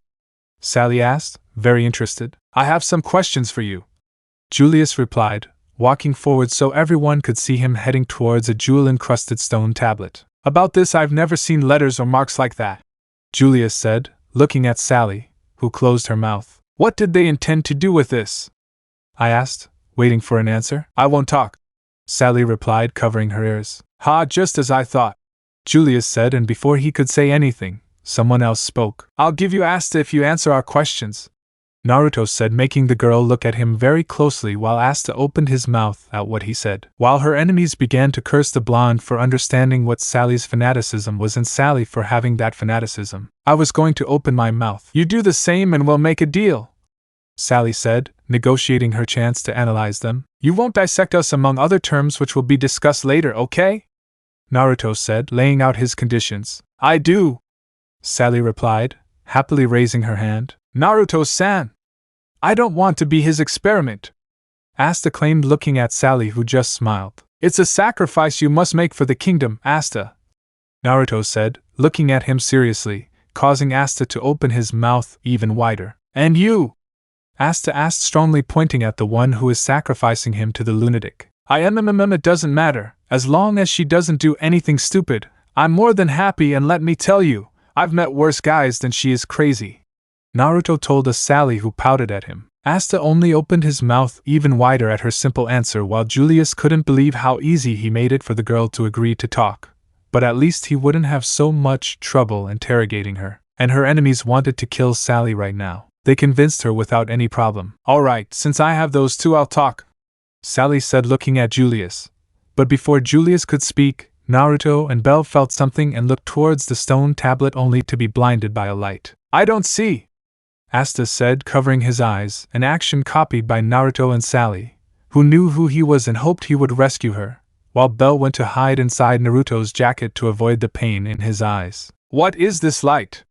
Asta asked, trying to see. I don't know who he is, but I can clearly feel his power. The good news is that I was prepared, Naruto thought, raising a hand and making the ram sign. Back to the kingdom. In a dark room inside an empty house, a clone sat meditating and suddenly disappeared, while Anna, who was waiting outside the tower where the hospital was located, felt something disappear and looked back slightly. You summoned him, Anna thought, looking forward again. Take care of yourself, she finished thinking as she squeezed her locket with concern. Back with Naruto. Naruto had made the shadow clone he had left hidden in the kingdom disappear and began to enter sage mode. And just as he walked in, he felt someone about to touch him, and did a roundhouse kick, causing him to back away. You're coming for her, right? Naruto asked, feeling himself disappear and go after the others, whom he ended up rescuing. When he did, he quickly approached Naruto again, who sent a punch to the enemy's face, but he dodged it and felt his face near his ear. You're still troublesome, the man whispered, causing Naruto to open his eyes and try to hit him again, only to be dodged again and head towards the board that was beginning to disappear. I can't just let him go and make us look like idiots, Naruto thought as he moved quickly and touched the stone tablet just in time before it disappeared completely. Seconds later, the light stopped emitting and they were finally able to open their eyes again. There's no one, Asta said, looking around. They played us. It seems he took most of his companions' light magic faster than mine, Julius said, advancing forward. He would be the enemy leader. What's interesting, he's not a formidable enemy, he said as he turned to look to his side. But I made sure one didn't get away and, he said, looking back at Naruto, it was certainly much faster than it looked despite being completely blinded. Naruto prevented her from being rescued, he told Sally, who was still on Naruto's shoulders. The idiot approached me and tried to take her away. The good news is that he had left a clone in the capital and, he said as he turned around and revealed his activated mode, it's that I was able to enter sage mode and managed to stop him from taking this lunatic away, he finished saying while pointing at Sally, who ended up pouting. That power, Asta muttered as he saw her eyes. It's sage mode, a power that's really hard to control and the power that truly gives me the power of a captain. While in this state, I can sense the presence of others and it creates a sort of second skin around me to increase the detection ability, Naruto answered, advancing towards Julius. An interesting power, but you'll explain it to me later, Julius said as he watched Naruto stretch out his closed hand. What do you have? He asked curiously as he gave his hand and Naruto handed him something. It's something I took from him before he left with the tablet, Naruto replied, withdrawing his hand and revealing. The magic stone, Julius said, holding up the yellow stone and holding it up to the light. Oh, amazing, you were able to move quickly and also that power in your eyes, what kind of power is it? Sally asked curiously. She was no longer going to be rescued and had now become a prisoner, so at least she wanted something to investigate. And what better way to do it than with these ninjas and the anti-magic boy? A dangerous power and… he said as he began to feel the power leaving his body and felt his body completely tired. So he gently released Sally, leaving her beside him, and began to kneel wearily. I can't keep it up for long. I'm still not used to this power, Naruto said as he sat on the ground with his hands behind his back that served as support so he wouldn't lie down. Consequence? Julius asked, watching him nod at his question. After using Sage Mode, fatigue triples and leaves the user in a completely exhausted state, Naruto replied, seeing Sally bend down and poke his cheeks curiously. And if he leaves you in that state, why do you use him? She asked curiously as her hand was taken away by Naruto. Because my power triples and all my abilities increase resistance, power, attack, speed, defense, everything you can think of triples, Naruto replied to see Sally approach his face with a very lunatic smile. Seriously? What a strange and fantastic power, one that leaves you totally exhausted, but with great advantages. What else can it do? Ninjas can use it. Does it affect magico? And so she began to ask questions one after another until finally Naruto closed her mouth with his hand. I'm already regretting it if I have to be your guinea pig, Naruto said to see Sally move her hand away. You promised me and now you can't escape. I'll give you all the information I know in exchange for letting me examine you, Sally said, glancing slightly at Asta, who backed away from her gaze. Both of them, he finally said with a very satisfied smile. She wanted to be rescued, but her leader couldn't and she was abandoned. So if she can't finish what she was doing, then she might as well start another investigation. And what better than a ninja with a strange power and a boy without magic who uses anti-magic? Hiya, hey old man, said Naruto looking at the mentioned. You'll have to pay me for this problem and you'll owe me a favor and a very big one, Naruto said seriously to feel Sally touch his cheeks again. Hey, are you a kitten? Sally asked, making Naruto blush and gently hit the girl. I'm not a cat, crazy, Naruto replied loudly only to feel Sally's hand on his cheek again. Yeah, so why do you have these whiskers? Sally asked curiously only to feel her arms being pulled to her side and something tightening around her waist. Stop it, lunatic! Nobody touches my cheeks, shouted Naruto, who tied Sally with wire ropes, but only felt another person, or rather, fairy touch his cheeks. It's true, because you have this mustache, asked Bell, who had come out of his jacket and was listening to what the crazy girl was saying. Until now, you hadn't been interested or had forgotten about this detail. Naruto yelled, finally reaching over and feeling a second hand on his other cheek. True, it's very curious, said Sally, moving her hand with difficulty, making Naruto close his eyes and surrender completely to these two. Now what the hell did I get myself into? Why can't I keep my mouth shut?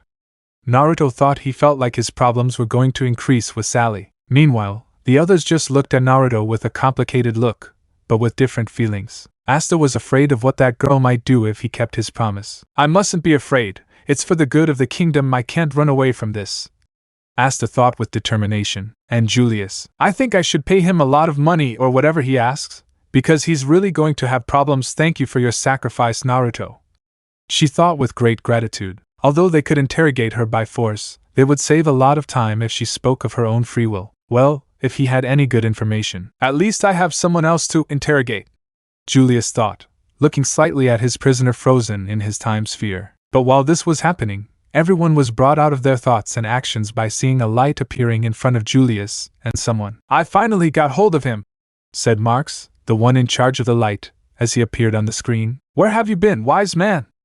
I asked seriously. Hi, Marx, sorry, I was busy, Julius replied with a carefree smile. That's why I cut off the transmission magic, he said, explaining why he couldn't be reached. Don't be so careless, you didn't know Naruto left with the enemies? Marx asked worriedly. Oh, about him, Julius said, stepping to the side so Marx could see Naruto raise his hand while Sally and Bell continued to touch his cheek. Hello, and don't ask, please don't ask, Naruto said, immediately taking his hands off both of them again, but they touched his cheeks again. Ha, at least some good news. I'm not going to ask why that girl who seems to be an enemy is touching your cheeks, but at least we won't have to give Lady Tsunade explanations about why you disappeared, said Marx, totally calmer. Seriously, when she heard that Naruto went to chase the enemy, She was afraid that he wouldn't go with Julius and they would have to talk to their leader. It was very scary, although he would never admit it. Besides, if Naruto was in that place, that only means Asta was with them. One less problem. But it only calmed him down a little. This is no time to calm down. You must come quickly to the medical ward, Mark said hastily, making everyone frown. Oh, that's right, the old man, Naruto muttered as he remembered Figolian. What happened? Julius asked, looking at everyone who was saddened. Well, how do I explain it to you? Naruto said, standing up as he grabbed Sally and stopped her, then looked at Julius and explained what had happened. Back to the capital. Everyone was outside the medical pavilion while the wounded were being treated by the magicians, these being Figolian, Leopold, the barrier magicians, and Konohamaru, who was still completely asleep, while his companions stayed away from the magicians, being accompanied by Anna and Karen, who had their arms crossed and their eyes closed. He'll be fine, Konohamaru-kun, Moegi asked, worried about her partner while holding Nero in her head. He had returned from caring for the girl and learned what had happened. HAA again, Nero thought sadly. I leave her behind again. That brat is resilient, and he was much better after I gave him the plasma pill. Nothing happened to him, said Karen, opening her eyes and trying to calm her down. He had taken a lot of damage, and I don't know how he was able to keep fighting with those holes in his arm and leg. Seriously, he was a very tough kid. What about the others? Udan asked. I don't know that. The boy was much better than Konohamaru, but I don't know why the captain was in worse condition than Konohamaru, Karen replied, looking at the medical ward. If they can reconnect his arm, he might not lose it, but being in a near-death situation, just not dying is a huge accomplishment, Karen said seriously, and it wasn't a joke. Hey, aren't you being too cold? Klaus asked, approaching Noel and Mimosa. A ninja must always be prepared to see someone die. Don't blame us if we're cold, Anna said without opening her eyes. On our continent, death is constant, Karen said as she looked at them seriously. None of the three could counter his words. His continent was undoubtedly bloody. The magical barrier has been reinforced and communications have been fully restored, Alec-Dora said as she arrived next to Hammond. That blonde boy did a good job going to that location and standing guard so the barrier and basic communications could be restored quickly, Hammond commented. The barrier had been restored minutes after the enemies left, saving those in charge and restoring communications, mainly with the other orders. And it seems there are no more enemies, but we sent more knights to search just in case, so the capital is safe, said Alec-Dora. Now we just need to start searching for the boy Roy. Excited about the black bulls and the blonde one, Hammond said to see the ninjas. They seem unconcerned about their partner, Hammond said, making all the mages look at him. You shouldn't worry so much about us, but about yourselves, Anna said, opening her eyes. What do you mean? Alec-Dora asked. The capital was attacked and Naruto was asked for help by a captain who is completely in a coma, and now there is no one who can explain his disappearance, said Anna, looking at everyone. If Lady Tsunade finds out, she'll be angry, and consequently, the Ninja Alliance, he said seriously, making everyone open their eyes as they understood what he meant. It seems like you understand, but I'll tell you, Anna said, walking in front of them. They'll have an entire continent after them, especially that organization, and they'll try to wipe out everything in their path if anything happens to them, Anna explained. Is it a threat? Nozel asked seriously, advancing in front of her, who was not intimidated by his presence. Idiot, I don't have that kind of authority or power. I'm just saying the consequences that there could be. After all, Naruto only came to train, do missions, and suddenly to cooperate with the other orders, and only the Wizard King has the authority to command him, make him go somewhere else, and send him to the battlefield, while the children shouldn't have fought because they are watching Karen, who is a prisoner of war, who also shouldn't have participated in this battle, and I am Naruto's fiancé, as well as a priestess who watches over certain areas of the country of fire, Anna answered without fear at her gaze. Everyone looked at the red-haired girl, who didn't even notice their glances. Now they understood why he had suddenly appeared in the kingdom with the children. So, if you want to intimidate someone, then you could start with Lady Tsunade, the Kazekage, who is one of Naruto's closest friends, the Raikage, who respects that idiot, the Tsukage, Mizukage, and the samurai. They should be the ones you should be able to intimidate, not us, although that isn't working apparently, said Anna, indicating those who had arrived behind her. Nozel could counter any words, nor did he intimidate anyone. Seriously, what kind of education do they have to remain so calm in these situations? Even if they say there could be war, how constant are these situations on their continent? Nozel thought, while everyone else remained silent. until they felt a familiar magical power and looked to the side. "This magic is," said Klaus as he felt a familiar power, and seconds later, Julius appeared, who was carrying Asta, Naruto, who had Sally tied by the mouth, hands and feet, while she tried to remove the cloth from her mouth, Bell, who was hiding in his pocket, and finally, the man captured in the time sphere. "Hey, good job," Julius said with a smile. "Asta! Naruto!" Noel said, completely surprised and relieved by his return, although, what's happening now?" Naruto asked, looking at Nozel, who walked away from Anna and started walking. "Nothing you should worry about," Anna replied as she approached Naruto and ended up punching him in the stomach. "That's for making that stupid plan," Anna said, watching Naruto shrink and end up kneeling on the ground. "Someone else?" Naruto asked, looking forward and seeing Noel approaching. Then he ducked and ended up punching her in the face. "Enough for making me worry," Noel said, standing up as she sighed in relief. "I didn't think they would care that much. Their blows honor me," Naruto said, sarcastically rubbing his face, only to dodge a kick from both of them that was going straight to his face. "Do you want to continue?" they both asked, making him quickly deny it. The magicians and ninjas present grimaced at how he was treated. Seriously, you wondered if Naruto fell in love with violent girls. "Naruto-san, are you okay?" Asta asked. "Thanks, I feel like you're one of the few who cares without trying to hit me," Naruto replied, only to do a backflip, dodging two kunai thrown by Noel and Anna. "Or kill me," Naruto said, looking at those responsible, only to see Klaus quickly approaching. "How are you two?" said Klaus, approaching both of them and causing Naruto to move away slightly. "We're fine, thanks for worrying," Asta said on behalf of both of them, only for Mimosa to push him and hug them both. "Are you really okay?" Mimosa asked worriedly. The girl's reaction caught Noel and Anna's attention, and the latter knew what was happening. Confused, Anna thought, looking at Mimosa, who was hugging them with concern. The question here was which of the two was she going to choose, and if it were up to her, she would prefer it not be Naruto. "Although I wouldn't say anything for now." Yeah," Asta said as Naruto slightly flinched away from his hug, only to then get poked in the eyes by Nero and then go in search of Asta. When all that was over, the two of them ended up crouching down in pain caused by the bird that returned to Asta's head. Sally said, making Asta and Naruto look at her. "What are you trying to say?" Asta asked, approaching Sally's mouth, but was stopped by Naruto. "Don't do it," he said seriously. "But I think that's enough," Asta said as he moved his hand back to Sally's mouth, where he untied the cloth and set her free. "Ha, I can finally talk," Sally said, looking at both of them. "What were you trying to say?" Asta asked curiously. "But I just wanted to ask if I can take," and couldn't continue because Asta put the cloth back on his mouth. "Stop me with blows for the other one," Asta said. "I'll hit you so hard you'll be buried in the ground," Naruto replied. After Marx's call and Naruto's explanation, Sally had asked both boys many questions for a while until finally, Naruto's patience ran out, and he tied her up completely. He talked a lot. "Those are the enemies," Soul asked, getting everyone's attention. "Yes, and don't ask how I got this crazy woman to cooperate with us," Naruto said, pointing to Sally, who was trying to take the cloth out of her mouth. "Cooperate?"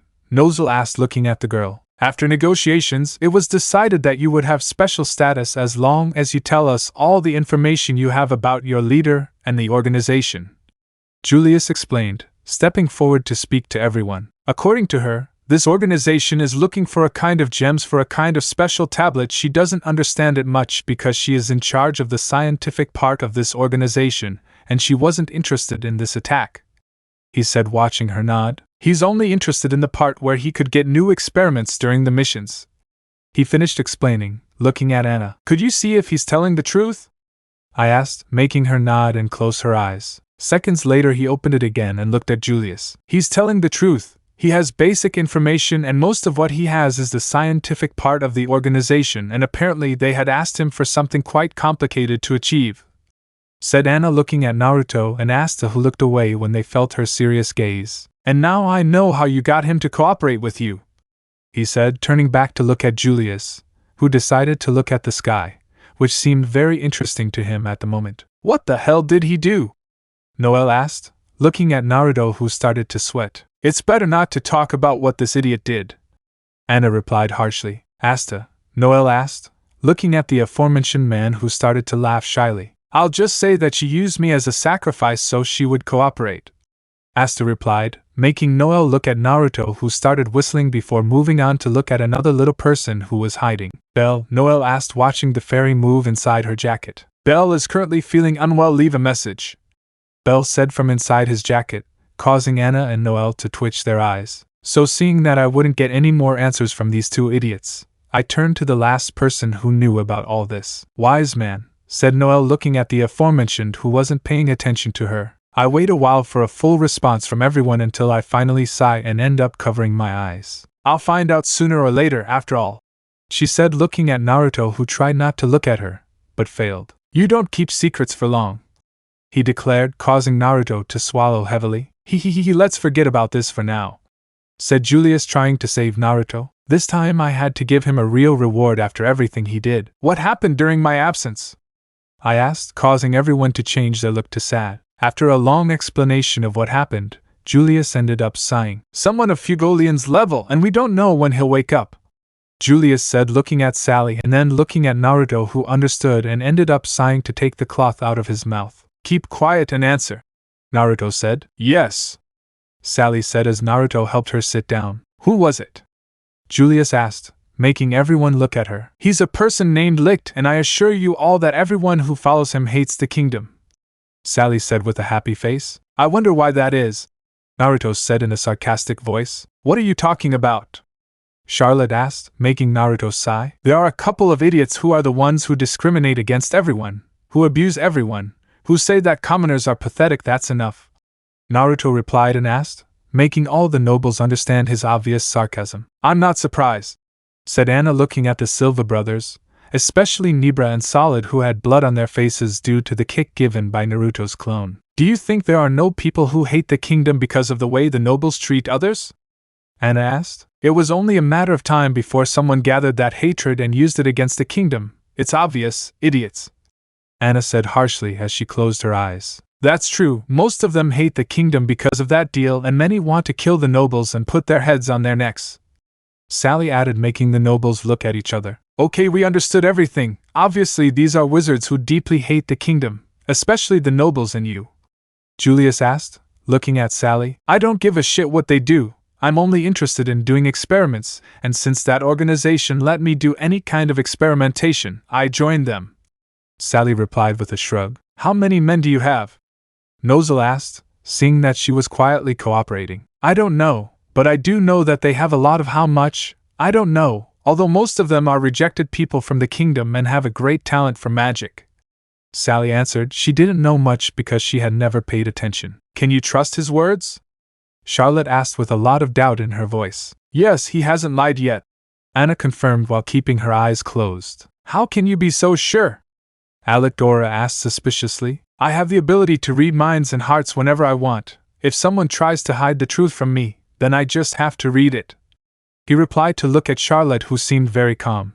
But with what he was going to say, he was going to leave her nervous. For example, I know how the man-hating curse was stopped, and let's just say it's kind of ironic, she replied, causing the captain to look at her and start to get nervous herself. Like, oh no, Charlotte thought as she realized that this ability was real. He had a curse, Naruto asked, watching Anna nod. Yes, but I won't tell you, Anna said, looking back at the captain. I feel like she'll try to stop me if I tell you. It's not true, Captain San, Anna asked with a small smile, making Charlotte angry and more nervous. How can you stand her? Charlotte asked Naruto, who shrugged. Not even I know, but whatever your secret is, welcome to my world. I can't even keep my favorite ramen a secret, Naruto said, supporting the captain. I understood her perfectly. Everyone knows you like the miso ramen that man makes, Anna said, making Naruto sigh. See, Naruto indicated, completely defeated. I pity you, Charlotte said. Now she could understand how she could be so cornered by a secret, and knowing that you're going to marry someone you can't hide anything from makes it even more terrifying. I felt sorry and a kind of compassion for this boy, now that this girl knows his deepest secret. Because I couldn't keep my mouth shut, he thought as he sighed. But then try to think more carefully about your words and trust others, Anna replied. Can you stop doing that? Charlotte demanded, but Anna's smile didn't bode well. No, it seems I found another person I like to tease, Anna said, her words unafraid. At least he'll stop reading my thoughts for a while, Naruto muttered, quite relieved. Naruto, you're still my favorite, Anna said, making Naruto's relief go down the drain. Old man, you owe me big time, Naruto said, looking at him tiredly. I can see that, Julius replied nervously until he finally sighed. Well, back to the real topic, Julius said, drawing attention back. As you can see, she will cooperate with whatever she can, and thanks to whoever she captures, we have more information about these enemies, Julius said, to everyone's agreement. But why did they attack Fugolian? Julius asked and saw Charlotte step forward. Apparently they wanted the gem they were talking about, since that was the only thing missing, he replied, making Julius understand. Magic stones, he thought as he understood what had happened. No, Charlotte said, looking at Sally, but was interrupted by Julius. For now, it would be best if everyone went to rest, especially you, Julius said, looking at the ninjas. He knew what happened and they owed them a lot, not to say that the majority of the salvation of the capital. Really? Karen asked. Of course, Julius said, only to see the children and Karen starting to fall. So wake us up until tomorrow, Karen said as she closed her eyes along with the children. Seeing this, Naruto quickly created clones and caught them before they hit the ground. What happened? Julius asked. He didn't think they were going to fall so soon when he gave the order to rest. Haya chakra depletion, Naruto said, looking at the three. If we push our power too hard and go beyond our limits, then we might fall unconscious and even die from overexerting ourselves, Naruto replied. Those of us who use chakra use part of our physical and mental energy to create our techniques, and because that is linked to our lives, if we force it then we begin to drain our own life, said Anna, approaching the children and Karen to see their condition. Is that why they learn to fight hand to hand? Julius asked, understanding everything. Yes, especially children, their chakra reserves are very low at this age, Anna replied. Then take them and you guys should take a rest before you pass out, Julius said, watching Naruto and his clones carry each one on their backs. Don't worry so much about us, we have very large reserves of energy, but in my case I have exhausted a lot because I still don't fully control my magic, said Naruto, starting to yawn. While I didn't use any kind of magic, but I used most of my chakra to create that barrier and heal people, I still have some left, but only enough to keep me awake, Anna said, covering her mouth. Hey Bell-chan, said Naruto, realizing that she hadn't spoken in all this time, so he took her out of his jacket and saw that she was asleep. And apparently she also fell into the dream world, Naruto said, placing it inside his pocket. Even the spirit fell asleep, Julius said, noticing Naruto and Anna more tired than they looked. Well, I think you've done more than enough, so you can go rest, Marks, said Julius, nodding at the aforementioned who began to walk beside the ninjas. Follow me, said Marks, making them follow him. I'm sorry, Noel, but we're too tired to continue. See you tomorrow, said Naruto, making Noel say goodbye. Okay, see you, Noel said. She couldn't do anything else. They were totally exhausted. Well, bye, Chiha, see you, said Naruto, while Anna just nodded and walked away with Naruto, who were watched by everyone. After they entered the tower and disappeared from sight, Julius turned to look at the remaining magic knights. Today we really did things completely wrong, Julius began, closing his eyes. You're right, we've left all the work to just children. It doesn't matter if they're trained for these situations. It was our job to protect the capital, not theirs, Charlotte said, while everyone else nodded, even the Silvas, who couldn't deny anything. Now you see what ninjas are like. They may be young, but they are much more honorable than they look, Julius said, looking at the medical ward. Now I just hope that young Konohamaru and Fugolian feel better and can recover, he said, looking a little sad. Today, the protection of the capital has been left to young people alone. I guess I shouldn't have left, Julius thought with regret. Sir, Charlotte spoke, drawing Julius's attention. Will they be rewarded for what they did? I asked curiously. No, it's the other way around. They will be punished, Julius replied, making everyone open their eyes. Because? Noel asked, not understanding his answer. Because they acted without orders. Ninjas are strict, and if they don't act under the leader's command, then they can be taken to punishment. The only thing that reassures me is that they won't receive more than a scolding, Julius said while sighing. What about Konohamaru and the others? Noel asked with concern for them. They could be returned to their country for recovery, Julius replied. The ninjas may be our allies, but they protect their secrets very well. They wouldn't risk leaving one of their own completely injured somewhere else, he said, thinking about what they could do. So they won't be rewarded with anything. So last? No, that's your world. Rewards don't go to those who disobey the rules, Julius said, to feel someone behind him, making everyone open their eyes to see who it was, especially those who knew him. It's not like that, Julius-san, said Kakashi walking beside him. When do I arrive? Julius asked, looking at the ninja reading his book. A few minutes ago Naruto and Anna had to communicate what had happened and they sent me to see his condition. The recovery team will arrive tomorrow if you don't mind. We should take Konohamaru and his team, said Kakashi looking at him slightly. No problem, Julius said as he watched him leave the place. Now if you don't mind, I must go see Konohamaru and then I'll go see the others. I'll tell you what Lady Tsunade has decided, and I'll also ask her to give me a room if it's not too much trouble. Kakashi asked without stopping walking. Find Marks or he'll find you and give you a room, Julius replied only to see a raised hand in confirmation. After a few seconds, Julius sighed again. And there you have it. Tomorrow I will have to talk to Kakashi-san and Lady Tsunade about what happened, said Julius, making everyone nod. We've caused a lot of trouble, Soul said, scratching his head. He didn't think that one mistake could lead to all these problems. Don't worry for now, I'll take care of that matter.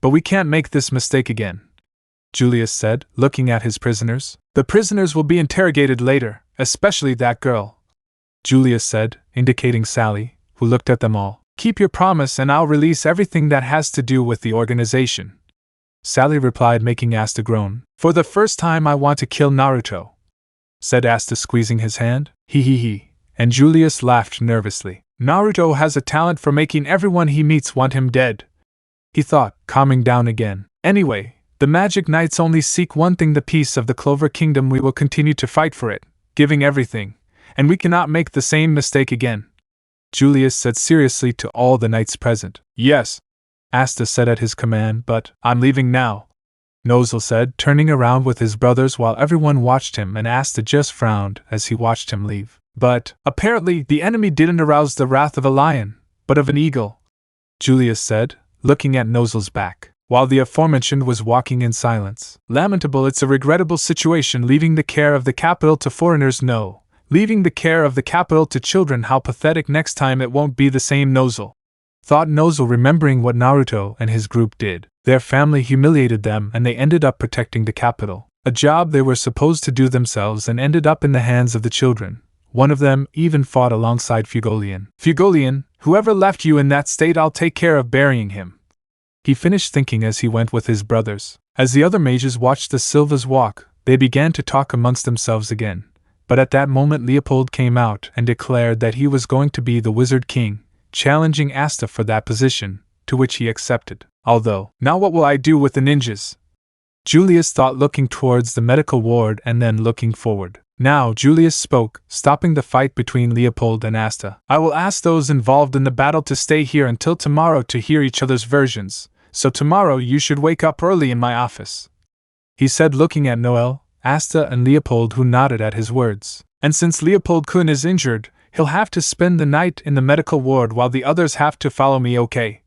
Julius said, already having what he was going to do ready. I just hoped nothing else would happen tomorrow. While Noel was thinking about something if she was going to stay in the castle. I just hope I have enough courage, he thought with concern, although he didn't show it at the moment. In the castle, night. At this moment, Naruto and Anna were sitting on the bed in front of Kakashi, who was looking at them intently. After Naruto and Anna along with everyone else had separated from the group of magicians, they were guided to different rooms to rest. Each had a private room and was also given food in case they were hungry. But in the case of Naruto and Anna, the latter decided to go back to sleeping next to Naruto, who no longer mattered to her. After all, fighting her was impossible. Although before they entered the room, they met Kakashi to the surprise of both. They had asked him why he was here and the answer was quite obvious: the invasion of the capital. They had to report what had happened, but they didn't think they would immediately send someone to this place. And because of this, they had to invite Kakashi to their room, who didn't even ask why they were together. It was none of his business. So what did Grandma say?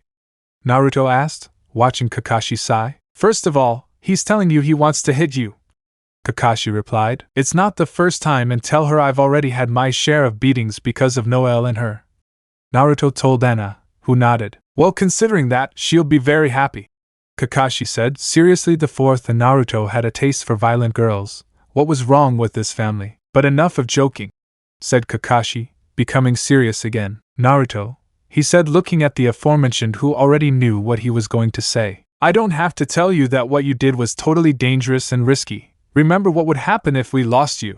she asked, making Naruto sigh as he stretched out on the bed. I know, but you know I couldn't allow more people to be hurt, especially when Leon-san was in a coma. Naruto said, hoping he was okay. I know, Naruto, I know, but this time you did something really dangerous though. Kakashi said, smiling at him. You wouldn't be you if you hadn't done it, he said, making Naruto and Anna smile, who was only holding Naruto's hand. Well, besides that I'll tell you Lady Tsunade's decisions, Kakashi said, returning to his original topic. First of all, Konohamaru and his group will return to the village for recovery, he said, making Naruto sit back down and nod. Second, Karen is being kept under surveillance, although there is something we want to tell her, Kakashi said, making Naruto raise an eyebrow. What are you talking about? I asked curiously. Well, she's still a prisoner, but so far she's been behaving well and cooperating quietly, so Lady Tsunade wants to change her status a bit so they're both freer when needed, Kakashi replied. I see. Well, decide for my part, Karen has remained completely calm, so I'm not worried, Naruto said confidently. It seems you trust her now, Kakashi said, staring at him. Well, after all, we were betrayed by the same comrade. I think that's why we get along, Naruto said while bowing his head when referring to Sasuke. Kakashi could understand what he meant. Both had been betrayed by him and were about to pay with their lives. It was normal that they could understand each other. Well, forgetting about him and this matter, said Kakashi, changing the subject. He didn't like to talk about it much either. There will be a meeting with those involved in the invasion tomorrow, and it will be decided what they should do. Okay, so everyone who can move should report to Julius's office without fail tomorrow morning, Kakashi said, nodding at both young men. I understand something else, Naruto asked and saw him deny. For now, that would be the most important thing, and before I go, Kakashi said, looking at the two, but someone was missing. Where is the little creature? Kakashi asked curiously. Oh, you mean Bell-chan, Naruto said, placing his hand on her jacket and taking it carefully. She's asleep, she's tired too, he said as he held it up over his hand. I see, it seemed strange to me that everything was so quiet, said Kakashi, looking at the sleeping spirit, and Naruto asking Anna for a cushion, who handed it to him, and then Naruto laid Bell on top of the cushion. Apparently she's very attached to me, and because of my exhaustion, she still ends up tired, Naruto said, placing the cushion with the fairy on top of his legs. I understand. Well, I was just asking because it's the first time I've seen a creature like her, and both Lady Tsunade and those who saw her are curious about her, said Kakashi. They had never seen this creature, and because it apparently knows something about Naruto's clan, they wanted to know more about it. It seems I couldn't know anything today. Well, that's all, Kakashi said, starting to walk towards the door. I think I should let them rest, he said, taking the doorknob. So I'll see you at Julius's office tomorrow, okay? She said, looking at him slightly. Okay, they both said as they said goodbye. Then I'm going rest, Kakashi said as he left the couple alone in the room. After he left, the room fell silent as Naruto placed Bell on the bed right at the head of the bed. Naruto, Anna spoke, calling the aforementioned, who looked at her, and before he could speak, the girl ended up hugging him. Idiot, Anna said in a more relieved way, causing Naruto to return the hug. I'm sorry, Naruto said, trying to calm her down. Idiot, Anna said, kissing him on the mouth, making Naruto momentarily surprised, but he recovered and kissed her back. They had both let their tongues enter each other's mouths, playing and fighting for dominance. They were enjoying it, but the lack of air forced them to separate while a trail of saliva was noticeable. I think we should go to bed, Naruto said, making the girl nod. But first, Anna said, glancing slightly at the door as someone knocked. Anna, Naruto said as he saw her walk to the door and open it, only to see Noelle, who was totally red and surprised at who opened it. What do you do? Oh, I understand now, I better go, Noelle said, completely embarrassed by what she was seeing, and before she could leave, Anna grabbed her wrist and forced her inside, closing the door behind her. Princess, you don't need to leave, after all, Anna said, looking at Naruto. We're both his fiancés. If you want to come, there's no problem, she said as she went to sit next to Naruto, who was watching Noelle, who just continued standing with a red face. Noelle, asked Naruto, making the aforementioned react. Noelle said, not knowing what to say. She had come to see Naruto and talk to him, but she didn't think he was with Anna. How silly I was, Noelle thought sadly. Noelle said as she started to walk away, but was stopped by Naruto, who gave her a hug, surprising the girl, who returned his hug. I was worried, Noelle said, hugging him tightly. I'm sorry, really, both of you, Naruto said, making Noelle nod, and she broke away from his hug. How are the others? Noelle asked, worried about her companions. They're fine, just resting, Naruto replied, seeing her nod. Good, and since I see you need to rest, I better go, Noelle said as she started to leave. But before she could leave, someone spoke to her. Why don't you stay, princess? Anna asked, causing Noelle to freeze and blush as she understood what she was proposing. Anna, Naruto asked, totally surprised. I had already slept with Dorothy and Anna in the same bed, and although nothing had happened, it was certainly a very big step. The only one missing was Noelle, but I didn't know how to act with her because she's a princess or something. Although Anna was just like one, she didn't respect any of that nonsense. What's up? Anna said, smiling. Scared, princess? She asked, making Noelle react and look at her with a frown. Who's scared? Noelle asked, watching her smile. I had fallen into his game. Then if you're not afraid, come sleep next to us, the bed is big enough for the four of us, Anna said, including Belle, who was fast asleep. Noelle blushed completely at his words. It was obvious that one day she had to sleep with Naruto, and one day she would get to the point of having sex with him. But she still wasn't used to the idea of being in the same room with him, not even showing his feelings in public. But now, Anna's words had struck a nerve, and he was changing his mind. What do you say, princess, yes or no? After all, someday the three of us will have to sleep with Naruto, and what better opportunity for you to get used to being in the same bed as him? Asked Anna as she stood up and took off her clothes. What are you doing? Noelle asked, watching her take off her jacket and scarf. What, I can't sleep with my clothes on, Anna said as she began to take off her clothes without caring if Naruto saw her. What do you do? Noelle asked, watching Naruto deny completely quickly. Of course we haven't reached that point, silly, Naruto said, trying to calm Noelle and her idea. The only one he almost had sex with was Dorothy, but they stopped and just fell asleep peacefully. So you mean you guys are well? Noelle said, not knowing what to say as she watched Anna drop her dress, revealing her small breasts and black panties. Well, yes, after all we must get dressed in the same room, Naruto said, understanding what she meant. After all, they had to see each other naked to change their clothes. What's wrong, princess? Don't you want to sleep with us? Anna asked as she stretched out a scroll and took out two simple shirts and put one on. You just use that? Noelle asked, seeing Anna nod as she buttoned up her shirt. Almost everything was noticeable. It's very comfortable, he replied as he sat back down on the bed with the shirt in hand. Don't you want to? Anna asked, making Noelle blush completely. Seeing this reaction, Naruto sighed and decided to talk to her. Noelle, she's just bothering you. Don't pay too much attention to her provocations if you don't want to. I won't force you, said Naruto. But he stopped when he saw Noelle's annoyed look and began to take off his black bull cloak and his grimoire holder while he passed it to her and continued undressing. I'm royalty, idiot, I won't let myself be intimidated by something like that, Noelle said with great embarrassment as she unbuckled her belt and began to take off her white jacket, taking out the pairs of pins that were in the area of her collarbone and the gold medallion that was in the area of her neck, which joined the collar of her jacket. When she finished taking that off, she dropped it to the floor and was left only in her dress, but she stopped when she realized what she was about to do. What's going on, scared?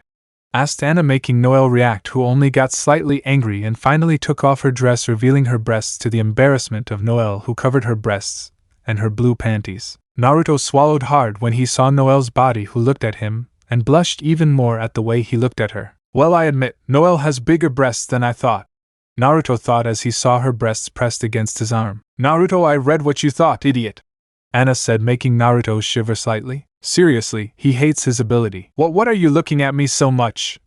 Noelle said, trying to cover her breasts with her arm. Well, where else do you want me to look? Naruto muttered, looking away. Noelle just blushed even more and tried to calm herself by taking a deep breath. No, don't look away, idiot, Noelle said, completely red-faced at what she was going to ask. Better take off your clothes, she said, making Naruto look at her, and she looked away. Naruto didn't say anything, so he started taking off his clothes, and it took him a while until he was in his boxers, to Noelle's embarrassment. Hey, are you going to stay up all night standing there with shame or what? Anna said, smiling slightly, who had her hand resting on one of her hands while she leaned on her crossed legs. You're simple, Noelle said, but stopped when she saw what Naruto's body looked like. Oh, that's so. What the hell are you thinking, Noelle? She scolded herself for thinking about that kind of thing. Naruto, come lie down now, Anna said as she crawled onto the bed, showing her butt to Naruto, who gulped heavily at the swaying of her butt. Damn, I can handle one, but not two, and even more so when they're so pretty, Naruto thought as he saw Anna's hips sway. Cute princess, he thinks we're cute," said Anna, who began to lift the blanket and lie down to Naruto's blush, who cursed Anna for reading his thoughts. "So I'm cute?"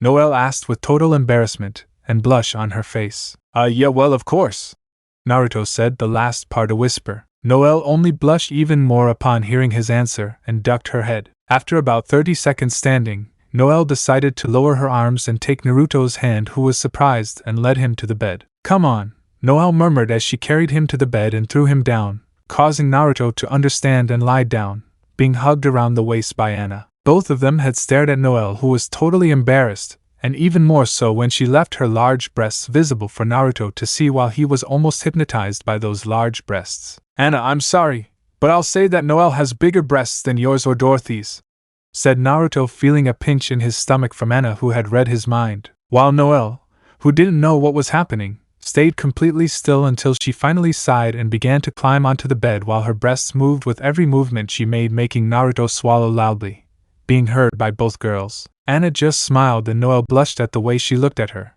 But before she continued lying down, she saw Anna's outstretched hand with her shirt in it. "Do you want to put on this shirt?" Anna asked, watching her lie down half naked. Noelle didn't respond and just took off Anna's shirt and started putting it on. "When I finished putting it on, I looked at myself and blushed even more. Because I feel like being in that garment makes me feel more embarrassed than being half naked," Noelle asked as she went to lie down next to Naruto, who had already put on a t-shirt. "I don't know, but Naruto looks very beautiful with that," said Anna, making Naruto look at her, and she just forced him to lie down while ignoring Noelle's blush, who got into the blankets and sat up. "You can't stop reading my mind?" Naruto asked, watching Anna hug him and feel her legs on top of his member. "I like it," Anna simply replied to see Noelle, who was just still sitting. "You're going to sleep like this? I didn't think you could sleep sitting up," Anna said mockingly, making Noelle look at her and lie down. "Stop bothering me," said Noelle, a little separated from Naruto. At least the bed was big. "Noelle, if you want," Naruto said, putting his arm around her, making Noelle understand and blush. He thought about it for a moment until he sighed again and approached Naruto's arm, which passed behind his neck and ended up very close to him. They stayed silent for a while until finally, Noelle felt Naruto's arm pull her closer to his body, causing her own breasts to press against Naruto's side. "Don't be afraid, princess," Anna said, hugging him tighter. Is it okay for me to hug you?"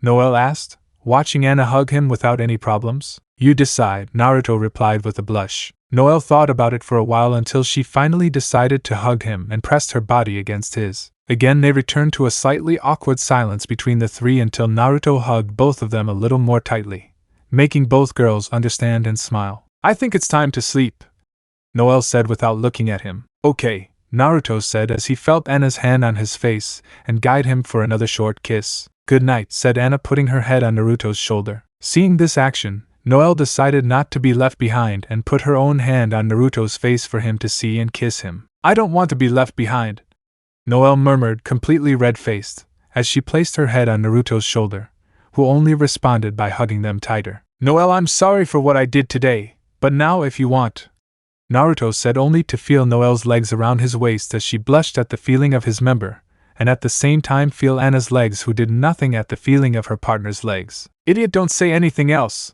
just leave me here and I'll be fine," Noelle said without looking at him. "From now on, if you want, you can come sleep with me," Naruto murmured, feeling Noelle's hug even tighter than before. "Of course I'll come sleep with you, I can't allow her to," Noelle told Anna, who just smiled at her. "I possess you," I finished saying without looking at him. "You should know that the captain already slept with Naruto," Anna said. "All the more reason," Noelle said, pressing her breasts against Naruto's body and then looking at his face. "I won't let anyone possess you," Noelle declared, making Naruto smile at both of them. "And I will never leave them, not even one of the three," said Naruto, making both girls blush and give him a kiss on each side of his cheeks. "Don't regret it," Noelle said with a smile. "Idiot," Anna finished with a smile. Naruto just brought them closer. "But don't forget me," said Bell with his eyes almost closed as he crawled from the cushion and climbed onto Naruto's chest and hid inside his partner's shirt. "Now then," Bell said, snuggling up.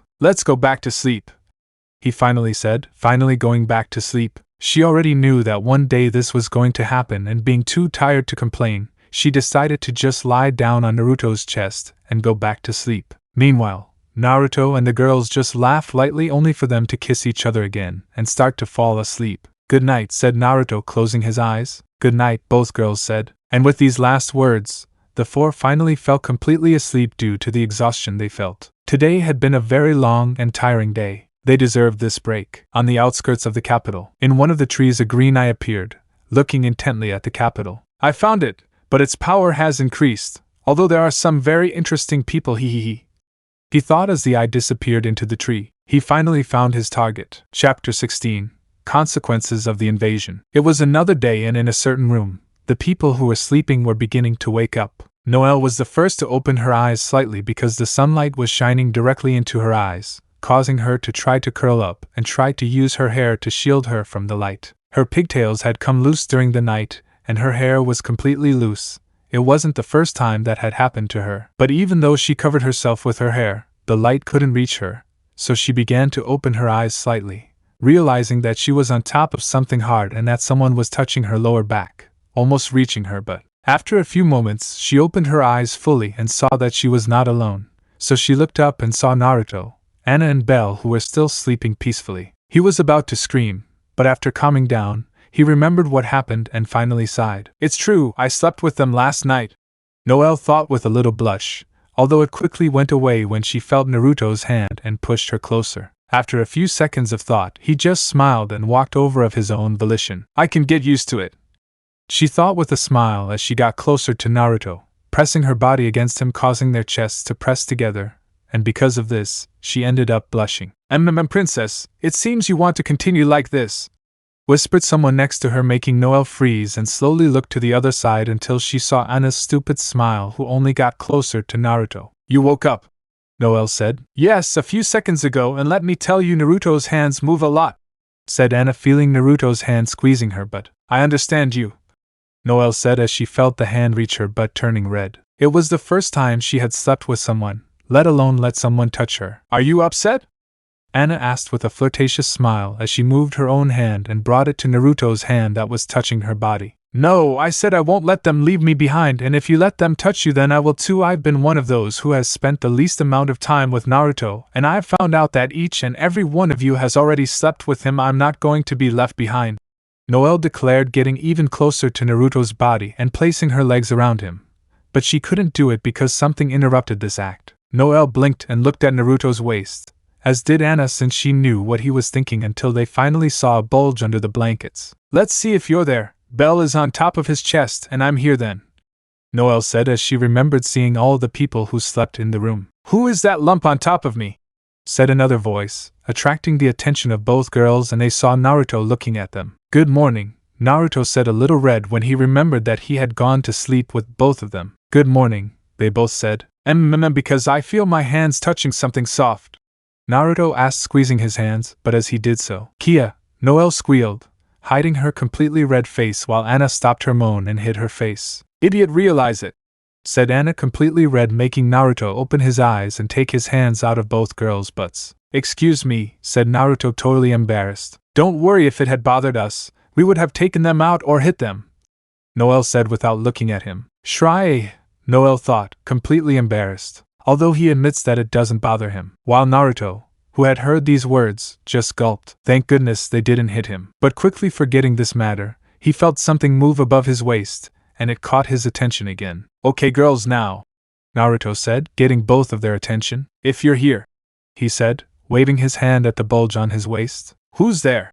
he asked, causing both girls to shake their heads. "Great, then the only way to find out is to lift the lid," Naruto said, watching both girls nod and help him move the blankets because Belle was still asleep and they didn't want to disturb her. When they started moving it, something pink appeared and they slowly realized who it was. "Because I feel like he's a troublemaker," Anna said, already knowing who he is. "You're thinking the same thing," Naruto and Noelle said at the same time, to continue moving the blankets until finally revealing that the person sleeping on top of Naruto was Dorothy, who was only still asleep with her head on Naruto's abdomen. "When do I arrive?" Noelle asked, completely surprised. "It had to arrive last night," Anna said. "Ha, she's good at sneaking in," Naruto said, then looked at Noelle and blushed at the sight. "And what's wrong?" Noelle asked because of how she was blushing. "I know it's nothing. Just, well, you look cute with your hair down," Naruto said the last words almost in a whisper. She was very pretty. Meanwhile, Noelle blushed slightly at the compliment and stroked her hair. Not many people had seen her without pigtails. They were silent for a few seconds until Naruto reacted and decided to move his hand towards Belle to begin waking her up. Are you going to wake her up? Noelle asked, leaving her blush as she watched Naruto start to move Belle, who started pushing his finger. Yes, remember that we have to go to the old man and the grandmother. She must not be happy, said Naruto with fear of what could happen. Oh, I forgot, said Noelle, remembering the words of the Magician King. Even Kakashi had arrived for this invasion. While they were thinking, Belle began to wake up from the movement he felt until the sunlight reached him and began to bother his eyes, making him try to hide between his hands. But he couldn't, and finally woke up. How are we? And so he began to yawn as he began to sit up and stretch out to rub his eyes. Good morning, said Belle, looking at Naruto, and then frowned at the girls around him. It seems you're not happy that we're with him, Anna said, seeing her yawn again. Of course not, Naruto-kun is mine, said Belle, starting to fly to Naruto's face and hug him. I should be the only one sleeping with him, she said, rubbing her cheeks with Naruto's, who wasn't bothered. Sometimes she was much more possessive. Aren't you very possessive?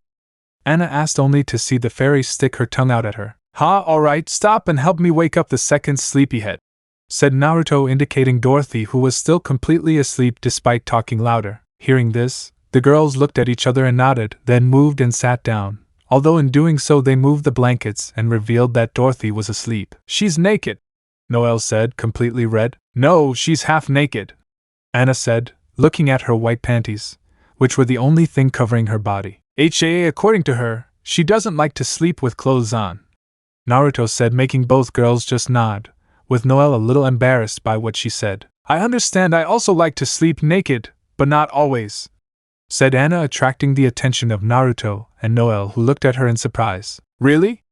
Noelle asked, seeing her nod. Sometimes my clothes bother me and I sleep like that, but to cover myself I use this shirt, it's much cooler. Anna indicated her shirt. Oh, now I understand, said Noelle, a little red when she saw herself. She had pajamas, but this time she couldn't put them on, and finally she had to cover herself with this shirt that at least was wide and didn't squeeze her breasts. Let's forget about that for now and help me move her, Naruto said, getting back to the real topic and having the girls help move Dorothy to one of his sides. Although she was hugging him tightly, they managed it after a minute of effort. Finally, Noelle said, watching Naruto sit down. And now what? Noelle asked. It's simple, said Naruto, approaching Dorothy's ear. Wake up, sleeping beauty, he said as he whispered something in her ear, and seconds later she began to wake up. Dano, that's right, Dorothy began in a whisper, rubbing her eyes and looking around. Hello, how are you? Dorothy asked, looking at everyone around her as she sat down, exposing her entire body. Naruto blushed slightly at the sight of her, but not so much because it wasn't the first time he saw her this way. I'm already used to seeing her half naked, he wondered as he watched Noelle take the blanket and cover her. Cover yourself, Noelle said, covering her with the blanket. But it doesn't matter, said Dorothy, dropping the blanket without any shame. What are you doing here? Naruto asked, covering his eyes, not out of embarrassment but out of tiredness. It's impossible to deal with her because I feel like I've heard those same words from other people, Naruto wondered. Well, I would later find out without realizing that Anna had covered her face because of her stupidity. Idiot, those same words are the same things they say to you when you do something stupid. Anna thought, well, at least she's going to learn what other people feel when she does stupid things like the half-naked captain present. Oh, that's because yesterday they called the 9 bases and reported what happened, so today there will be some kind of announcement, or something like that, and Julius-kun sent for all the captains, Dorothy answered. And Naruto asked, looking at her with a little blush. He may have seen her almost naked more than once, but he still wasn't used to seeing her breasts. Well, since I knew you were here, I decided to come sleep with you, so I started looking for your room, but when I entered I saw Noelle-chan, Anna-chan and Belle-chan sleeping next to you. I decided to sneak into your bed quietly and ended up on top of you, Dorothy finished answering, seeing Naruto sigh. And you had to be naked? Noelle asked, a little embarrassed by how the captain was half naked and didn't seem to have any shame. I'm not naked, I'm in my panties, besides I don't like sleeping with clothes on, said Dorothy, making Noelle twitch for the silly answer. And seeing that a fight was about to start between the 3 girls, and apparently a fight that Belle was going to get into, Naruto began to move, attracting everyone's attention. Where are you going? Anna asked, although she already knew the answer. I'm going to take a bath, he said as he got out of bed. Looks like today's going to be a long and very annoying day, he said as he grabbed a scroll and walked toward the bathroom. Hey, wait, Naruto-kun, said Belle, flying towards him, but was grabbed by Noel, stopping his advance. Where do you think you're going? I asked, looking at the fairy's face. Where do you think I'm going to take a bath with Naruto-kun? Belle replied without any shame in his voice. Ha, and Naruto just entered the bathroom, leaving the girls arguing. If it was like this now, she wondered what it would be like when they were married. He doesn't want to find out. Also because I feel like I won't have any luck today, Naruto thought, stopping halfway, but he walked again and entered the bathroom. He wouldn't worry about it for now. In Julia's office, Naruto's hunch was right as he escaped from a person who didn't expect to meet him today. Wait, Grandma! Naruto shouted, escaping Tsunade's punch and jumping onto the roof. Come here, Naruto! I shout, jumping and seeing Naruto fall back to the ground. Old man, help me! Naruto shouted for help to Julius, who swallowed hard when he saw Tsunade totally furious. Don't ask for help, brat!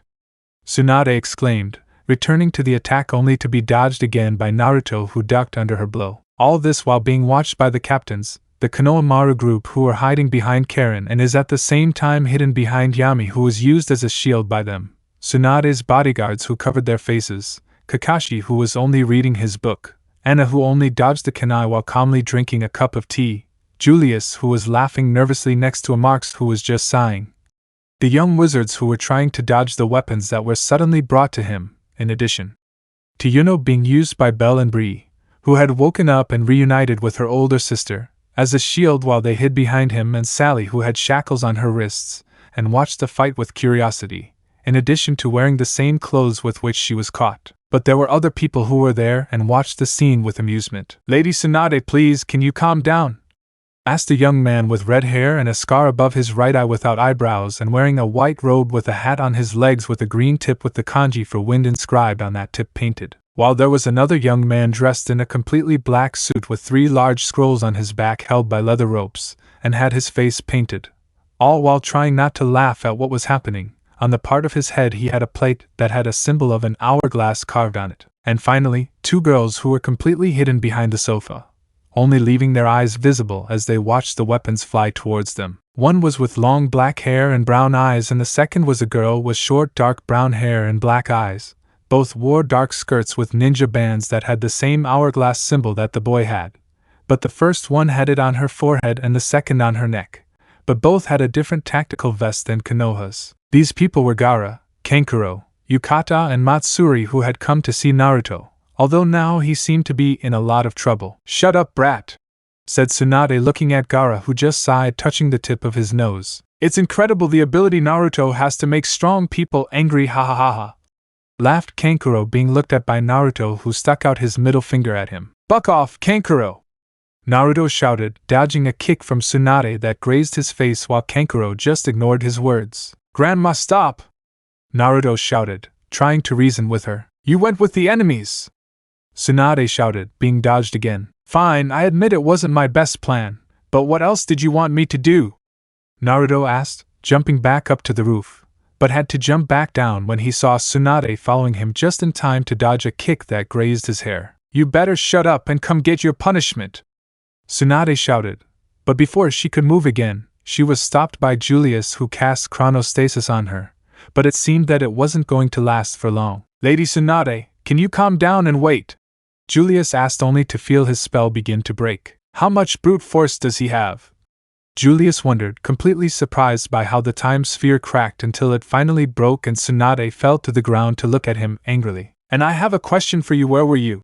He asked, making Julius gulp. Well, I was at the enemy's base, Julius said, only to duck after a kunai was sent to his face. You two are stupid! Tsunade shouted, letting off steam as she began to sigh and touch the tip of her nose, trying to calm down. Has she calmed down?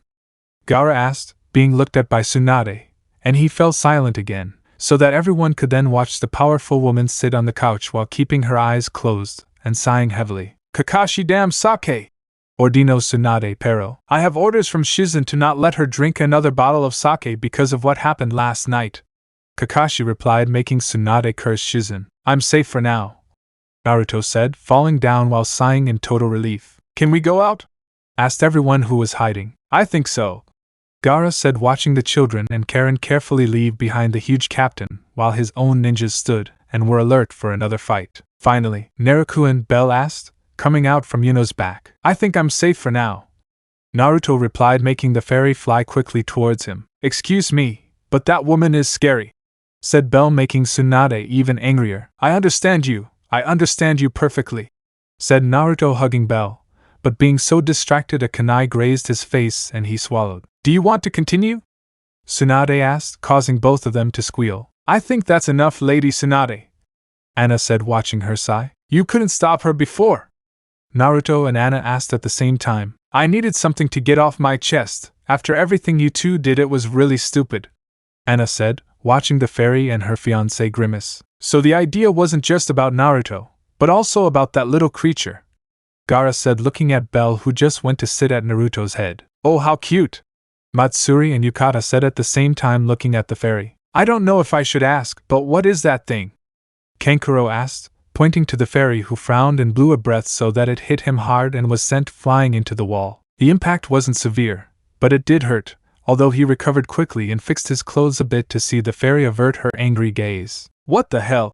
Kankuro said, surprised by the power of the small creature. Idiot, she's Bell, she's a wind spirit, and she got mad because you called her a thing, Naruto said, looking at her slightly to see her sticking her tongue out at Kankuro. Well, excuse me, said Kankuro, standing up and fixing his clothes. But forgetting that, it has great attack power, commented Gaara, being looked at by the fairy, who flew towards him and looked at him curiously. Why wait you? Bell muttered, flying around Gaara, who only saw her until she stopped and approached his face. You what? Gaara asked. You are a guardian, Bell asked, making Nozel and Julius look at Gaara, who felt confused by what he said. Guardian? Asked Gaara without understanding what he was saying. Yes, just like Naruto, one of the 9 guardians, said Bell, making Gaara look at Naruto for an answer. She means the Jinchurikis, Naruto said, lowering his head, causing those in the sand to open their eyes. Wait, how did you know? Kankuro asked carefully. Apparently the people of this place didn't know, from how all the magicians except for a few looked on with curiosity. Well, it's something instinctive, I don't know how to explain it, said Bell, trying to explain how he knew. Naruto asked Gaara, watching him shake his head. And what do I know? When I met her, she immediately recognized me, Naruto said, without knowing how he knew. Well, never mind, but you should know that I'm not one anymore, Gaara said, but saw Bell deny. No, you still are, Bell replied, making all the ninjas look at her. What do you mean?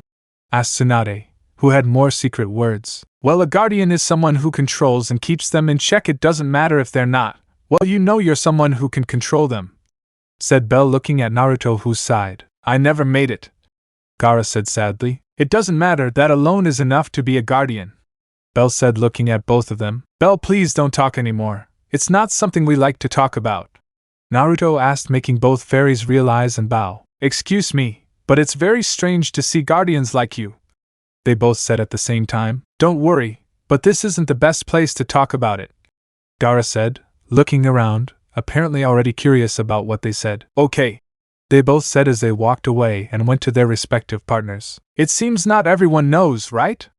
Gaara asked, looking at everyone slightly. No, but I'm surprised it was one, Julius said seriously. It was a few months ago, and it's best not to continue talking about that subject and return to the real reason why we are here, Gaara said as he closed his eyes. And I was hoping they'd forget, Naruto said as Bell nodded. I don't think it's easy to forget after there was an infiltration, or rather, invasion, where everyone was deceived. One of their high commands was in a complete coma, the leader was out of town, few knights to take care of many men who apparently were very well informed, and the ninjas had to act, especially you, Naruto, said Gaara, looking at the aforementioned, who sighed. So you know what happened? Naruto said to see Tsunade and Gaara nod. Kakashi informed us of everything, and for now, only the 2 of us know what happened, said Tsunade. He hasn't informed the other nations. Old man, seriously, you've gotten me into big trouble by not being here, said Naruto, looking at Julius a little sadly. I'm really sorry, I didn't think this could happen, Julius said with true regret. We don't blame you for the invasion, but because there was very little action on the part of all of you, said Tsunade, looking at the magicians, especially the captains, who said nothing. From what I understand, most of you fell into a trap set by the enemy, leaving a captain, rookie knights, Naruto and his group in charge of most of the security, sending all your forces to these nobles who weren't even attacked, leaving all the work to them," said Tsunade, making it so no one could speak. "Not to mention that one of our own was nearly killed, even though they were supposed to obey only the Wizard King, that is, you Julius." Tsunade pointed out to the aforementioned. "But it turns out the main leader of all these knights was outside the capital investigating a supposed enemy base, leaving everyone completely unprotected," he said without any humor. "So can you tell me what your excuse is?" Tsunade asked, finishing her complaint. Not a single knight spoke up in response to what he said, and those present were already wondering if all ninjas had sharp tongues. After a minute of awkward silence, Tsunade finally sighed. "Julius, I'll take the children. They can't stay here, especially Konohamaru. He's fine now, but his wounds are deep and he should rest peacefully, and I won't listen to any complaints from you, brat," declared Tsunade, looking at the aforementioned, who immediately closed his mouth. "I understand, but what about the others?"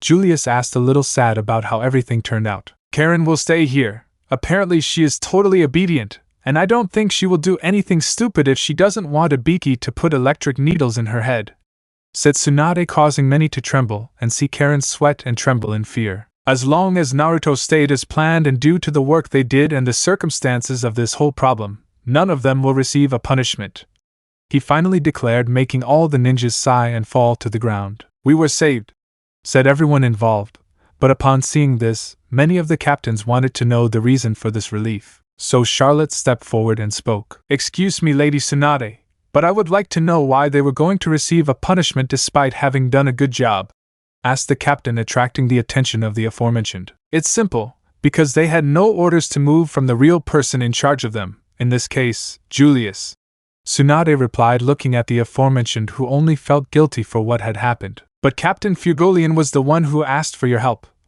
Charlotte said. "And where is?"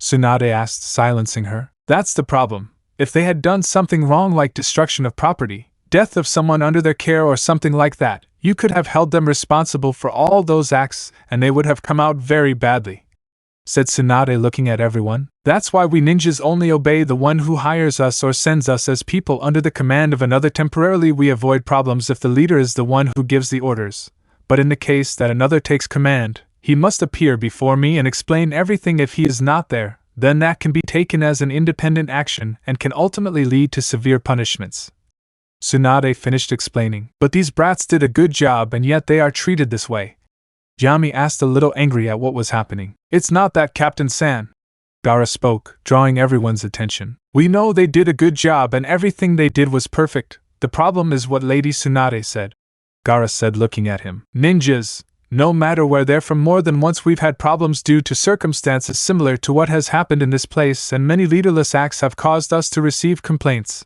ask for refunds, and even ask for the death of the ninjas responsible. So we are strict in these cases, and if they are saved from that kind of problems, we must punish them regardless of whether they did a good or bad job. They must be punished for the problems that may have been caused," explained Gaara, making Yami grimace. "Damn, and I thought having black stars was bad," Yami said, unable to counter his words. "Seriously, sorry for the trouble," Julius said, bowing slightly to the military leaders. "Hiya, Julius, you must learn how we do our job. It's not like you who are divided into groups and everyone is dependent. We obey the orders of the main leader, and if we are assigned to another leader, we must only obey that leader and nothing else. In this case, I am the main leader of all the ninjas of my village and everything I say is the law for them, and you are only the leader that replaces me, and we can only obey if you command them. But if you decide that they must obey another leader, then we will only obey that leader.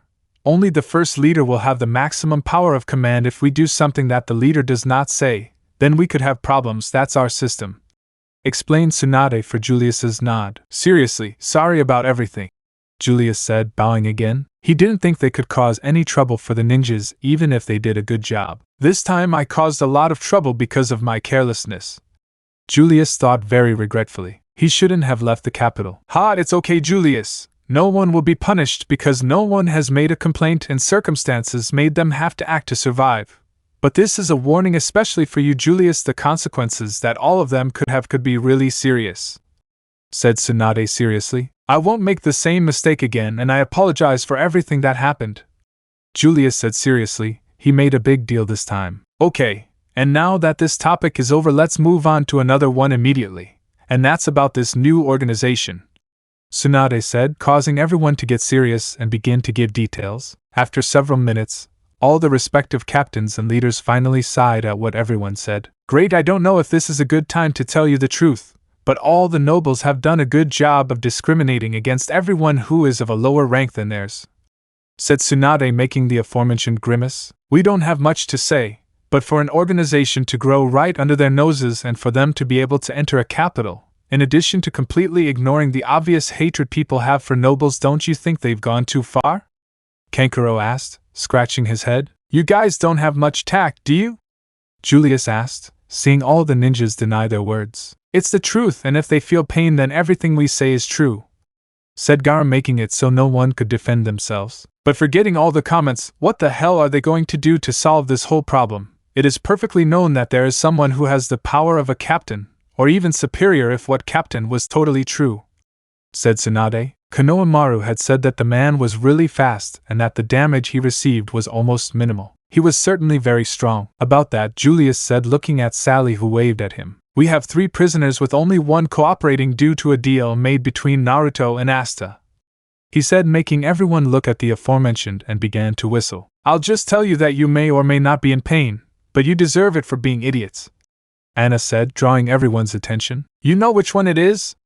Tsunade asked, seeing her nod. "Yes, but I think it's better not to say it in front of the captains or the other magicians except for Julius-san and Mark-san," Anna replied, looking at everyone. Since yesterday, both Naruto and Julius were thinking about a very horrible possibility, so for now it was decided to remain silent. "And why can't you say it in front of us?" Nozel asked, frowning. "Because it's not my responsibility to tell them," Anna replied, silencing Nozel, while the other ninjas looked at each other slightly, and were able to understand each other. He was hiding something and would only speak if the captains were out of the matter. "Well, that doesn't matter because it doesn't affect anything, but thanks to that," Julius said, looking at Sally, who ended up attracting all the attention. "She'll share everything she knows without having to wait too long, but since she was only in charge of the scientific situation for this organization, she only knows the basics, so we'll interrogate the other prisoners as soon as possible," he said, seeing Sally nod. "As long as you keep your promise, I'll talk without any problem," said Sally while smiling very happily at Asta and Naruto, who trembled at her gaze. "Because he reminds me of Orochimaru?" asked Tsunade, looking at the girl who had the same eyes as him. "Because she's very similar, Grandma, only she can be killed easily and won't revive over and over again," Naruto said, looking at the aforementioned crazy girl. "Revive? Does such a person exist?" Sally asked curiously. "Little girl, I'm telling you, that man is dead," said Tsunade. "Rest in pieces," said all the ninjas, causing everyone to raise an eyebrow at what they said. "Pieces?" Yami asked on behalf of everyone. "Oh yeah, that guy was cut to pieces, he was literally sliced," Naruto replied, to the agreement of all the ninjas. "Sliced like of everything?" Julius asked, fearfully imagining that scene. "Yes, just what you think, he was completely sliced and torn to pieces," Tsunade replied, more happy than sad about the death of her former partner. "Well, that's sadistic," Asta said fearfully. "He wasn't a saint," Gaara said without any fear. "That guy killed our father, kidnapped babies, civilians, destroyed villages for his experiments," Kankuro said. "I kill my grandfather," said Konoha Maru. "I'm creating an invasion involving our village," Yukata said. "I'd betray our village," said Tsunade. "He almost killed me more than 3 times," Naruto said. "He was in the organization that started the 4th Ninja War," Budan said. "Human experiments are prohibited," Moegi said. "I trick and kill a feudal lord of a country, that is, the king," said Kakashi, reading his book. "Using prohibited techniques," Karen said. Are we missing something?" Naruto asked, looking at all the ninjas. "There's a lot left: theft, illegal jobs, assassinations of leaders. Well, the list is so long we could go on all day," said Tsunade, to the agreement of all the ninjas. "Well, I have no right to defend him," Asta said with disgust for not saying that his death was sadistic. "What kind of man was he?" Julius asked fearfully. "The good news is that he was fine, but very dead. One who would try to get everything, even kidnapping nobles or starting a war in this country just to have them as human experiments, and as things are currently, I think, in less than a year, he could have destroyed this country completely," Tsunade answered seriously. "It's a joke?" Marx asked, totally surprised like all the other magicians. Of course not, the most real proof is her. Tsunade indicated to a Sally who blinked in surprise and curiosity. She's definitely very intelligent, and there must be something more to her than that for Naruto to end up taking her prisoner. Orochimaru was very intelligent, and he used even the smallest bit of people's desperation to his advantage and draw them towards him. So if he had seen this girl, then you can be sure he would have taken advantage of it, and developed all her potential to create whatever that girl was specialized in. Explained Tsunade. So that's why you caught me? Sally asked in surprise, seeing Naruto nod. Of course. Ever since I went to the black market to buy some things, I started getting curious about those magic tools, and seeing you take out that giant needle that increased the absorption capacity of attacks in your gel, I simply loved it. There aren't many people who can stop my attack with just gel, you know. Naruto said without lying anything in his words. If what Naruto says is true, then you must have a very big potential for those things, whatever they are called, said Tsunade, making all the ninjas nod. There aren't many people who have survived Naruto's destructive attacks, Gaara said in support of her words. He's literally a walking disaster, so if you were able to absorb one of his attacks and survive, then you must be pretty good at your job, Kankuro said. I didn't think you guys would flatter me, Sally said, completely surprised. Leaving aside the fact that you are an enemy, your job is something else. If you were able to survive Naruto's attacks, then you deserve to be given that praise, girl, said Tsunade, looking at her seriously. I didn't think you guys would praise me. But if you're saying the cute blonde is so strong and destructive, then I'm lucky that my gel could absorb his ice attack. Although in the end it turned out that ice is the only thing that can affect my gel. It's the first time something like that happened. It even absorbed that silver captain's attack and that kid's fire attack.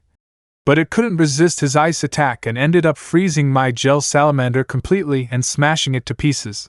Sally replied, totally surprised and relieved that her magic tool worked on that ice needle's attack. And you deserve that praise even more, girl. As I said, each of Naruto's attacks ends in a really big disaster and with a lot of property damage, Tsunade said, to the agreement of all the ninjas, including Anna. Hey grandma, let me remind you that you destroyed an entire castle in one fell swoop because of that stupid Orochimaru, Naruto said, very offended by the last words. Ugh, fine, I admit it, but I'm not the one who goes around destroying property or activating volcanoes with attacks that come and go, Tsunade said in counter to what he said. And I'm not going to run away from the bets I owe, Naruto replied, causing Tsunade to turn her gaze towards the ceiling. What are you talking about? Asked Tsunade, playing dumb. I still have the betting account open, Naruto said, making Tsunade grimace, remembering the debt she owed him. Hey, we're here, don't change the subject of your bets, said Gaara, calling the attention of both, who returned to reality. Well, what I'm getting at, girl, is that you are without a doubt very interesting and incredible at what you do. In fact, if you hadn't been an enemy, then we ourselves would have taken you to our village to work for us, obviously under certain conditions due to your obvious obsession with your experiments, said Tsunade very confidently. Really? Sally asked, completely surprised. Of course, if we find someone who benefits us, then we take it, even if it's a criminal. Well, this last case only if we can control it, said Tsunade. Incredible. If I had known about that and about you all, I would have gone to your country, although I don't know how I should get there, Sally said with doubt in the last part. I only knew they belonged to another continent, but I had no idea how to get there. That's normal, but now you understand your great achievement against Naruto, said Tsunade, receiving a strong nod from the crazy girl. Hearing this conversation, all the magicians were completely surprised that the ninjas would praise an enemy. Until now, the ninjas they have met have not had any kind of respect for those with high status or positions, but Sally, being a prisoner, was totally praised by the ninjas. And this led to another question: how destructive could Naruto be to get them to praise a criminal? Said Tsunade, looking at the girl in shackles. What's wrong, grandma? Asked Naruto, drawing everyone's attention back to Tsunade, staring at Sally, who was blinking at how the woman was looking at her. Well, I was just thinking about my words, Tsunade replied, to look at Julius. Hey kid, what are you going to do after you interrogate her? Tsunade asked, getting his attention. Well, apart from fulfilling our deal, when it's over I'll send her somewhere else to serve her punishment because… Julius asked, just so she'd realize what he was thinking. Don't tell me, Julius said, only to see Tsunade nod with a smile. Yes, boy, what do you think if you give us that girl and we put her under our command? Tsunade answered, surprising everyone present, including the knights. Lady Tsunade, are you serious? Julius asked, totally surprised by her words. Of course, Naruto, said Tsunade, getting his attention. Besides that strange, but very useful intelligence, what else did you see in her? He asked with seriousness in his voice. Well, about that, how do I put it? I thought it was better to have her alive than dead or something. I just did it on instinct. Naruto replied, trying to put it into words. Instinct, I see.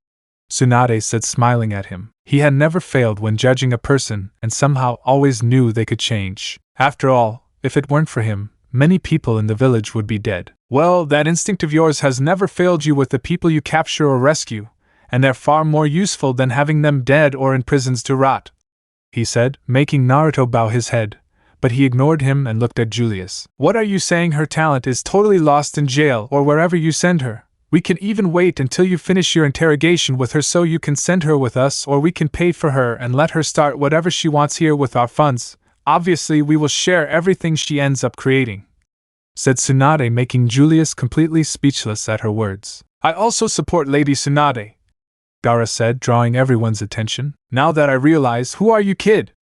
Yami asked curiously. Until now he's been speaking calmly, but no one knew who he really was. Oh, I forgot, I apologize for my rudeness, Gaara said, standing up and looking at all the captains and magicians. I am the 5th Kazekage of the Sand Village, commander of the 4th Division and at the same time commander-in-chief of the Great Ninja Alliance Army. Gaara, nice to meet you, said Gaara, making everyone open their eyes. The commander-in-chief of an army?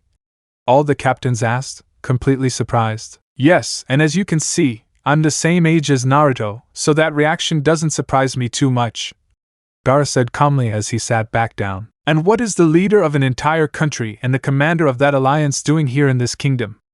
Yami asked, completely surprised. He was extremely young and I just called him a kid, damn. Yami thought, a little worried. I didn't need to have problems with an entire country. About that, I heard Naruto was engaged and Gaara said, only to stop when he heard a knock against the wall. I'll just ask, but who said it was Ino?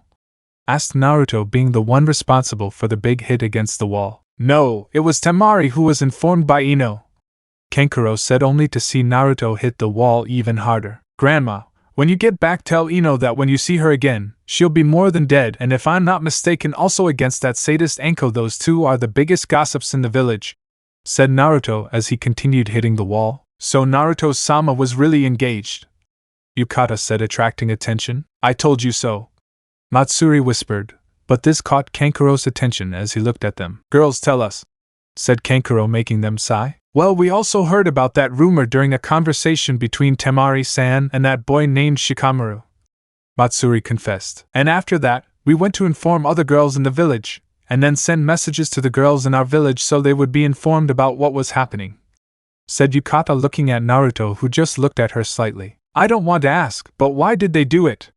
Gaara asked, covering his eyes, hoping it wasn't the answer he was thinking of. The next thing made me want to send them back to the village. Well, about that, I would believe that Naruto-sama is very popular in our village as well as in his, Yukata answered, scratching her head nervously. What did you say? Naruto, Noel, and Belle shouted, completely shocked by this information, while Anna just covered her face, laughing slightly at what was happening. Vera, Naruto-san, Matsuri said, looking at him. Since he rescued Gaara-sama, his achievements have spread throughout many countries, but what led him to be fully recognized and to be very popular among girls was the defeat of Pain, who was one of the leaders of the Akatsuki, and until he came to you no one had been able to stop him completely. But that increased when he went to the meeting of the Kages. Since that moment, his popularity among girls our age has shot up to the cloud. Even in our village, where everyone admires Gaara-sama, he has also won their hearts and they admire him too much, explained Matsuri with a little embarrassment, while Naruto just had his mouth open at what she said. What, grandma? Naruto shouted as Tsunade looked away. I knew it, didn't I? I asked loudly, trying to get him to talk. After a few seconds, Tsunade finally gave up and looked at him. Yes, I admitted I knew everything from the beginning, Tsunade replied while clapping and making a mountain of papers appear. Those are some of the marriage proposals that have been coming in from different villages and countries for some time now, he revealed, causing everyone present to widen their eyes, including those in the arena who hadn't heard of any of this. What the buck? Naruto shouted, quickly going to see the papers. What the hell is this? There are even the proposals I've already rejected, I shouted, looking at the papers of Cheyenne, Koiki, and others. Even from the Reikage himself. What the hell are you all thinking? Naruto asked, looking at Tsunade. What else do you want me to do? Your popularity has reached such a point that many villages have been asking you to marry some of the kunoichis, princesses. Among others, obviously it stopped when you got engaged to Noelle, who, by the way, many girls want to see you completely dead, said Tsunade, causing Noelle to open her mouth. But with Dorothy and Anna, those proposals have resurfaced, said Tsunade, watching Naruto look at the papers over and over again. For the love of God, I don't want another one. I've had enough with a girl who's completely asleep all the time and two crazy women who want to kill me, Naruto said, only to duck as he felt a sphere of water and a kunai fly over his head. See? That's what I mean! Naruto shouted, indicating Noelle and Anna who had their hands stretched out. Hey, Kankuro whispered into Gaara's ear. I can't! And he couldn't finish because he ducked when a kunai flew over his head. Don't even think about it, Kankuro, said Naruto, understanding what she was whispering to him. What are you talking about? Said Kankuro, totally nervous because of the look he was getting. I can see you're trying to convince Gaara to send a stupid marriage proposal, right?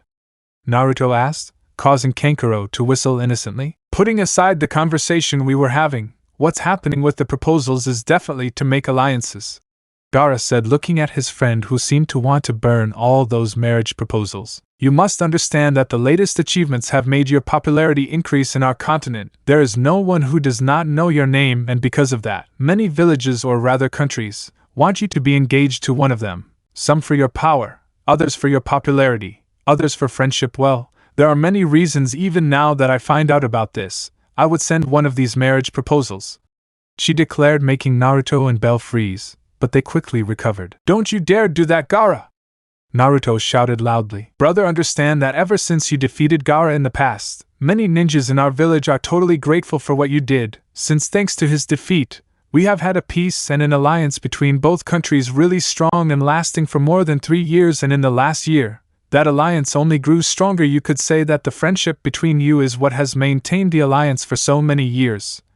So to strengthen the friendship between our villages, what better than a marriage between one of our kunoichi and the Kazekage's best friend, said Kankuro in support of his brother's words. So if you want to do that, why don't you do it with Temari and Shikamaru? Those two are totally in love, Naruto asked loudly. You know perfectly well that it will take those two a while to confess. Remember that our sister is one of the toughest kunoichi we know, and Shikamaru is the laziest ninja in history. The two are simply the opposite of each other, said Kankuro, shrugging. You know that if Temari-sama finds out that you're talking about an engagement between her and that boy, you three are going to die, Matsuri asked, making the three of them swallow. And do you two remember what you did with those messages?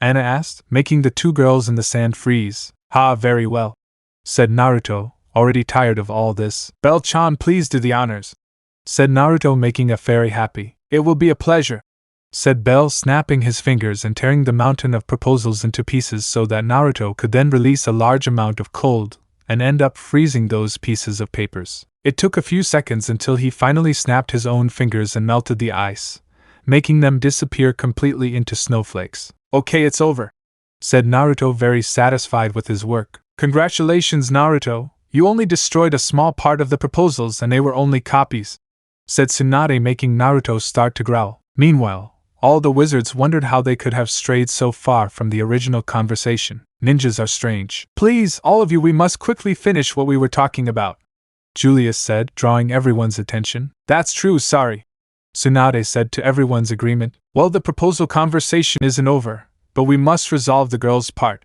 said Tsunade, becoming serious again and looking at Julius, who cursed himself because he didn't forget about her. Do you think we have her?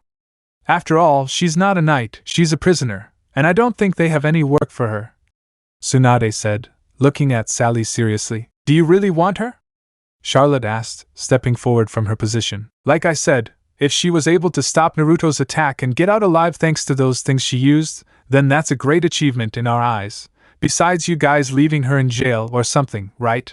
I asked, seeing most of them nod. Then leave her with us. Obviously they can get everything they want from her, but it will be our responsibility, just like Karen and Naruto, Tsunade finished saying, waiting for her answer, while Julius assessed the situation and his request. They really want her, obviously, for the coming war, if they can't stop it, but they're probably seeing a lot more in her than we can see. Plus the captains don't seem very comfortable with this girl, I think, Julius thought, considering all the factors. He thought about it for at least another minute until he looked at the girl and then back at Tsunade. After she is interrogated, she will be handed over to Konoha on the condition that she is kept under close surveillance, he declared, making Tsunade smile. Of course, and since she's a magician, it's better for her to stay in this place for a while, and I've already decided on her guard.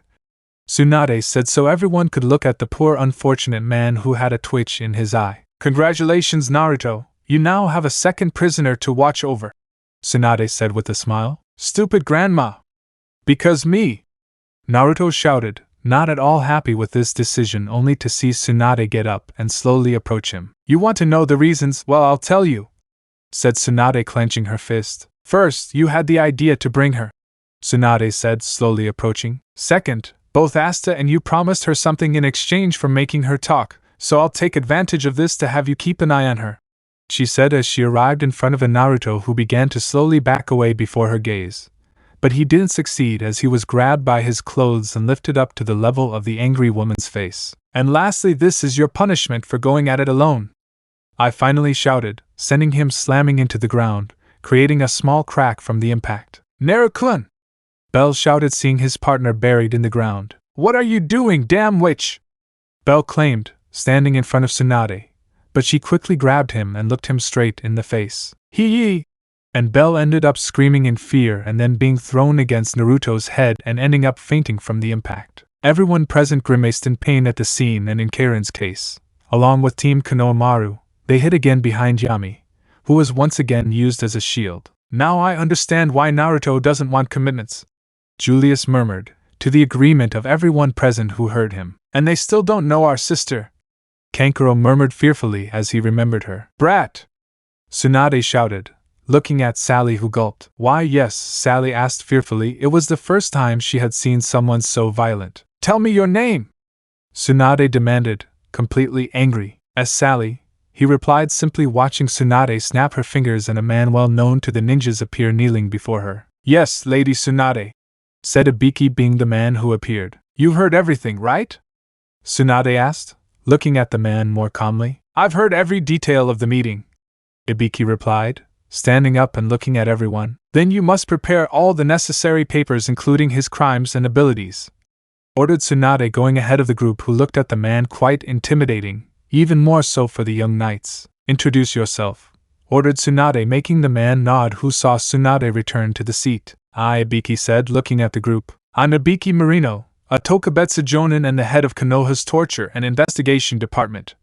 He introduced himself without anything else to say. I brought him to be in charge of taking those three to the village, Tsunade told the Konohamaru team, who timidly left behind Yami. Hey, hello, the three said shyly to Ibiki, who just nodded at their greeting. And girl, said Tsunade, looking at Sally, who just looked at her. Unlike knights, we do not accept betrayals, and if you don't believe it, here is proof, said Tsunade, making Ibiki take off his headscarf and reveal the scars so that several of the knights present opened their eyes in terror at seeing burns and holes in his head. Mimosa ended up covering her mouth when she saw the scars he had, while the ninjas just looked at him calmly. Now I understand why everyone is so used to violence, Yami thought seriously when he saw the man. He had lived with the children, and Konohamaru in particular was very combative for his age, always very impulsive in the short time he spent with them. Now he fully understood that the world the ninjas came from was nothing like games and was much crueler than the ninjas made them out to be. I might be starting to understand why young ninjas can be so childish. This is simply enough to traumatize any child. And Charlotte had a similar thought. When he first met them, he saw them as simple children playing.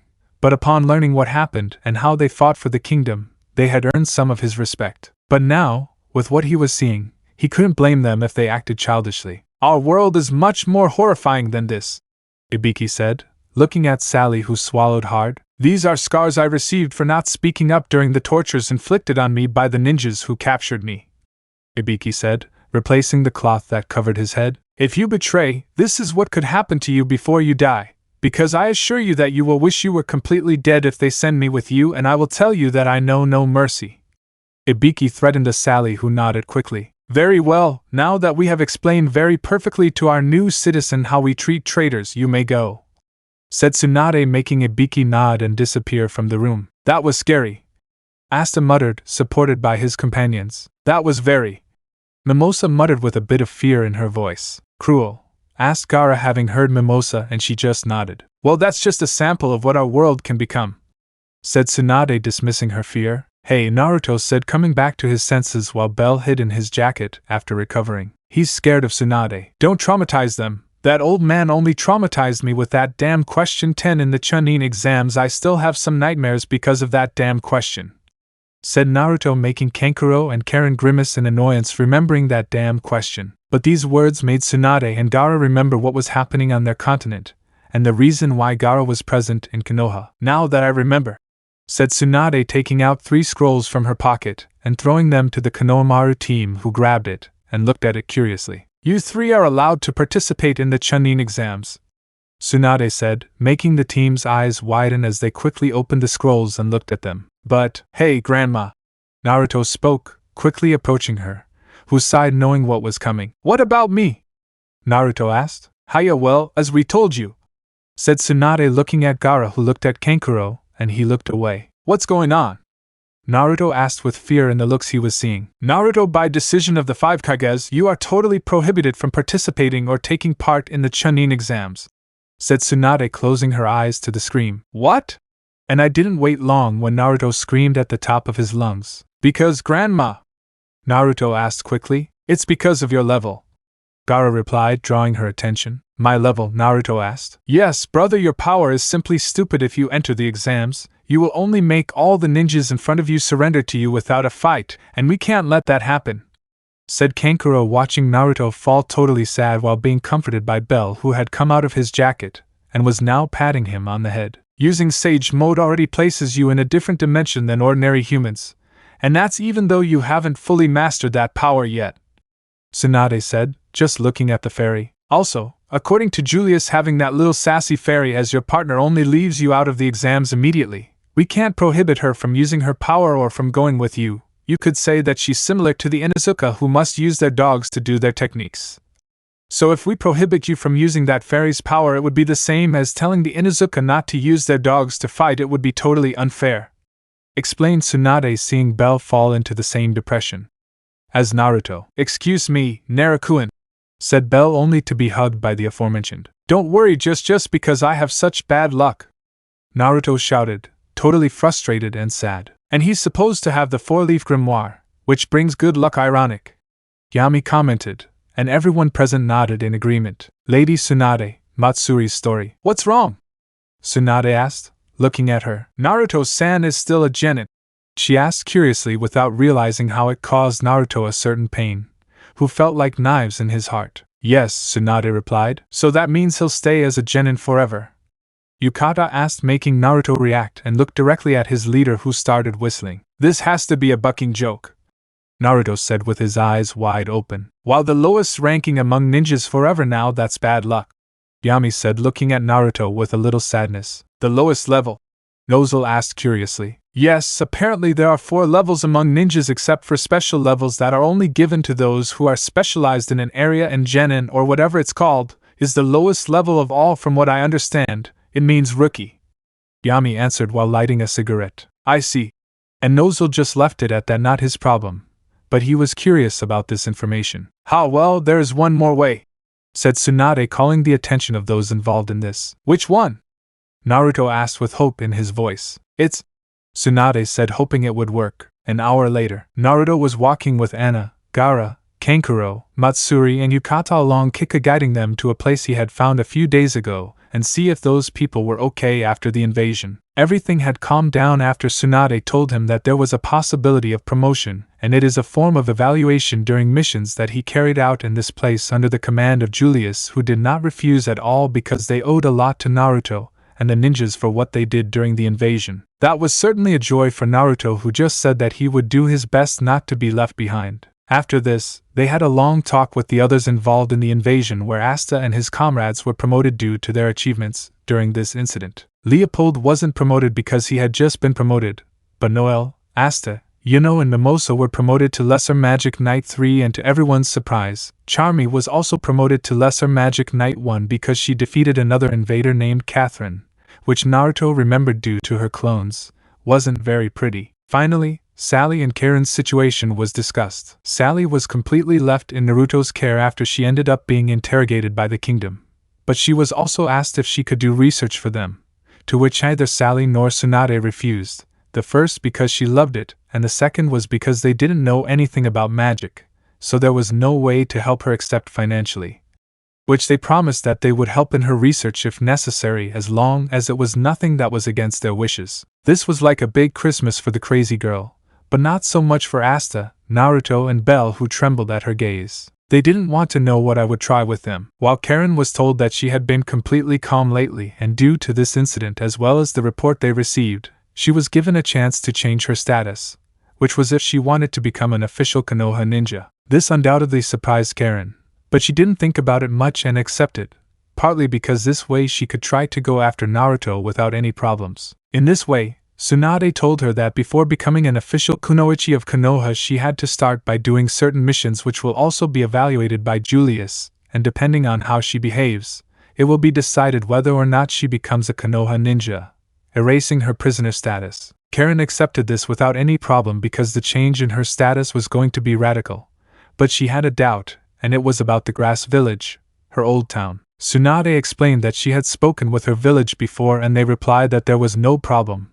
partly because they did not want to have problems with a criminal who was an accomplice in entering the meeting of the 5 Kage, so they washed their hands. Karen didn't give a shit about what they answered, she had never liked her town. And so the meeting went on, explaining the final details to everyone until Marx spoke and told everyone it was time to make a statement to the entire kingdom. Because of this, they stopped the meeting since Julius and the captains had to go and communicate what had happened and calm the citizens. So everyone decided to separate. Konohamaru and his group returned to the village due to the injuries they had, especially Konohamaru. They did not want to leave, but they understood why they had to do it. Leopold was very grateful for how they defended his brother, especially Konohamaru despite his injuries, to which they only responded that it was nothing to be thankful for. While Tsunade, Kakashi and Karen stayed in the office to continue talking about what was going to happen from now on while Sally went back to the interrogation room.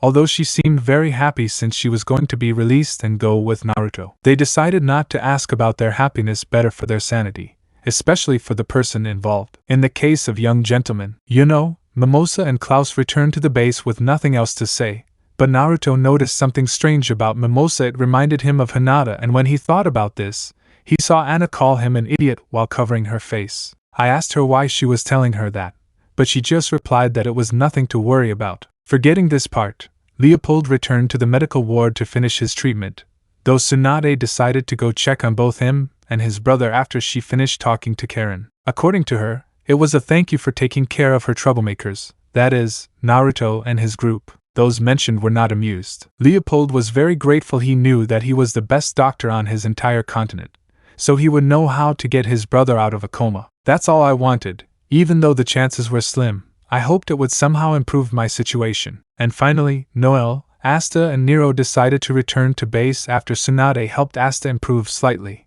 much to his joy. Tsunade admitted that Asta had great resistance to receiving blows, undoubtedly something very impressive. But before returning to the base, they said they were going to see a girl they had rescued from raids, so no one said anything to them. Naruto just wishes good luck to Noel and Asta in that. But before they separated, Kankuro began to bother Naruto about why he didn't say goodbye with a kiss from his girlfriend, in this case, Noel, who ended up blushing. What the puppeteer received was a large sphere of water from the young knight, and ended up leaving the place with Asta, who was grabbed by the arm and dragged by force. But for Kankuro, even though he was wet, he continued with his game after learning that the second fiancé was present and turned out to be none other than the pink-haired captain girl who was sleeping. Those in the sand wondered how he continued sleeping despite all the noise he made, and the only answer they received was that it was magic. They didn't want to continue asking, but Kankuro wanted to wake her up to bother Naruto, although he didn't succeed because she didn't wake up with anything, and he wondered how the hell he woke up. At this, Naruto decided to wake her up and see what was happening. It turned out what I expected. Upon waking Dorothy, her first reaction was obviously to see Naruto, hug him and give him a short kiss on his mouth, to Kankuro's mockery. Although seconds later he regretted making fun of it. Dorothy had tired Kankuro out with her questions after the first one was told that the boy used a kind of puppet for his attacks. Kankuro tried to silence her by every means possible, from covering her mouth to attacking her. It seemed very unfair to him that his power came from dreams and he could replicate everything just by imagining it. She tried to stop her for at least 5 minutes until Naruto hit his sleepy girlfriend on the head and managed to stop her chattering, where he ended up telling her that she had to go with Julius and be present at the announcement. Kankuro promised himself to stay away from her whenever she was awake. She was very talkative, but despite this, she was very affectionate and sweet, something that seemed strange to him since the girls he had met were extremely violent. Naruto was at least lucky to find a girl as caring as Dorothy. He was a lucky bastard. After stopping this sleeping chaos, Naruto had finally decided to go visit someone he had saved yesterday, just like Noel, Asta and Noel, so he took the opportunity to invite Gaara, his brother, and the girls to accompany him to the place. Gaara had no problems, nor did his companions, and Anna decided to accompany him since she wanted to see who he was due to what she saw in her mind. No one had any problems with this decision, although Gaara and the others had to return after lunch because their visit to this place was not planned, or rather, by either of the two leaders of the elemental nations, and they had to continue talking about one last topic with Naruto. He was hiding something from Julius, and it was something serious enough not to tell it in front of the young knights and the captains of orders, even in front of Dorothy. So now they were all walking around Kika while looking around, and Naruto was pointing out certain places he had known for a short time. "It seems they are not used to foreigners," Gaara said, looking around. There were many people looking at them. "Let them. It's just that in this kingdom it's very strange to see foreigners, even more so people like us. I also felt the same way when I came for the first time with Kakashi-sensei, although that day he came with Vanessa Nei-chan and she drew much more attention because she belonged to the worst night order of all," Naruto explained. "The worst?" Kankuro asked curiously. "Just consider them as walking disasters that cause more chaos than the urgency of the mission actually is," Anna said, looking at Naruto, who sighed. "You're not going to stop reading my mind, are you?" Naruto asked, seeing her smile. "I told you I like it, and even more so seeing that sleepy fox growling at me all the time," Anna replied, making everyone look at her. They knew perfectly well about her power and hoped she wasn't reading them, especially Yukata, but it was very obvious the admiration she had for Naruto and Gaara as well as Matsuri. There wasn't much to hide. "You like teasing him?" asked Kankuro, seeing her shrug. "That wretch tried to create something when I met Naruto and tried to pass his hatred on to me. Since that day, both he and I don't get along very well," Anna replied without caring about hearing the Kyuubi scream. "Please stop bothering him, it's enough just listening to his screams," Naruto said, shaking his head. "Okay," Anna replied. She couldn't do it every time. "Hiya, this girl is very rude. I bet she's much more than my sister," said Kankuro, sighing. Even her sister feared the Shikaku, but this girl resented the most powerful beast of the 9 for what it did to her in the past. Who would be brave or stupid enough to do that? Well, that question was answered today. "Thanks, but Naruto," Anna asked, getting his attention. "Where are we going?" she asked, playing dumb, but from the way Naruto looked at her she already knew he had read her mind. "You already know," Naruto said, making her sigh. "Sometimes I shouldn't read your mind, right?"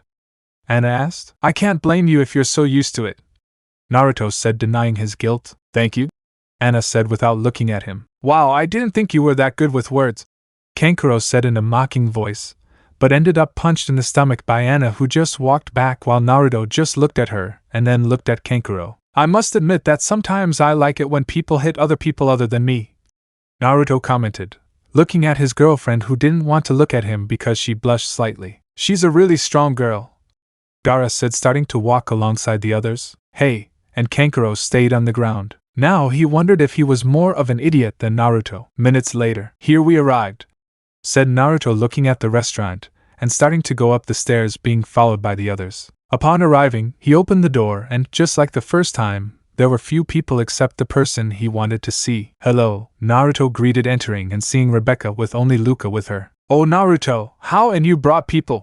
Rebecca spoke upon hearing his voice, along with Luca, who looked at him again and saw that he didn't come alone. "Yes, I'm introducing you to the city, but you must leave later," said Naruto, entering with the others. "I see, then come in," Rebecca said, preparing things to cook while Luca headed towards Naruto. "How are you, and thanks for yesterday," said Luca, greeting him and thanking him. "Yesterday?" Yukata asked curiously. "Yes, yesterday I had found them shopping at the market, but some stupid zombies that kept moving were catching them and I finally saved them," Naruto answered as he sat down. "It was a clone, right?" Anna asked, seeing him nod. A clone?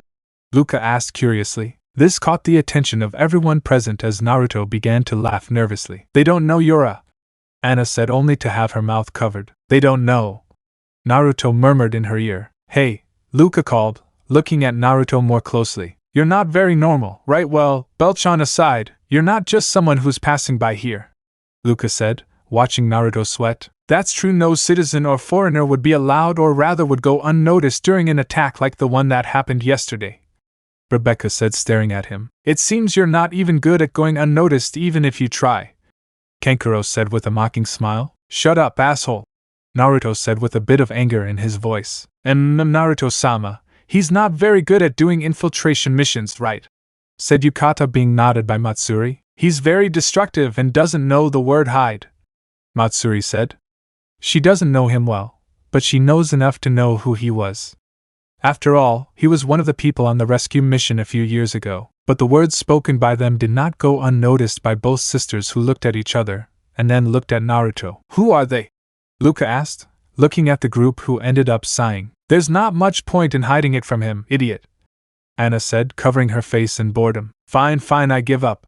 Naruto said, raising his hands and looking at both sisters. We are ninjas, we are people who come from another continent, and we are visiting to see that stupid Julius, said Naruto, making both sisters open their eyes and begin to retreat. Wait, Julius, you don't mean Julius Navachrono, the magician king, right?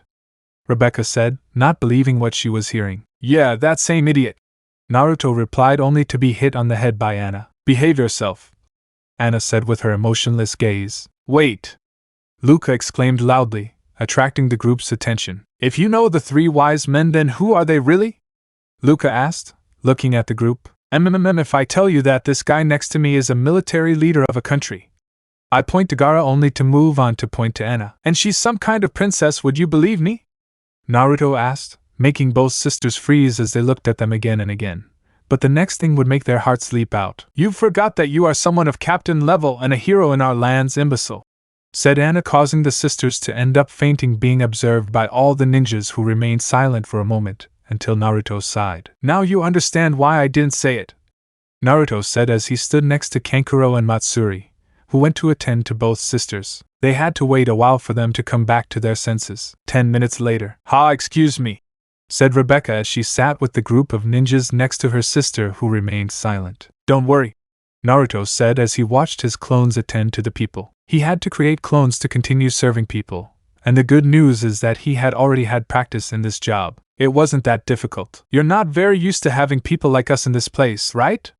Kankuro asked, being nodded by both girls. Nobles don't usually come here, especially royalty, and if they do, it's only at night to meet women, Rebecca replied, to the assent of everyone present, who understood what she meant. And from what we've heard, most of them are bastards, right?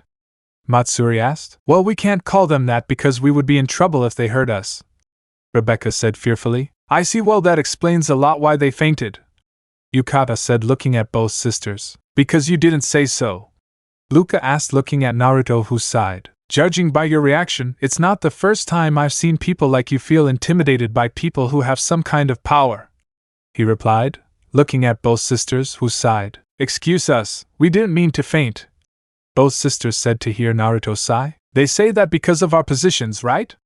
Naruto asked, seeing them nod. We are from another continent, the customs here are different from ours, said Gaara, trying to calm them down. There's no doubt that there's a great fear of the nobles among the common people in this place. On our continent, there's no separation between nobles and commoners, so we don't discriminate against such nonsense, Kankuro said, watching them raise their heads. Really? Luca asked, watching Naruto nod. The reason I didn't tell you or your brothers was to avoid this problem. We can be problematic like you wouldn't believe, but in reality we are quite a few. How do I say it?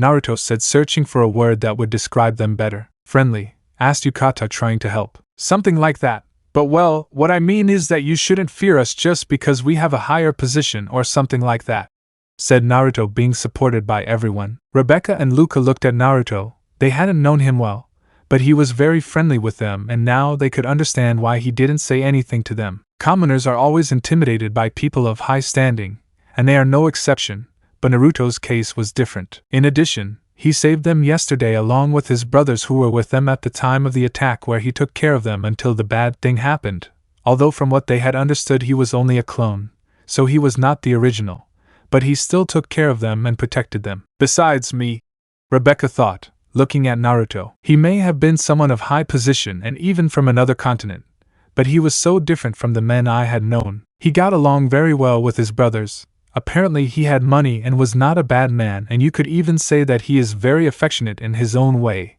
in addition to being very strong. That so many men similar to Naruto could be found in this place. Maybe he, Rebecca thought, calming down from her thoughts. For now. I understand, said Rebecca looking at Naruto. It was not yet time to decide if she had any kind of feelings for him or not. Really? Naruto asked with a little doubt. Well, yes, you haven't been as well as the nobles, if you know what I'm saying, Rebecca said, struggling to figure out how to say it. I understand you perfectly. Until now the nobles I've met have been to punch them in the face, said Naruto, explaining what he meant. Yeah, well, that and ha, Rebecca said without saying anything else. I understand you, don't worry, Naruto said, finally calming her down. After a few minutes of explaining what was happening, both sisters returned to normal. Rebecca returned to her work to start serving the ninjas their food. Seriously, I still can't believe you're some kind of hero, Luca said, watching Naruto laugh nervously. It's normal, girl, Naruto isn't known for being very careful, Kankuro said in support of her words. But even so, Naruto-sama is already very recognized throughout our continent, said Yukata, looking at Naruto with a little blush on her face that was not noticed by anyone. But what if? Anna looked closely at the girl in front of her as well as the girl named Rebecca. Yukata certainly admires him, but those feelings of admiration could turn into love, while Rebecca decided to get to know him and see if she fell in love, or rather, if she ended up confessing. Naruto has such a natural talent for making girls fall in love with him that sometimes his complete ignorance scares me. Well, I could be the same way if it weren't for my ability, Anna thought as she drank a glass of water. He's so famous, Luca asked, ignoring Anna's thoughts. Yes, Yukata said loudly next to Matsuri. The latter only admired him since she was in love with Gaara, but she still admired Naruto as much as her friend. And what do they say about him? Luca asked, approaching both girls, who began to talk to the girl who was looking slightly at Naruto with a smile, while he just laughed nervously. I didn't know he was so popular, Naruto said, watching Matsuri and Yukata talk to Luca. You're so famous, bro, that I'm jealous of you, said Kankuro, jealous of this. And you think it's my fault? Since I was a child I was never very famous, said Naruto, being nodded by Gaara, who could understand why he was not very famous in his childhood. With me, yes, Anna said, blushing slightly at Naruto and making Rebecca pay attention to this conversation. What did he want with me if maybe they are? Rebecca thought, looking at Naruto. She couldn't be. Wow, so she's been in love with you since we were kids, Kankuro said, not noticing how Rebecca ended up breaking a plate. Only Anna looked at her slightly and smiled. Yes, but you should know that I was not only in love, but I was also engaged to him, said Anna, making all the girls open their eyes as well as the men. I didn't know that, Kankuro said loudly and very surprised. It's normal, and you should know that he broke up with me because of that girl named Sakura, Anna said, only to glance slightly at Rebecca, who broke a plate again. Sakura! Kankuro shouted in complete surprise as he slammed the table. Did you really break off your engagement with her for Sakura? Kankuro asked, seeing Naruto nod and Anna grab his cheeks. Oh, Anna! Naruto groaned, only to be released by her and see her sigh. But now I'm fine with being engaged to him again, Anna said as she and Naruto blushed slightly, although Rebecca broke another plate again. She's his fiancée, I have no chance now, ha! Rebecca thought, completely sad as she went back to washing the dishes. Well, what else could I expect? Naruto was a really strong boy if he was under the direct command of the Wizard King, and taking that into account, he was simply a boy out of his reach. Ha, and I thought I had found the right guy, Rebecca thought. But, hey, I'm going to help her, said Anna, getting up from the place being watched by everyone. Wow, I didn't think you were going to help wash the dishes. You know how to do it, Naruto asked, only to receive a punch in the face while Anna went to wash the dishes with Rebecca, who was surprised by what she came to do. Aren't you a princess? Rebecca asked, watching her pick up some dishes and help her wash the dishes. I'm kind of a princess, but I've been learning everything necessary to be a good housewife, Anna replied, starting to wash the dishes. But that's not what I came for, Anna said, looking at her slightly. I came because of what I read in your mind, she said, stopping Rebecca, who looked at her completely surprised and nervous. What are you talking about? Rebecca said, completely nervous. She didn't expect this. Don't fool me. The ability I was born with is to read the minds and hearts of all people. The only reason I can control my ability is because of my necklace and nothing else. Anna indicated what she had hanging around her neck. Rebecca only got more nervous at these words, but she finally sighed and went back to washing the dishes. Forgive me, I didn't mean to say those words, and I didn't know he was engaged, Rebecca said sadly, unable to even define her feelings. It doesn't matter, but there's something you should know before you give up, Anna said as they both stopped and looked at each other. First of all, you should know that Naruto has 3 fiancés in total. That includes me, so if you can hear me, I'll tell you what's going on, you understand me, said Anna, going back to washing. Rebecca froze at these words and looked at Naruto, only to then look back at Anna and return to her work. Also, Naruto and neither of the other two should find out until you completely define your feelings well. It will only work if you accept what happens and nothing more, said Anna without caring much about what she was going to tell her. And why are you telling me that? Rebecca asked, not understanding his motive. Anyone would be jealous of sharing their boyfriend, and the other two were probably not very happy about it, unaware that one of them just wanted to be with her man. Well, I don't care if he has other women or not, so telling you this won't hurt anyone. Anna shrugged. After all, it will be your decision and no one else's, Anna said, staring at her. So do you want to listen to me or not?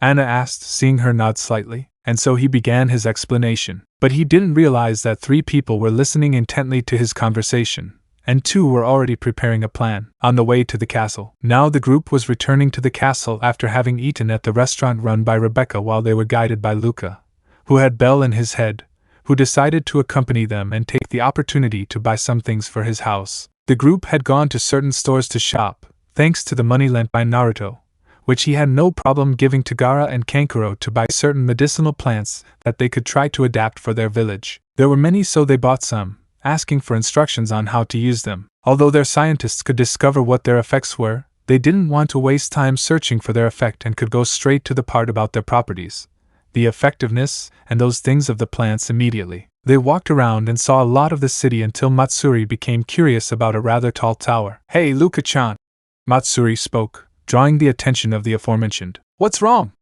I asked, looking at her. What is that tower? Matsuri asked, pointing to the tower she saw. It looked like a completely empty tower, but apparently it wasn't. Ah, that tower, Luca said, looking at the indicated tower. It's the tower where the grimoires are delivered, Luca replied. Grimoires? Asked those who didn't know and saw Naruto take one of these books out of one of his pockets. This is what you mean, guys, Naruto said, handing the wind grimoire to Gaara for everyone to see and noticed the strange writing. I see, so this is what you were talking about a while ago, Gaara said, turning the pages. Yes, they are very necessary to perform magic, although, Naruto said, unconsciously touching the other 2 grimoires. Naruto has more than one, Belle said. That's abnormal, Matsuri asked, looking at Naruto and Luca nodding. That's true, Naruto-san has more than one grimoire, which is extremely rare on our continent. No, or rather, no one has ever had more than 2 grimoires at the same time, said Luca, looking at Naruto. At first he had also been surprised. Naruto was definitely someone very strange. So even here you're weird, wow, said Kankuro, watching Naruto sigh. Well, what else do you want me to do? The books choose for themselves, Naruto said, still not understanding why he had 3 grimoires. He understood the possible reasons for the wind grimoire and his clans, but he still doesn't understand why he has the water one. It's extremely strange. And you, why don't you have one? Yukata asked, watching Lucas shake his head. You can only get a grimoire when you turn 15, never before that, Luca replied. We understand, said the ninjas present, but we could try it, Matsuri asked curiously. Get a grimoire? Luca asked, seeing her nod. I'm curious, I replied, looking at Gaara. But before I could say anything, Belle flew in front of the group. Let me tell you something first, Belle said, drawing attention. Usually ninjas aren't born with magic because of their energy type or something. I don't know the real reason, but ninjas are almost incapable of manifesting magic, Belle warned, looking at Naruto and Anna. Naruto may have won because the Uzumaki clan had a great affinity for magic, but in Anna's case, it is a very strange case. Even I was surprised that she got a grimoire, Belle explained, returning to Luca's head. So not everyone. Gaara muttered, looking at the tower. We could try it, Kankuro said, looking at the tower curiously. It's not the best decision. We can't take anything that belongs to this country, much less a power we don't know, Gaara said. Because Gaara-sama? Matsuri asked. We could have problems with this country, Gaara answered, making Matsuri pout. Come on, Gaara-sama. We could at least go see it. If what the cute Bell-chan says is true, then I don't think we'll be able to get one of these books, said Yukata, insisting on going to the tower. She was also curious. While Gaara thought about it for a while and looked at his companions, everyone was praying to get in, including Kankuro, who seemed interested in these books. He thought about it for a few seconds until he finally sighed and closed his eyes. Okay, we can go, he declared, hearing voices of joy at his response. That's nice, said Kankuro, hugging him by the neck, but he saw that he was worried. Hey Gaara, what's wrong? Are you afraid that something like what you said might happen? She asked and saw him nod. Oh come on, what could happen? Said Kankuro as he smiled and dragged his brother into the tower. 30 minutes later. I leave them alone for a few hours and they cause trouble, said Tsunade, covering her eyes as she saw the groups standing in front of her. I can expect it from the girls, Naruto and Kankuro, but, he said, uncovering his eyes and looking at you, Gaara, I really didn't expect that, said Tsunade, looking at the new grimoires in their hands while everyone looked at Kankuro, who was laughing nervously along with Matsuri and Yukata. After entering the tower, everyone had stopped in the center to look at the number of books there and listen to what Lucas said about the grimoires. But minutes later, there was a great flash in the tower and 4 books went straight towards the sand ninjas. Gaara had received a pale brown grimoire with markings on its outline resembling jumbled lines, which reminded them of the Shikaku curse marks. Kankuro had received a purple grimoire with a thread design running from the edge to the center. Yukata had received a light blue grimoire which had snowflake designs. And finally, Matsuri had obtained a green grimoire with a swirling design that indicated wind. None of the ninjas had expected it, and because of this, they had to cancel the walk with Luca, who understood and had no choice but to say goodbye. But not before Naruto left her a clone to accompany her back to Rebecca, which Luca was very grateful for, since she had some questions to ask Naruto in private, without realizing that Anna knew what she was thinking, but she let it go. But back to the present, the ninjas had to quickly run towards the castle, and upon entering they saw Karen, Tsunade, Julius and Marx talking, but they stopped when they saw what he had in his hands and immediately asked for explanations. Anna decided to keep quiet and asked for a cup of tea. She wasn't going to interfere. But there was someone missing and it was Kakashi, to which they had asked Tsunade, and she replied that he returned to the village with Team Konohamaru, while helping escort them with the Ibiki. Everyone understood why he did it, and said nothing more. Now I don't want to ask, but whose idea was it to enter the tower? Tsunade asked, only to see Matsuri laugh nervously. But I don't think I was the only one, right? He asked again, and they saw Kankuro and Yukata starting to whistle. Because I'm not surprised, said Tsunade, looking at everyone, and then looked at Naruto and Bell, who were extremely calm. You were in charge of watching them, Tsunade said, to see them shrug. It's not our fault, Naruto said. Grimoires have a mind of their own. We never know who they're going to choose, Bell said in support of his words. Hiya, and Tsunade just sighed. Well, this is a total surprise, Julius commented, looking at the sand ninjas. It's the same for us, the 4 said as they looked at their new books. We can't give them back, asked Gaara, and saw Julius and Marx deny. That's impossible, Kazekage-sama, said Marx, looking at him. When a grimoire chooses someone, it will be forever linked to the chosen person, and when the user dies, the grimoire will die with them forever. It is not a power that can be returned, inherited, or taken away, explained Marx, making the ninjas sigh. Well, Bell said, flying to the front of the group of sand ninjas. At least we know their families might be able to use magic, I think, Bell said with doubt in his voice. So that means Temari could also? Kankuro asked, to see the fairy nod. If she's his sister, then there's a good chance she can use magic, Bell replied, looking at Tsunade and Kakashi. I don't know about Grandma and the white-haired man, Bell said, just to hide from the look Tsunade gave him for calling her grandma. Seriously, first Naruto, then Noel, and now this fairy Haa. Well, I can't complain if she's Naruto's partner. I should have expected it, said Tsunade, giving in to being called grandmother. Those 3 weren't going to change the way they called her. Hiya, so what do we do? Naruto asked, seeing Julius shake his head. There's nothing you can do. The grimoires have chosen their users, so they will belong to them, and no one else, Julius replied, looking at Gaara and his companions. Obviously they won't belong to our kingdom. Grimoires can be found anywhere throughout our continent, but what they must do is learn to use their new power and adapt them for their own battles. Julius said, looking seriously at everyone. Naruto has shown very rapid advancement in spell creation, and according to me, it could be due to his level of experience in combat, so his people could be able to create spells much faster thanks to that factor, although not all are born with that talent and only end up being really weak spells. Julius explained. So, in other words, to use spells or whatever they're called in combat, we need to have the talent to control it.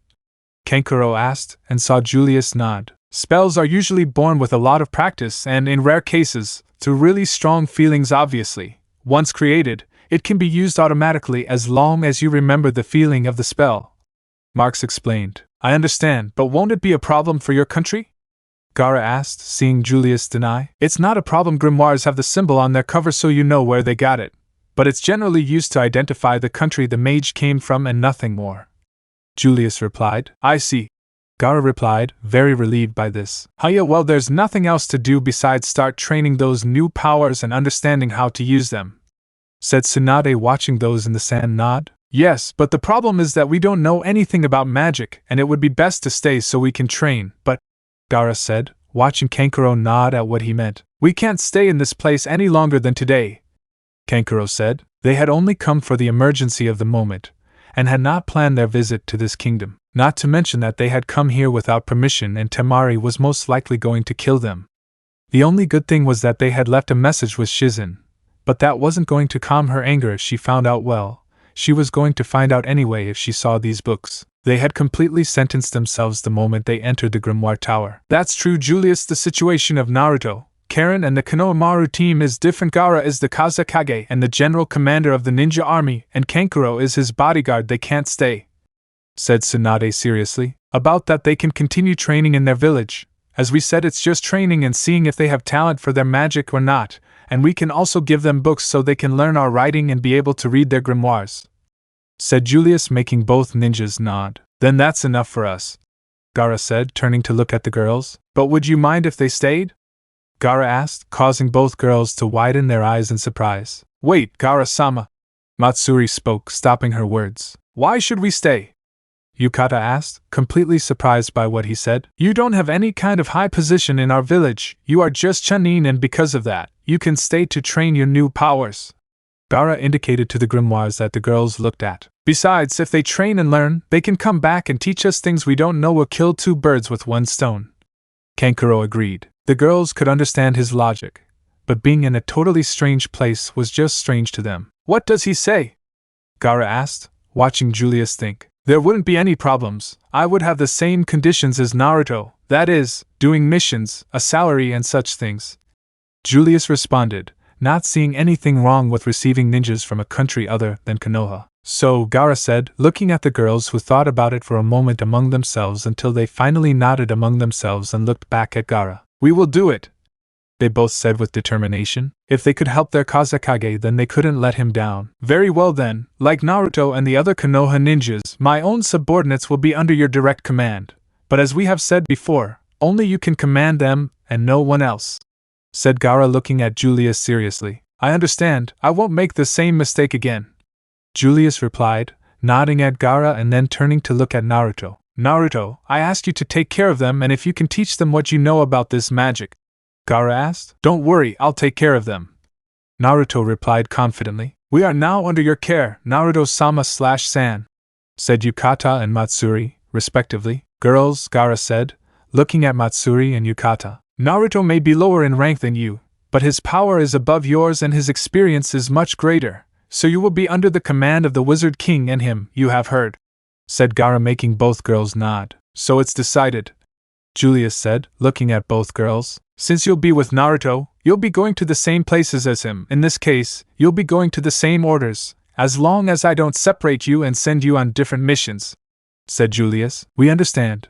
both girls said, and then looked at Naruto. Looks like we'll be spending a lot of time together, Naruto-san, Matsuri said, smiling at him. At least he wasn't a bastard. I think so, Naruto said, not knowing how to talk to the girls.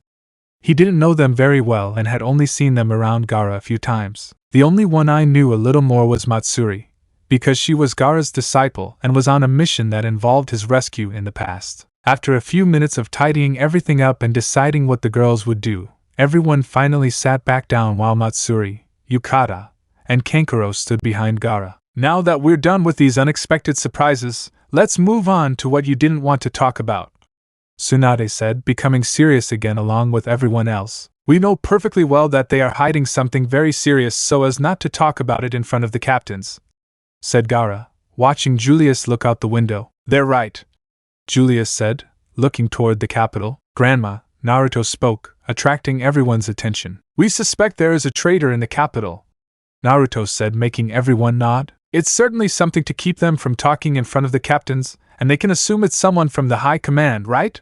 Asked Tsunade, being nodded by Naruto and Julius, who looked at them again. Yes, but that's the problem, we don't know who it could be, but, said Julius looking at Naruto. I'm surprised you noticed that detail, he said, watching Naruto sigh. It's very obvious if after everything I heard it was real, Naruto said, making everyone raise their eyebrows. What do you mean? Gaara asked. When I was fighting with Sally and the scarred guy in the tower, I could hear them talking perfectly about me, and then, when I was with Asta at the base, they knew about our continent, the basics, but they knew, he explained, making everyone open their eyes. That can't be, said Marx, understanding what he was implying. Yes, old man, until before the decoration ceremony, the only ones who knew what I looked like in my basic situation in this place were only the captains, the vice-captains, the Black Bulls, some members of the Golden Dawn, and only one girl from the royal family, said Naruto. He did not count Fragile or the girls of the Blue Roses since they did not know anything about his situation in this place. The room fell into absolute silence. What he was implying was a betrayal from the highest command, but, are you sure what you heard? Julius asked and saw him nod. Of course, and let me tell you that of all the ones I suspect, they can only be the highest on the food chain, Naruto said, making Julius sigh. What you're saying are very serious accusations, but you're absolutely right, Julius said, sitting down. The Black Bulls are completely ruled out since they are well known for their disasters, plus none of them care much about the nobles and have no reason to betray. In the case of the royal family, I doubt it, since they would not allow anything that could harm their position. The members of the Golden Dawn you should be referring to should be, Mimosa and Klaus, and none of them have enough power to infiltrate information of that kind without anyone noticing, so the only ones left would be the captains and vice-captains of the other orders. Julius finished explaining, discarding all the less suspicious people at this time. Anna, said Tsunade, attracting the attention of the aforementioned, who shook her head. I don't know who the traitor could be, but, he said, looking at everyone, I have a suspicion of a captain. I think his name is Geldra Poiset, said Anna, making Naruto growl. The damn ham, Naruto muttered. It's a very reasonable suspicion, Julius said. Because you say so? Tsunade asked seriously. We've heard unpleasant rumors about him, but so far they've only been that, rumors of all the captains. The only one who has bad rumors is that captain, Marx replied, being nodded by Julius, who ended up sighing. For now, all we can do is keep an eye on him until we can get all the information out of Sally and the other two prisoners, Julius said, watching everyone sigh. I see, but if that's the case, then the best thing you could do is to fully monitor their movements, but also not neglect the other orders, said Tsunade, being nodded by Julius. Of course we won't take our eyes off the other orders, Julius said firmly. Very well, for my part, since you are taking care of Naruto, you can ask for help if necessary, said Tsunade. Thank you very much, said Julius, grateful for her help. We too, Gaara spoke. I appreciate that too, Julius replied in the same way as with Tsunade. In this way, they spent a few hours talking about what they were going to do from now on until the time finally came for Tsunade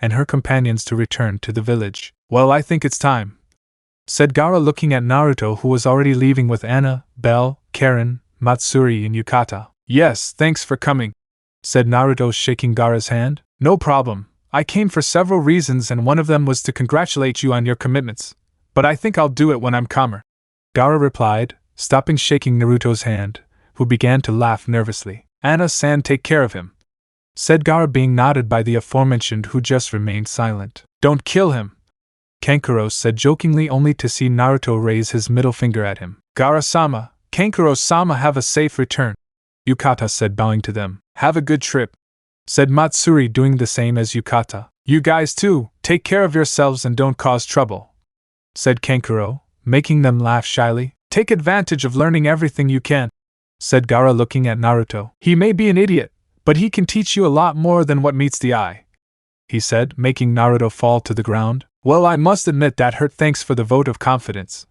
Naruto said, getting back up and seeing a small smile on Gaara's face, and hearing a loud laugh from everyone else. After a minute, they calmed down again and saw Naruto start walking alongside the others. Well, it's time to go. We must arrive at the Black Bull's base before nightfall, said Naruto, being nodded by everyone. Karen, Tsunade spoke, leaving the aforementioned frozen so that she then turned around and looked at her. Remember what we talked about, he said seriously, making her nod. I promise I won't disobey, Karen replied. I knew that wasn't the only thing he was referring to because they had talked about a slightly more delicate subject, but I wouldn't let on just yet. Okay then, take care, Naruto, please, and I beg you try not to get into more trouble. I'm getting bored of coming to fix your messes, said Tsunade, making Naruto complain. After calming down, Naruto's group finally started walking towards the Black Bull's base and opening the gate. Okay, see you, said Naruto, saying goodbye to Tsunade, Gaara and Kankuro, who just nodded and finally left the room. I think that's all, we should go anyway,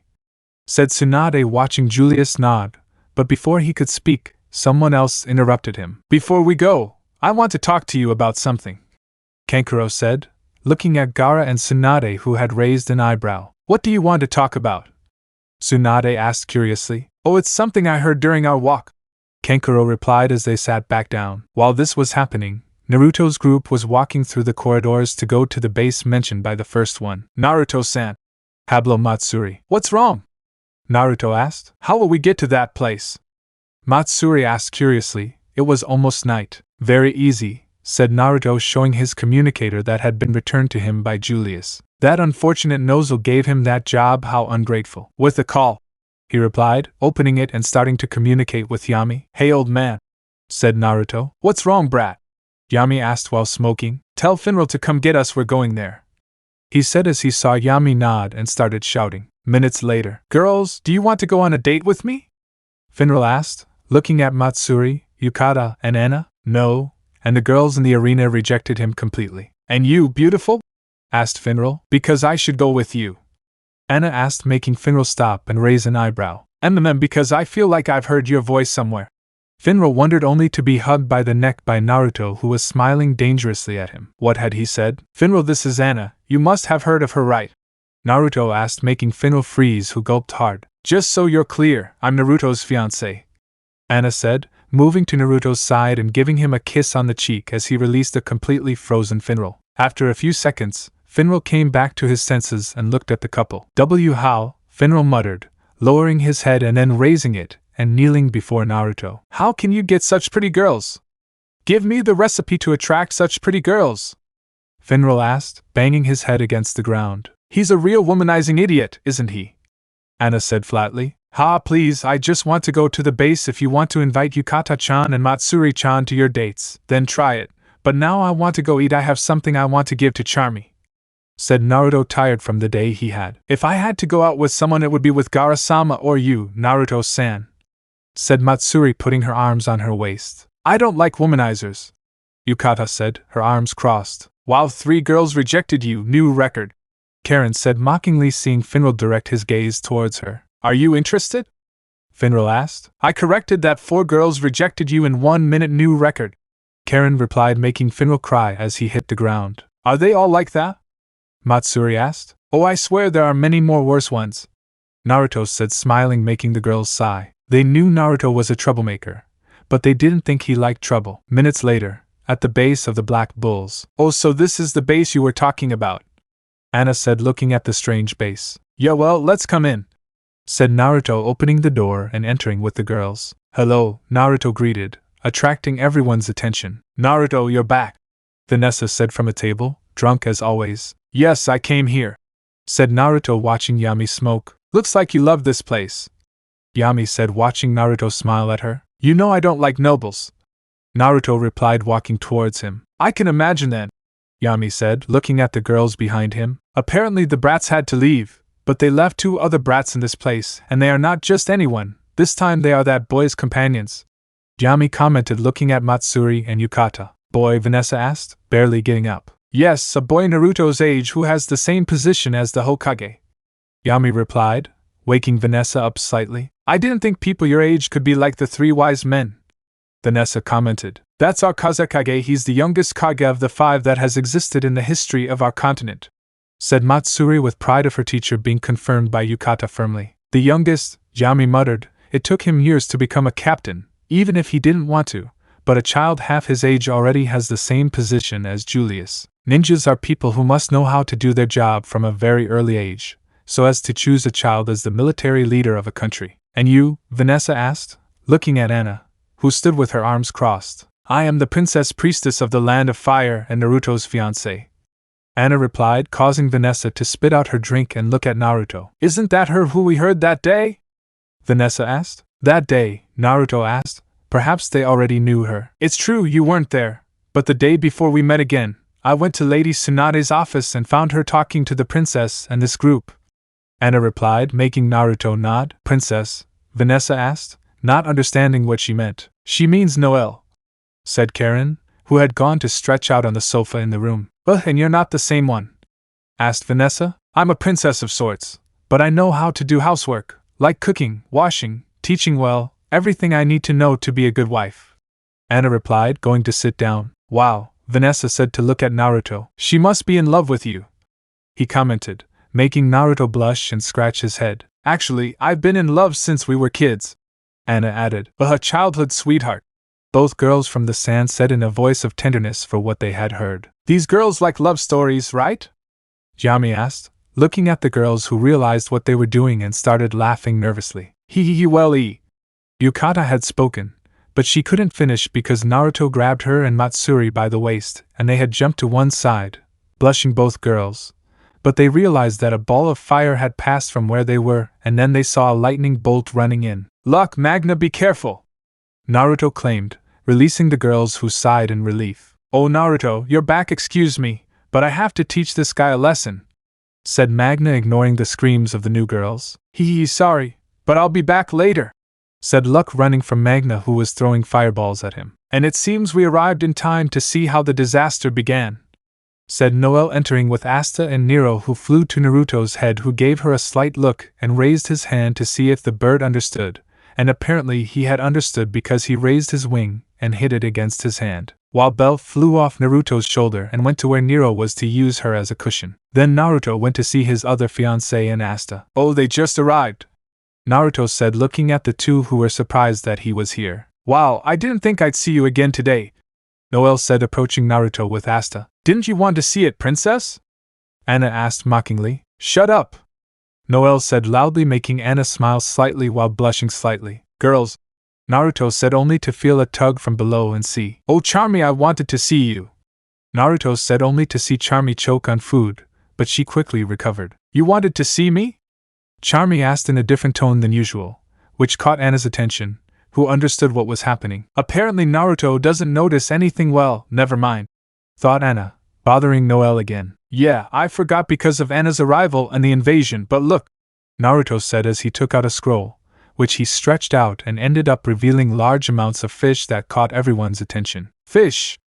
Charmy shouted in excitement as she summoned her cooking lambs and they took the goods. Captain, Charmy asked, watching Yami think. We have new visitors and we are saved from the invasion. Make a barbecue, ordered Yami, making Charmy quickly go to prepare things. So we're having barbecue today. I'll get the liquor, Vanessa said, standing up and going to get some liquor. But before anyone else could speak again, Luck and Magna had run back to where Noelle and Anna were. But the latter, seeing that they weren't going to stop in time, took out her rosaries and tied them both up as they ended up falling to the ground. What the buck? Magna muttered, feeling like she couldn't move anymore. Ha, what is this? Luck asked curiously. They're my rosaries, they can stop any movement, and I put them on because they were going to crash into us, idiots, said Anna, letting go of them again. Thank you, Noelle said, sighing in relief as Anna just nodded. Sorry, but we didn't hear you before, Magna asked as the other members arrived just in time to see the new guests. I'm Naruto's fiancé, Anna replied, making everyone look at the aforementioned, who ended up sighing. How many times have I heard that question today? I've lost count, Naruto said while Belle laughed lightly at him. Wow, the princess wasn't lying, Magna said, earning an annoyed look from the aforementioned. Of course not, Karen said, cleaning her glasses as she continued to lie down. Wow, you're back, want to fight? said Luck. Of course, I won't get away from Naruto that easily, and no, I don't want to fight, Karen replied, hinting at Naruto, who didn't seem to understand, while Luck just shrugged at her response. And now that I realize, who are they? Magna asked, indicating the new girls. They are Matsuri and Yukata. Both are from another village and stayed to train because of the grimoires that chose them, Naruto answered as they both greeted. They're ninjas, so they want to fight.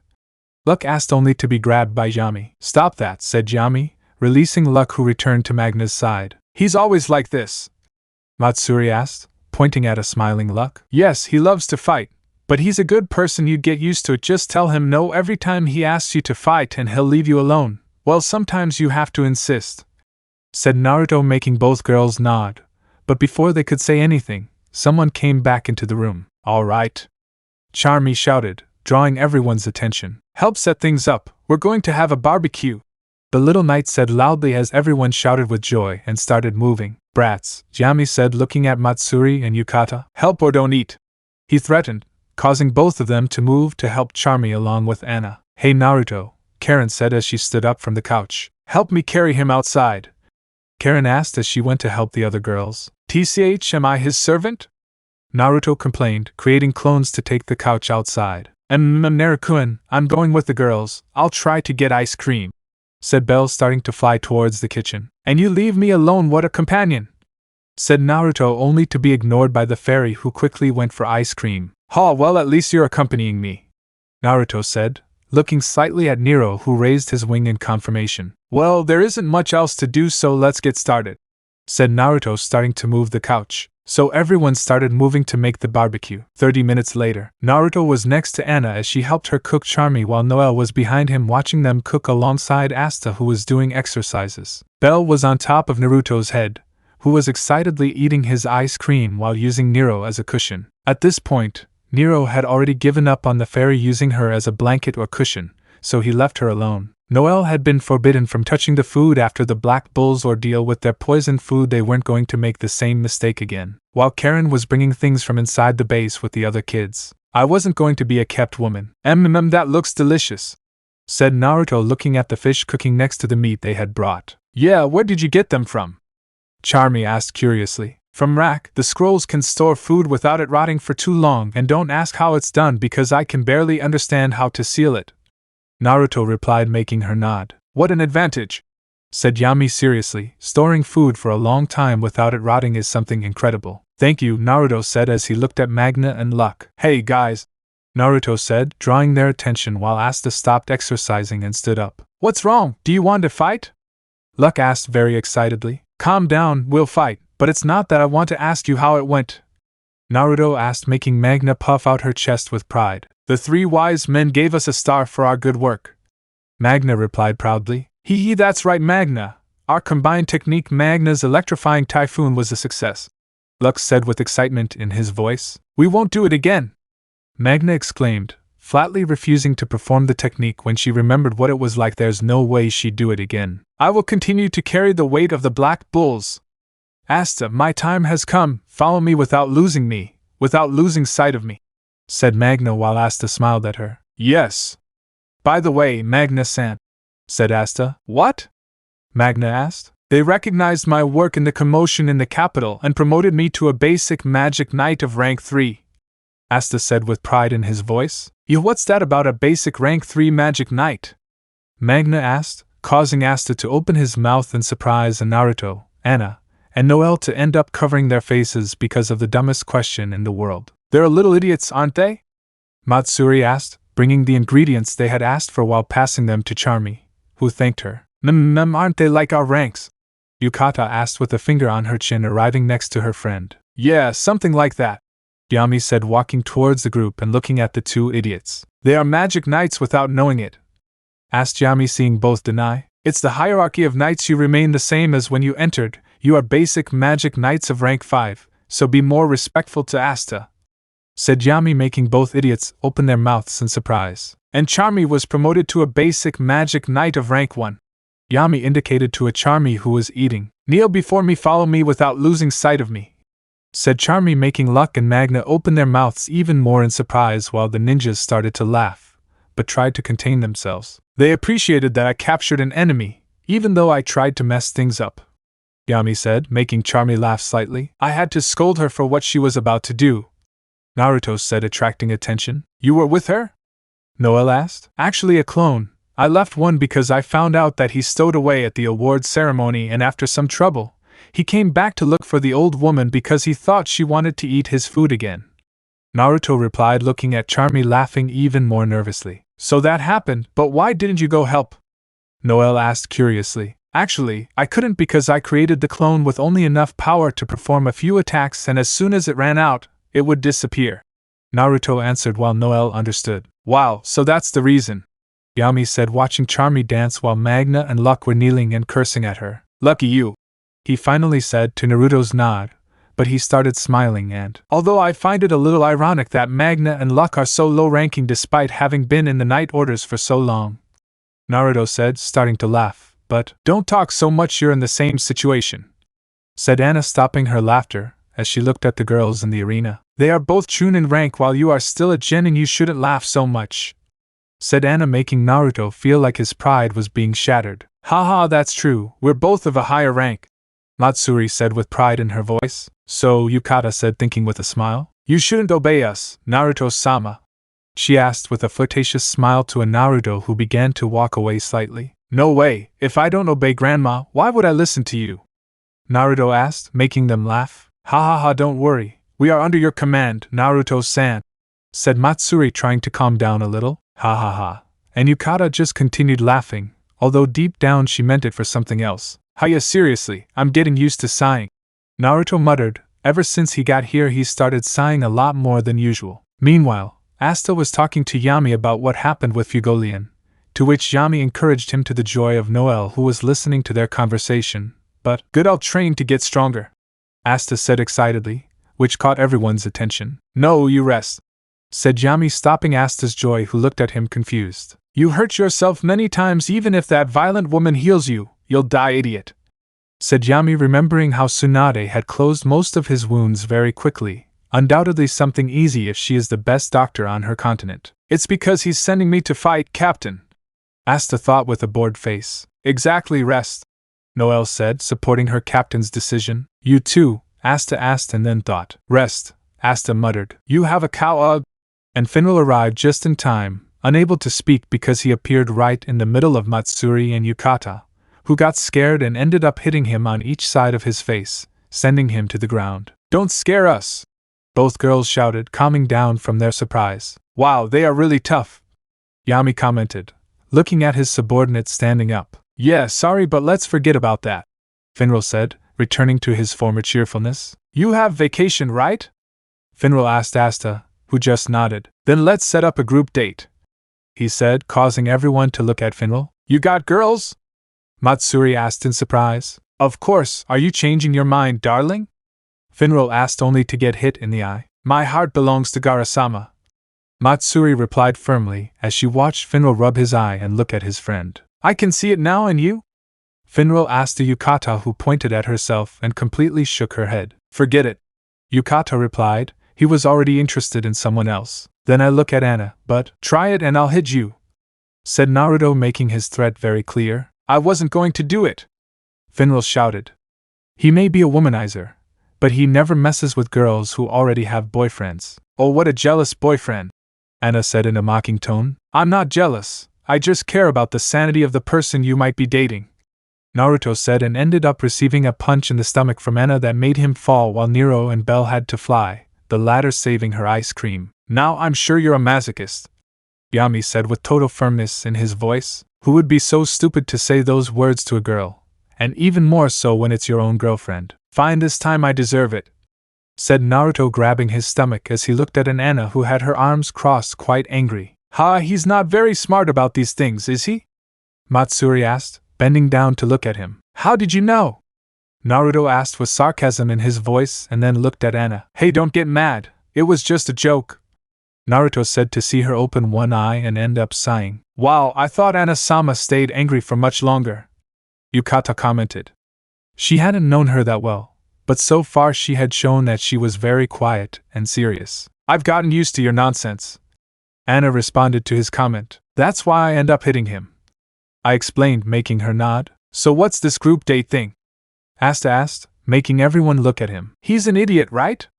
Anna, Naruto, Matsuri, and Yukata asked while Asta just blinked at what they said and Noelle blushed at the word date. Don't worry, I'll take care of everything, said Finral. You work, said Yami. Let's go, Finral said, ignoring her words. I'll kill you, said Yami, grabbing Finral's head, who started screaming. A date, Anna murmured, smiling. Hey Naruto-kun, said Anna, drawing the attention of the aforementioned, who raised an eyebrow because of how she called him. Not many times did I call him that way. What do you think if we go on a date? Anna asked, making everyone stop, especially Noelle and a certain bird who looked at her angrily. And Naruto didn't know how to answer. A date with Anna. But then I looked at Noelle, who looked away because of the blush she had. How the hell do I get into these situations? Wait. Naruto thought as he realized that he wasn't the one responsible for putting that idea in Anna's head. But, Finral! Naruto shouted, completely embarrassed, looking at the aforementioned man who squealed and started to escape. Wait, bastard! Naruto shouted, chasing after him. Now there was no way not to invite Noelle, Anna and Dorothy on a date. Well, the latter might delay her, but not the first two. Meanwhile, well, that means we're going on a date, princess, Anna said, drawing Noelle's attention, who was blushing. What are we going to wear? Anna asked curiously as she glanced at the girls who were interested in Naruto. He loved to annoy. But there was still one more thing missing. Well, word will spread later. The things Naruto deals with are never kept secret. I think I got some Naruto. Well, it's not that bad, Anna thought with a small smile. She's dead. While Nero, Yukata, and to a lesser extent, Charmy and Belle began to curse her. They were going to ruin their date. I wonder who that bird is. I can't read it completely. But it's definitely someone who is interested in Naruto. But because I can't read her mind, well, no matter. I'll leave her alone. Naruto had already realized that she is a human, but he still doesn't know that she is a girl, Anna thought, looking slightly at the bird. From the beginning she was curious about the bird and only just realized that it was no ordinary bird, but she would leave it alone for now. If Naruto hasn't said anything, then it must not be bad. Well, for now she would continue listening to the thoughts of the girls who were cursing her, all while the screams of an unfortunate womanizer could be heard. How easy it was to be annoying in this place. In an unknown place in the Clover Kingdom, in a cave lit only by lamps, Valtos was seen kneeling in front of an unknown man who was looking at Fugolian's necklace in his hands. We couldn't save George, Catherine, and Sally, said the unknown man. George and Catherine have a developed ego, but both worship him. They won't talk although, said Valtos, thinking of the last person. Sally, she could betray us because of her fanaticism in science, said the unknown man. Yes, Valtos replied. They never thought they could take her away. Also, Naruto has taken one of our gems and is now in the possession of the Wizard King. It was a totally unexpected factor, said the unknown man while smiling slightly. As always, the man thought, that boy was someone I would never have expected to be the one to capture Sally, Valtos said with regret in his voice. Don't worry, it was normal if he was involved, although thanks to him, we'll have to change all our plans. The invasion had a much bigger cost than I thought, the man said as he raised his arm, but he looked totally dry. I thought I dodged it, but it seems the attack grazed me. Magic that radically accelerates the passage of time, the man said as he looked ahead. The wise man has unimaginable power, he said seriously, but who we should worry about the most is Naruto, said the man, making Valtos look at him. Because that boy is certainly strong, but I don't think he's a greater danger to the Wizard King, Valtos said, but saw him deny. It's not his power, it's his personality, he said seriously. If Sally ends up talking, it won't be because she was convinced by a deal due to her fanaticism or because she was forced to talk, but because Naruto will end up changing her, she said, remembering what her personality was like. What do you mean? Do you know him? Valtos asked, not understanding what he meant. He knew him. Who knows? The man replied as he walked forward. For now we must look for another who can finish Sally's work. If we find someone similar, then we could continue with what was planned. It doesn't matter if the Wizard King has the other gem, we can get it in the end, said the man, being nodded by Valtos.